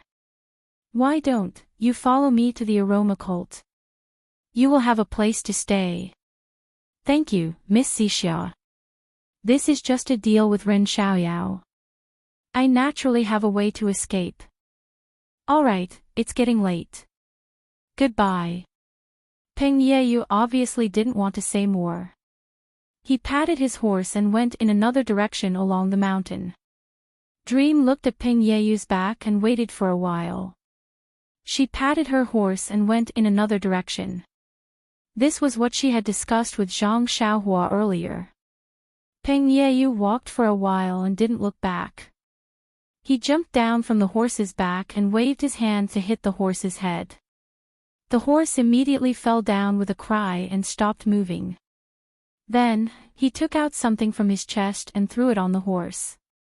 The horse immediately caught fire. Not long after, everything turned into nothingness. At this time, Peng Yeyu suddenly waved his left hand. With a strange movement, he disappeared in an instant. In the early morning of the next day, the sun had just risen. In the mountain range between the clouds and the water, in a cave, Zhang Xiaohua opened his eyes. Thinking about what he had done to Peng Yeyu last night, the corners of his mouth unconsciously curled into a smile. He released his divine sense and found that Dream had disappeared. Peng Yeyu had also disappeared. Everything would be impossible to investigate. However, the stone inn by Yanqiu's bedroom palace, the jade slip underground, and the pill furnace that had turned into 6-8 trigrams purple gold furnace had to be explained. For this, Zhang Xiaohua had planned it out last night. He stood up, changed his clothes, and changed into Pan An's appearance. He made a gesture and went to the mountain range. At this time, between the clouds and the water was still shrouded in thick fog. But, the mountain wind above the pool was gradually getting stronger. It had already blown away the fog at the outermost part of the island. It was no longer as thick as before. Zhang Xiaohua took out Chasing Dream, and it turned into 8 sword lights like swimming fish. They swam around his body. He used the flying technique to hide himself and went to the pool. When he reached the side of the island, his divine sense had found that there was a layer of array around the island. He didn't go in, but showed himself first and shouted, "Where's the girl from the Shindao sect?" He shouted 3 times in a row. These 3 sounds contained Zhang Xiaohua's genuine qi. The whole pool shook slightly. Between the clouds and the water, whether it was those who had not woken up yet or those who were on duty in the morning, were all alarmed. Everyone looked at the immortal flying in the sky in horror. The girl from the Shindao sect, she's not here. Then, that's easy. I came here to take away what belongs to I. You just have to tell her. Before his voice died away, Zhang Xiaohua flew out of the mountain. Not long after, he disappeared into the horizon. Standing on the giant island, the people who had been woken up from their sweet dreams finally woke up. It turned out that the other party had already infiltrated deep into the enemy's territory and taken away what belonged to them. What an immortal! There were so many of them, and they had such a tight defense, but they didn't even know when the other party left. Just when everyone was panicking, someone with sharp eyes saw the rising sun and shouted, "Look, look, the fog between the clouds and the water. Where did it go?" Of course, the thick fog yesterday had been blown away by the mountain wind. The true face of the giant island between the clouds and the water was revealed. Not good. Li Su, who was hiding among the people, changed his expression and shouted, "Don't panic. The immortal has already left. Besides, he didn't come to find trouble with you. What are you afraid of? You, quickly go and see if the array inside and outside the island is still there." A man with a pale gold face ran to the shore. Not long after, he came back happily and reported, "Li, the great formation on the island is still there. The formation in the pool outside the island is also unchanged." Good. Li Su breathed a sigh of relief. He nodded and said, "Brothers, take care of the house. The immortal must have something to discuss with our faction leader. Since our faction leader is not here, and he has no intention of staying, let's all go about our business." Everyone thought about it and agreed.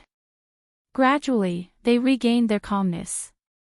Although they were not used to the disappearance of the clouds, after a short while, they began to bask in the sun lazily and enjoyed it, causing them to forget about the unforeseen event. Of course, Li Su could not conceal the fact that such a great change had occurred on the water island. He immediately sent the disciples of the Huiming Hall to leave the island by boat and report to Bai Yanqiu at full speed. Zhang Xiaohua fooled the people from between the clouds and the water. She hid herself as she walked, making it seem like she had disappeared into the sky. In fact, she landed on the ground after walking for a short distance. With a sweep of her divine perception, she had already found the location of the odd beasts. She used the earth escape technique and secretly pulled Huan out. Then, she jumped up and chased after Meng, who had been walking for a whole night.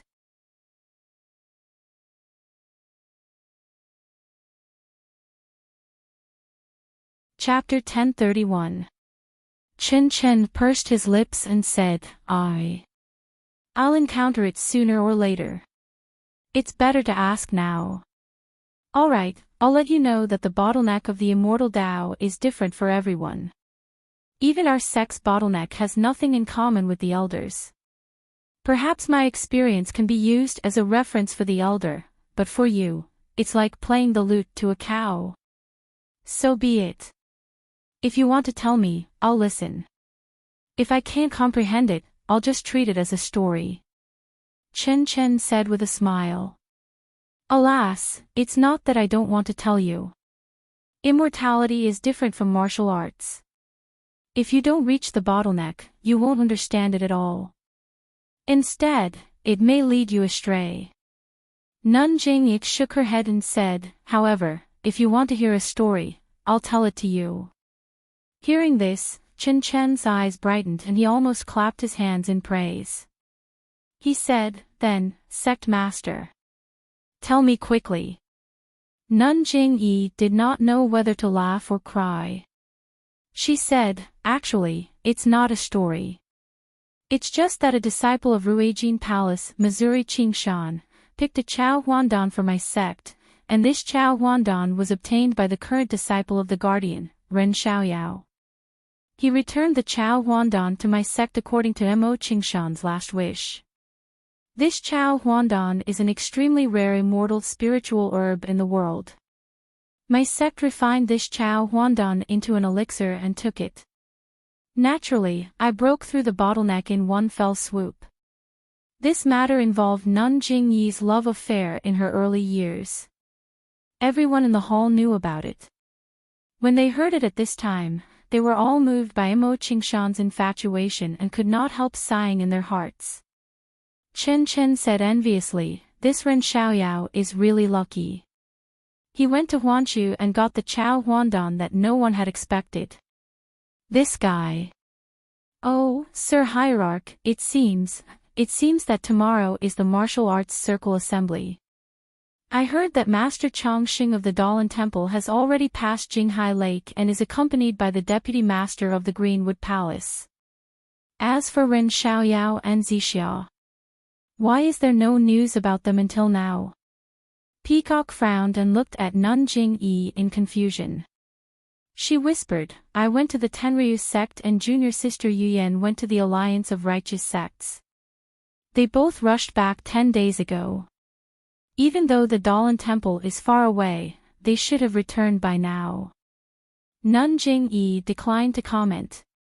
She looked at Nun Shuizhen and asked, do you have any news about these two people? Reporting to sect leader, after the two of them appeared at Dragon Mountain and Poyang Town, they disappeared without a trace. No one knows where they went. Nun Shuizhen said, Besides, disciples of the Tenryu sect have appeared in Jianghu. I don't know if they have anything to do with Ren Xiaoyao and Dream. Chen Chen asked curiously, what does the Tenryu sect have to do with Ren Xiaoyao and Dream? Didn't senior sister Kong go to them? Alas, what should have happened has happened. Nun Jingyi sighed and said, however, they are still disciples of the fragrance cult. They told the disciples in Jianghu that if they found any trace of them, they should report it immediately. Nun Jingyi's words were strange. Everyone was surprised. Chen Chen also opened his mouth. Fortunately, he didn't ask anything in the end. Junior sister Shuizhen, how is the preparation for the reception in Huayu Peak? The preparations are almost complete. However, this martial arts assembly is a grand occasion that the fragrant religion has not seen for many years. There are a total of 230 sects that have received invitations. There are 512 sects that have not received invitations. According to Sir Hierarch, they are guests. The fragrance cult is also prepared to receive these sections. If you count them carefully, there are nearly 800 sections.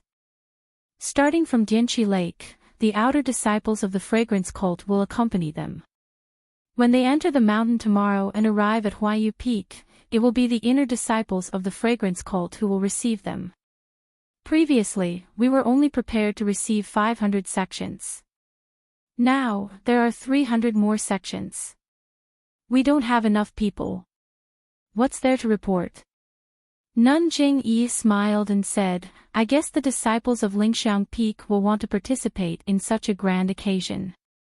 You should inform Distant Fire Temple, Greenwood Temple, Roashui Temple, and Thick Earth Temple to send some disciples over. I'm afraid those disciples can't wait to be happy.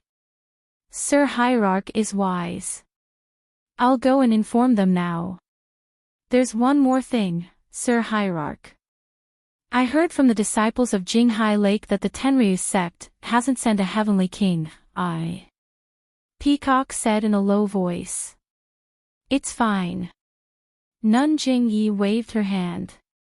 The Tenryu sect is the most annoying. It's the inheritance of the demonic cult. There's a difference between life and death between us and the four immortal sects.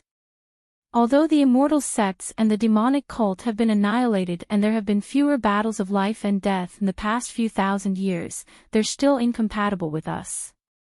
It's normal that they don't come. But when I went, they didn't say that they wouldn't come.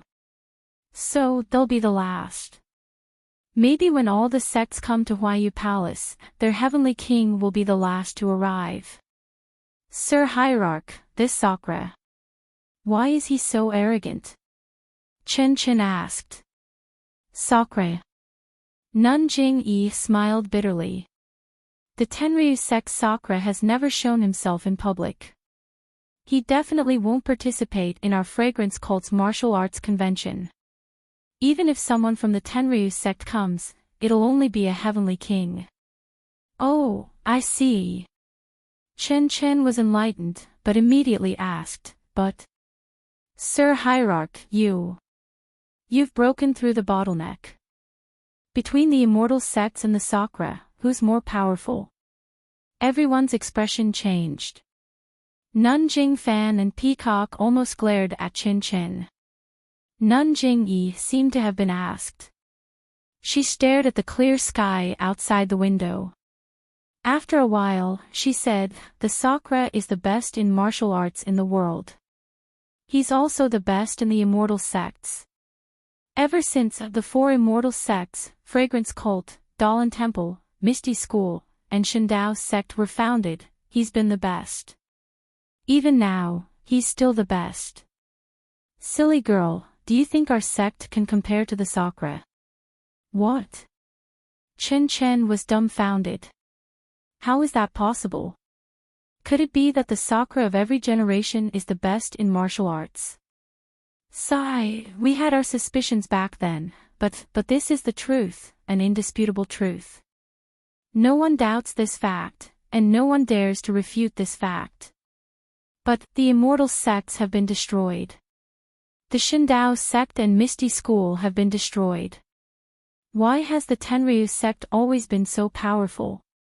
How did they pass down their knowledge? Chen Chen seemed to want to cram in his knowledge of the immortal sects. The diabolism is different from the immortal sects. The immortal sects use the vitality of heaven and earth as the foundation for cultivation. The diabolism is different. As for what kind of inheritance they use, we don't know. We only know that although the vitality of heaven and earth has been greatly reduced, although it has affected the Tenryu sect, it has affected us more deeply. So, although the cultivation of the sakura of every generation has decreased, this has not affected them. They've always been the number one sect in the pugilistic world. The sakura has always been the number one in the pugilistic world. Then Master Jing Xian, Master Jing Gang. Peacock asked in a low voice, this time, should we ask about it? Nun Jing Yi stopped and looked at Peacock thoughtfully. She nodded and said, yes. They killed 2 of our elders. Even if the Sakura is the number one person in the world and the Tenryu sect is the number one sect in the world, this matter must be explained clearly.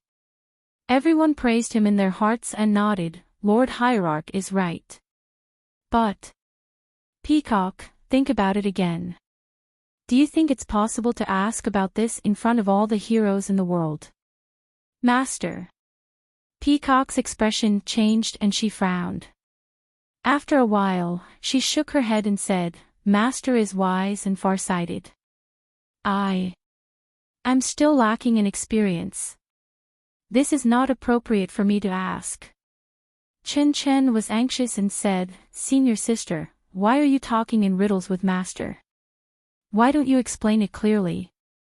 Peacock looked at Nun Jing Yi and turned to say, the death of the 2 masters is related to the Tenryu sect, but we don't have any evidence.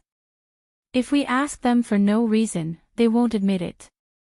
They might even ask us for evidence. Wouldn't it show that the Tenryu sect is incompetent? This matter can't be compared to the public vengeance in the martial arts world. We can't just ask for it openly. That's right. Chen Chen also realized and said dejectedly, I thought I could find justice for the 2 masters. Justice is in the heart of the heavens, justice is in the heart of the people. Nun Jingyi nodded and said, this is something that the Tenryu sect needs to investigate. We won't ask about it in front of others. Moreover, the Tenryu sect has killed so many of the Tenryu sect spies. When will you hear them talk about it? Even if Chin Chin says that a heavenly king of the Tenryu sect has been killed secretly, even if the Sakura is suspicious, he won't ask you in front of everyone. This is a slap to your own face.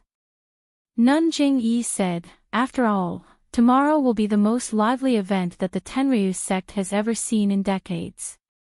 Whether it's an enemy or a friend, everyone will be a guest tomorrow. Let's think about how to organize the Wulin convention tomorrow. Everyone's faces lit up with excitement.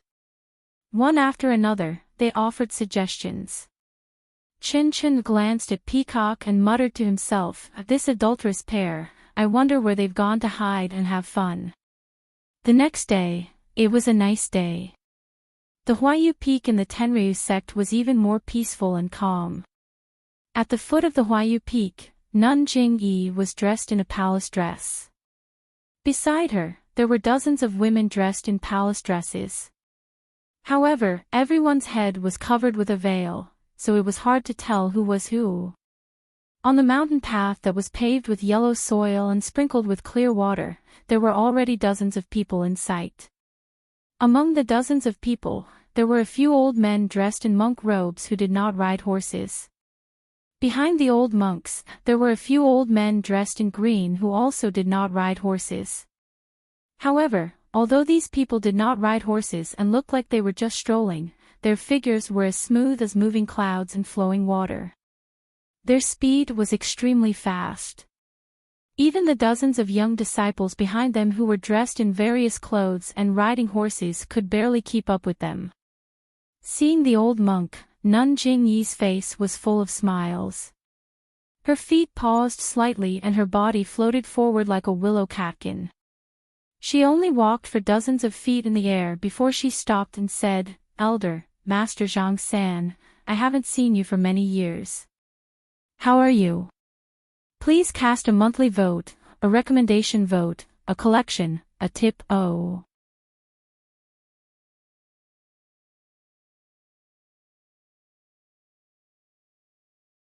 Chapter 1032. Hearing this, Elder Chongqing, who was dressed in monk robes, exerted some force on his feet and also floated into the air. He was far ahead of the elders beside him and replied, Amitabha, I'm fine, but Abish Jing Yi.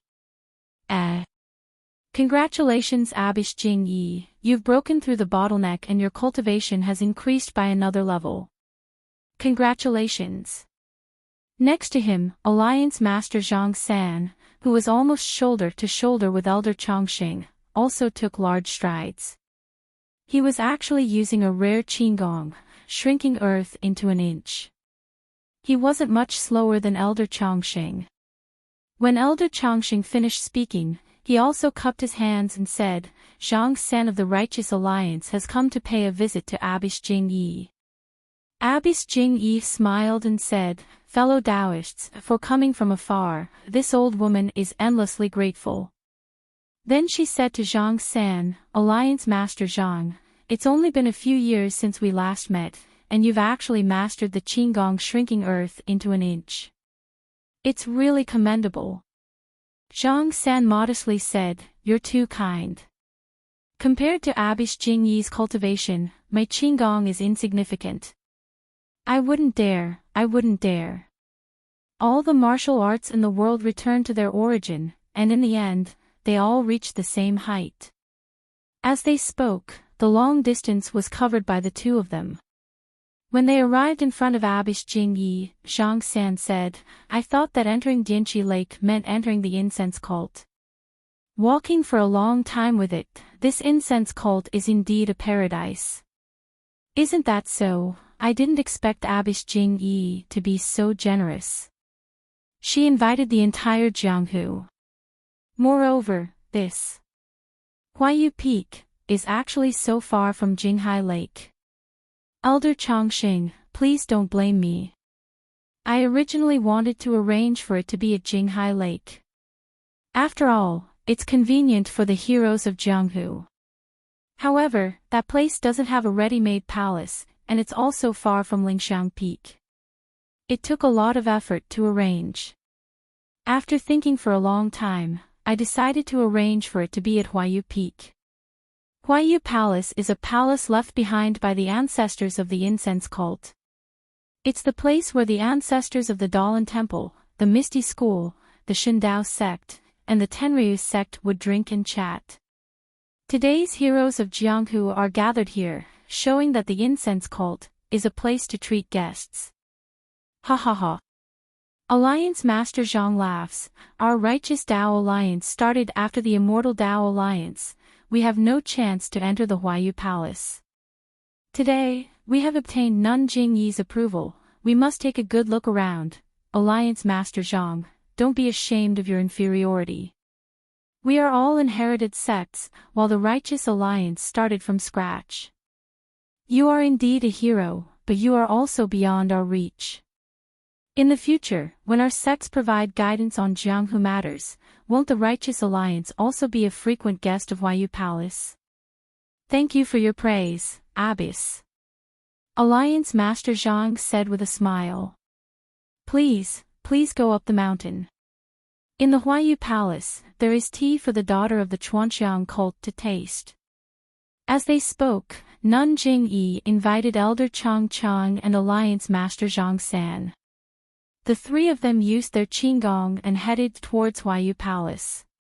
Behind them, Great Master Chonggung, Great Master Chongqing, Vice Alliance Master Chai, Vice Alliance Master Mi, and the others were accompanied by Nun Jingfan and Nun Xuezhen. The other disciples were also accompanied by their corresponding disciples. After the two sects, it was the other Jianghu sect's turn.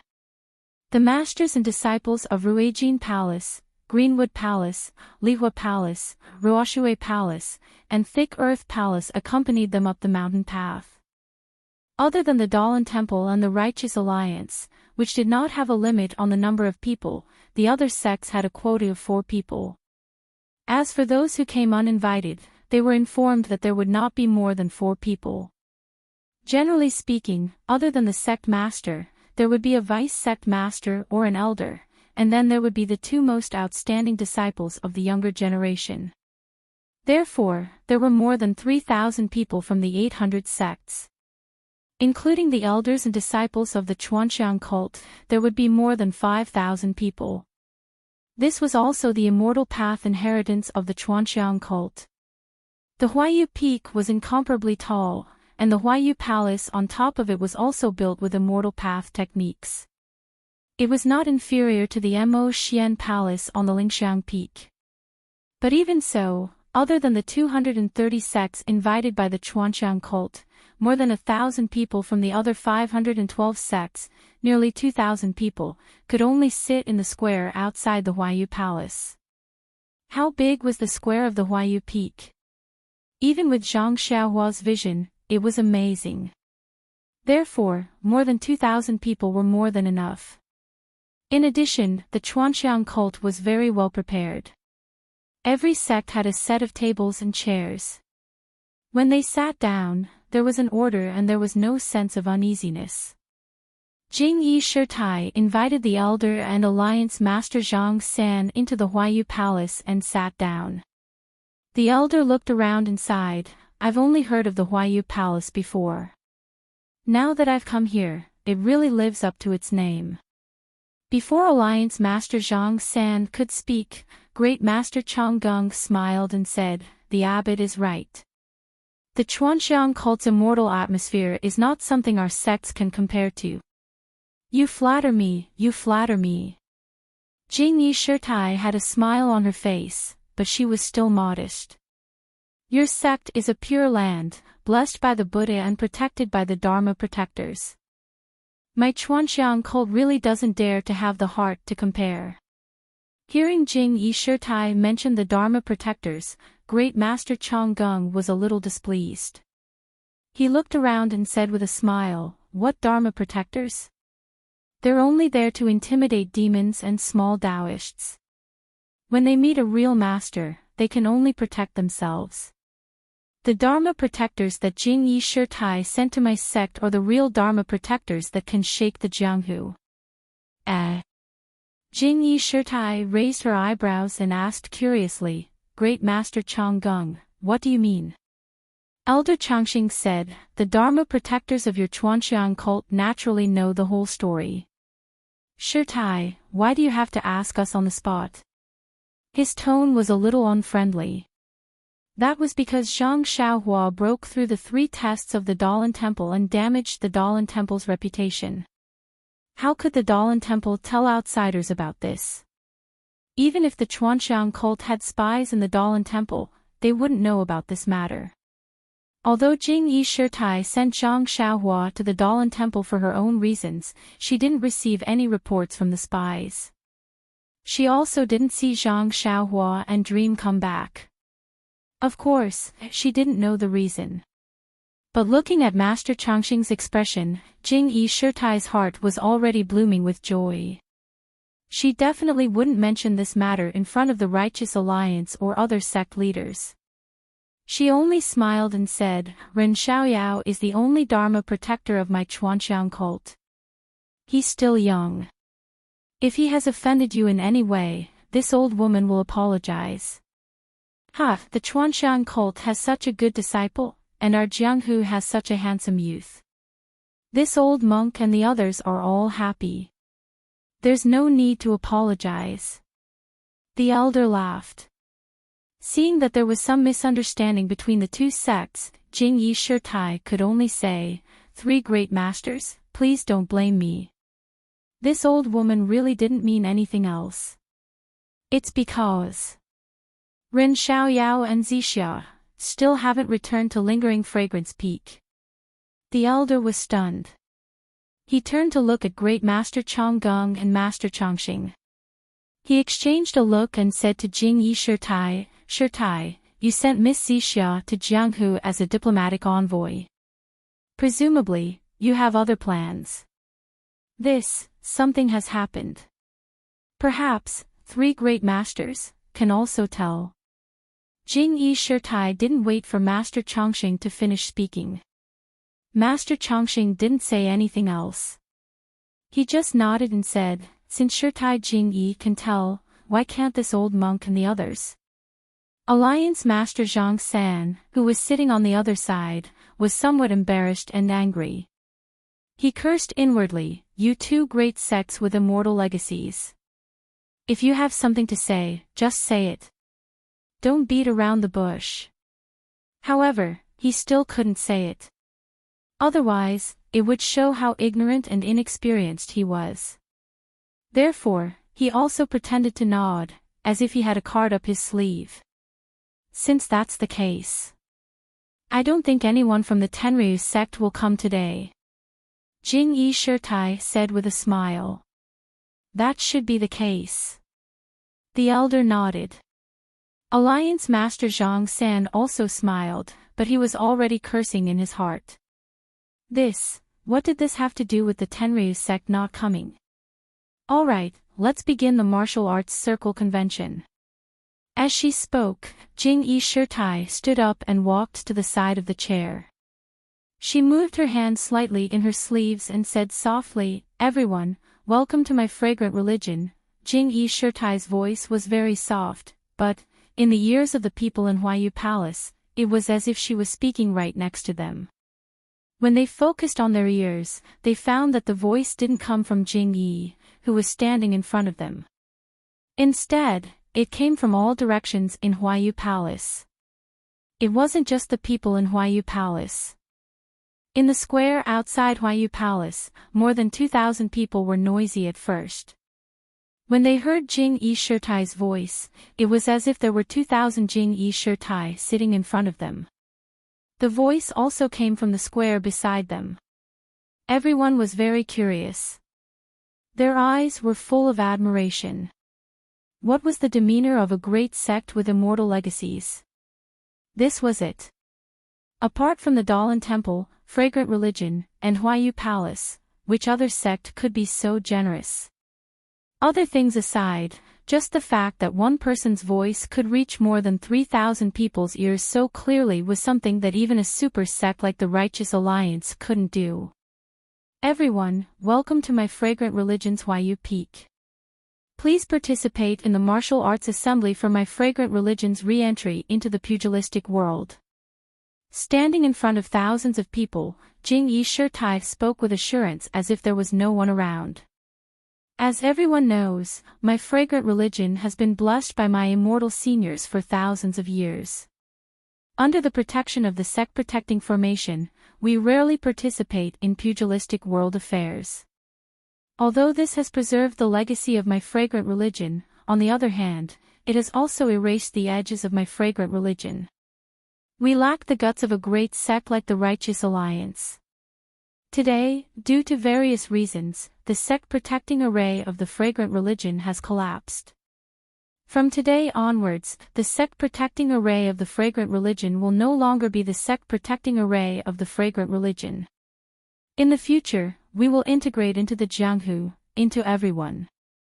I hope that in the future, all the Jianghu sects will work together with the sect-protecting array of the fragrant religion and push the development of martial arts to the peak. Today is a milestone for my fragrant religion. It is also a milestone in the history of the pugilistic world. Today is a small step for my fragrant religion. It is also a big step for the pugilistic world. Today, the pugilistic world has given my fragrant religion a chance. In the future, my fragrant religion will give the entire pugilistic world a surprise. Although my fragrant religion is a great sect in the pugilistic world, my fragrant religion has always adhered to the principle of not forming alliances and not seeking hegemony. I believe that due to my fragrant religion's re-entry into the pugilistic world, it will definitely bring peace to the pugilistic world. Please cast a monthly vote, a recommendation vote, a collection, a tip.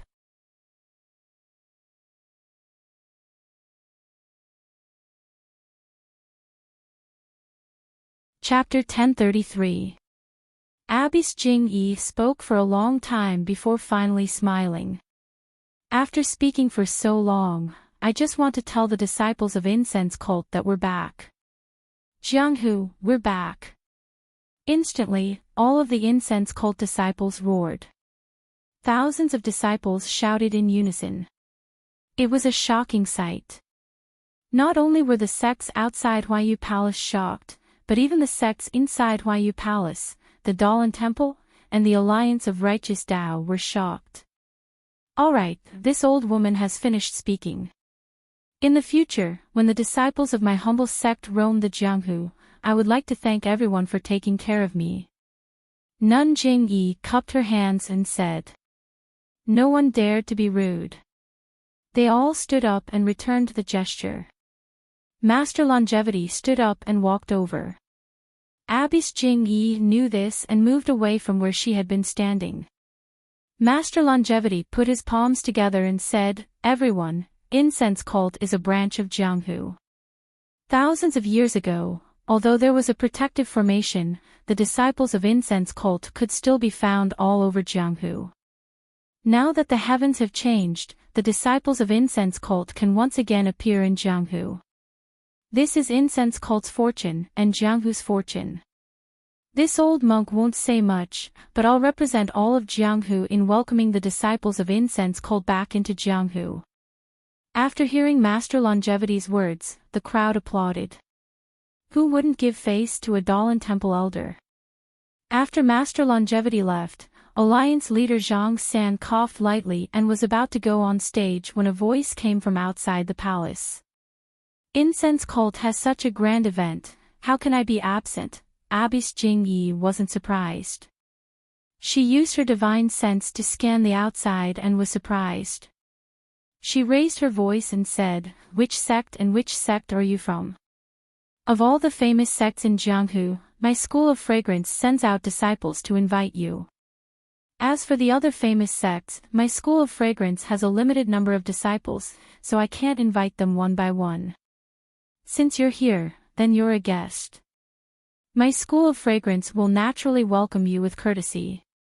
Heh, if the Alliance of Righteous Tao can participate in incense cult's martial assembly, why can't we? Since the incense cult could re-enter Jianghu after thousands of years, why can't we do the same? I'll let Abbess Jingyi know that we came here because we wanted to use incense cult's martial arts tournament as an opportunity to tell the heroes of the world that between the clouds and the water has returned to the world of martial arts. Between the clouds and the water. Nun Jingyi and Grandmaster Longevity looked at each other, then at Zhang San. Zhang San also shook his head slightly. Re-enter Jianghu. Nun Jingyi raised her eyes and said, I wonder what this re-entering between the clouds and the water means. Hee. That voice suddenly became sharp and piercing to the ears. Then I'll let you take a look, lest you forget. Nun Jingyi seemed to have seen something strange. The elders were also surprised. A fiery red light shot in from outside the palace like a flaming arrow. It hit the curtains of Huayu Palace. The curtains were originally restricted by the immortal Tao. A faint light flashed and the curtains shattered with a crack. Then, a similar light streaked through the air like a meteor and shot towards Nun Jingyi. Whoosh! Everyone in the Huayu Palace stood up. Hidden weapons or arrows in the martial arts world might have a sound, but they definitely wouldn't have such a brilliance. Which sect in the Huayu Palace didn't have a little bit of background? Who didn't know about the immortal Tao? Huayu Palace wasn't the only place. Above the square of Huayu Palace, the fiery red light flew in from outside and streaked across the sky. They had long since noticed it. Perhaps these sects knew little about the immortal Tao, but the appearance of an immortal Tao senior in Rejuvenation Valley was now a hot topic in the entire Jianghu. Didn't they come here to inquire about the incense cult? As expected, the immortal Tao didn't disappoint. It revealed its ferocity. Sky Shaker Bao. Nun Jingyi frowned and blurted out. Seeing that the arrow-like light was about to reach her, she wasn't in a hurry. Instead, she took out a jade talisman and flicked it forward. Pop! Another crack sounded. A splash of water appeared in the air, blocking the light. Sizzle! When the light touched the water, it drilled forward and slowly faded away. After a few moments, the result was clear. Puff! The light penetrated the water and continued to shoot towards Nun Jingyi. Humph! Nun Jingyi sneered.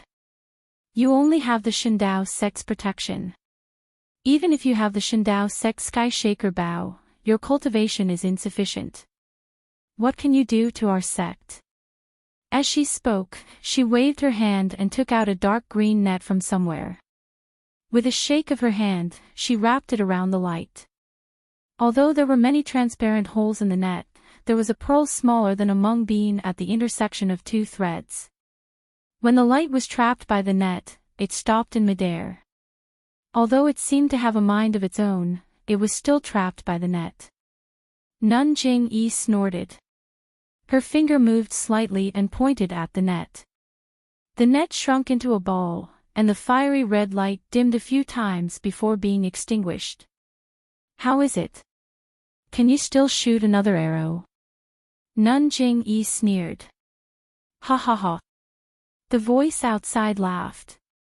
Nun Jingyi, could it be that you want to test my cultivation? Before he finished speaking, a suffocating aura came from outside Huayu Palace. Although there were many people in the palace who weren't cultivators of the Tao of Immortality, their hearts throbbed. They couldn't help but look at the sky outside the palace. Sure enough, a round and flat object flew in from outside the palace. It was the size of a palm at first, but it kept growing bigger. When it was about to reach Huayu Palace, it became the size of a dustpan. The demon refining gourd. Two astonished voices sounded at the same time. Immediately, a green ribbon flew out of Huayu Palace's window like a python. It wanted to entangle the dustpan. Who would have thought that the dustpan would spin around without any effort? The green ribbon couldn't do anything to it. Then, a figure suddenly flew out of the window and floated there. It was Nun Jingyi. Nun Jingyi floated above the square. She pointed her finger, and the green ribbon changed again. With a whoosh, it spread open and wrapped around the dustpan. Then, it pulled the dustpan into Nun Jingyi's hand. However, just as the dustpan was pulled down a little, a rumbling sound came from the dustpan. A pale white brilliance appeared, and the dustpan spun even more violently. In an instant, the green ribbon was torn apart. When Nun Jingyi saw this, her expression changed slightly. She made a hand seal and hit the green ribbon. The green ribbon flashed with the same brilliance and pounced on the dustpan. At this time, a powerful suction force came from outside Huayu Palace. It brought a gentle breeze. The green ribbon flickered in the air a few times before it was sucked over. Oh no! Nun Jingyi cried out. This really is the devil refining gourd, and the technique it uses is also from the Shindao sect. Could it be a disciple of the Shindao sect? Thinking quickly, Nun Jingyi waved her hand and a triangle appeared in her hand. This triangle was dotted with green spots and looked quite simple. Just as the Shirtai was about to activate it, a Buddhist chant was heard from inside Huayu Palace. Amitba. Then, a pale yellow figure flew out of the window. It was the Dalan Temple's Elder Chongqing. Before Elder Chongqing landed on the ground, he flicked his wrist and the string of Buddhist prayer beads flew up. When they reached the side of the green scarf, the prayer beads had already become the size of a wicker basket. The prayer beads emitted a very comfortable Buddhist light that resisted the suction force. Only then did the green scarf stop moving. It flipped over and covered the wicker basket that was emitting a rumbling sound. Humph, the Dalan Temple and the incense sect only know how to cooperate with each other. It's been thousands of years, haven't they changed? GGA. Another unusually clear voice came from afar. The incense sect hasn't been so lively in a long time. Why is it so coincidental today? It's a good thing that this heavenly king came early. I can actually see the long-awaited battle of immortals. Before the voice died away, a green thing that looked like a beehive flew over from afar with a sharp sound. When it came close, everyone could clearly see several wisps of faint black smoke floating out of the beehive. Like tentacles, they clawed at the Dharma artifacts in the air. Black smoke nest. Garuda, the voice from before, cried out in surprise. Then, the dustpan-like thing suddenly rose up. After a few turns, it was about to fly out of Huayu Palace.